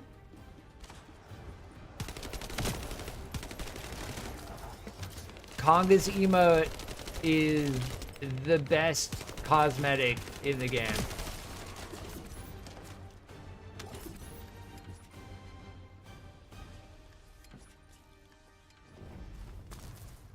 If you don't have the Konga's emote, I recommend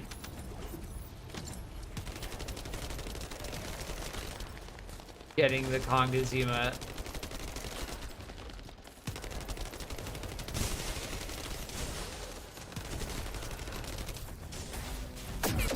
Oh my. So if you get hit, yeah, using this Thunder Cage is painful.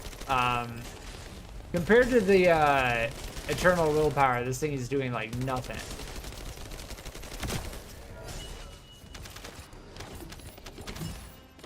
Yeah, there we go. Is there another drop down here? Nice. We should try to complete it, right? Or I think we're gonna run out of time. Oh, 1 second. Oh, nice.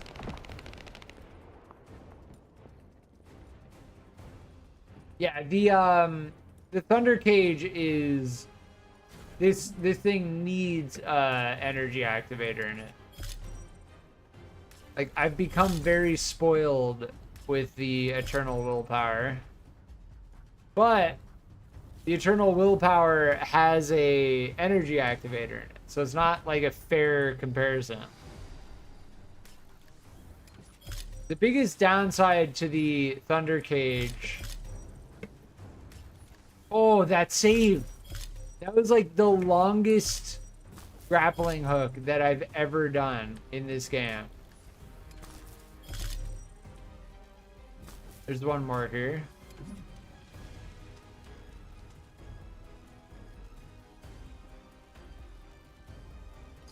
Gotta turn it into the drone.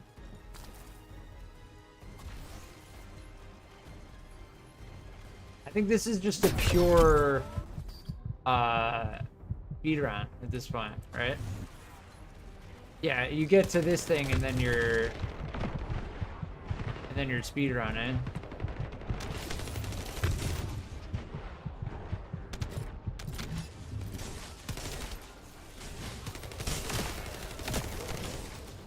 I can feel it though, like, if we get this Thunder Cage cranked, we're just gonna immediately zap enemies. Crammy, welcome back. Yeah, I appreciate you stopping by. I hope work is going well.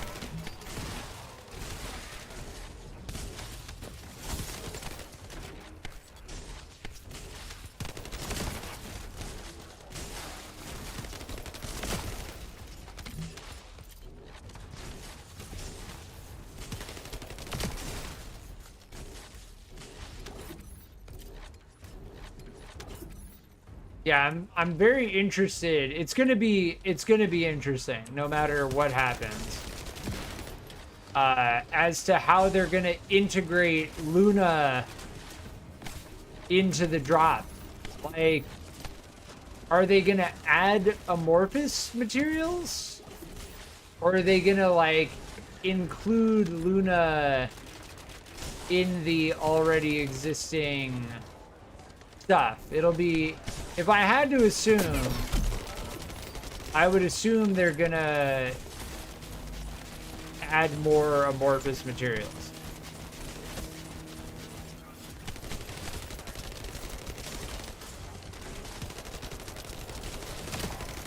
Nice. Even more heat plasma battery. You love to see it. You do love to see it.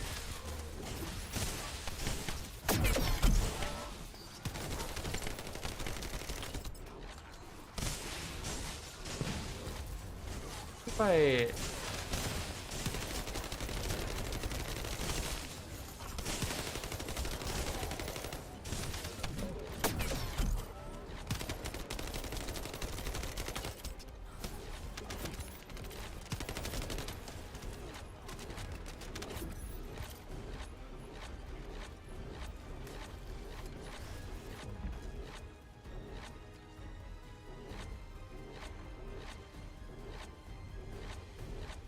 If I make it through here, is this a speedrun? I think this might be a speedrun here.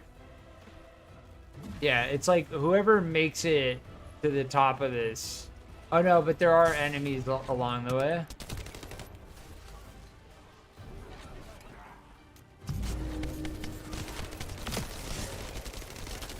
Yeah, there are enemies.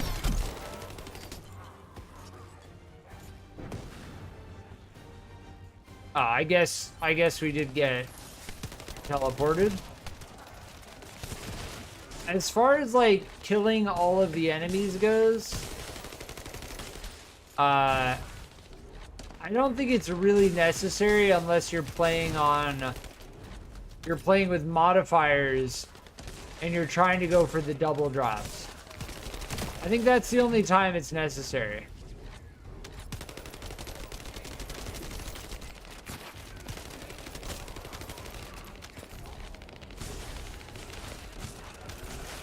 Otherwise, like, you can skip some of the enemies.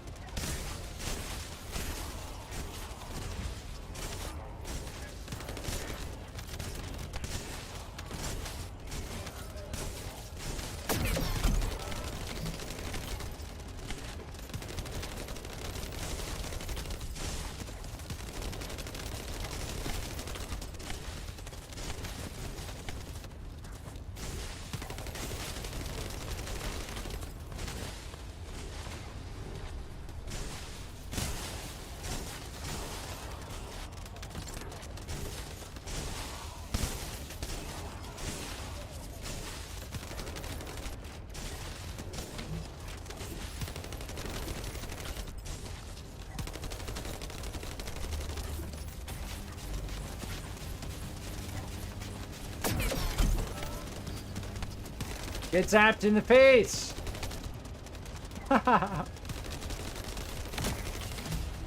Nice. Just stand right in front of them, tanking damage. Zap them in the face. GG. I think that's the most heat plasma battery I've gotten in a single mission. 60. And we got the precision code breaker. GG.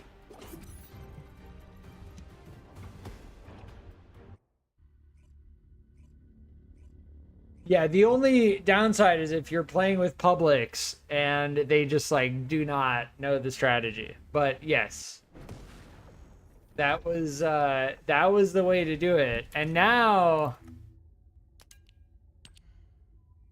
we have enough for another energy activator. The next grind goal is going to be, we're going to need the blueprints. Like, as far as getting the blueprints goes, that's going to be the hardest thing to do. Fill firearm. Yeah, none of these are going to be worth it.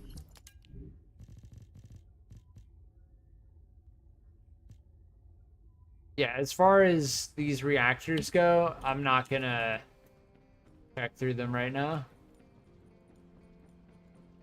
Would do it in private.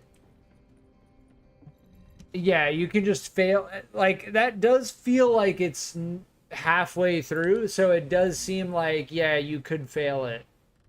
Yeah, we've got 29 hours on our energy activator.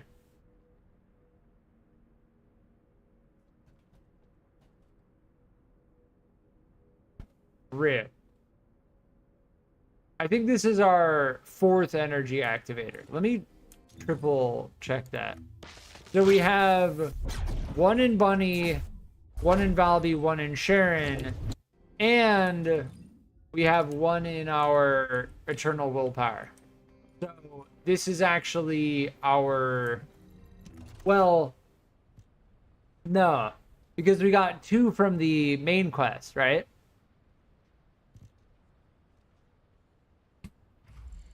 Yeah, so technically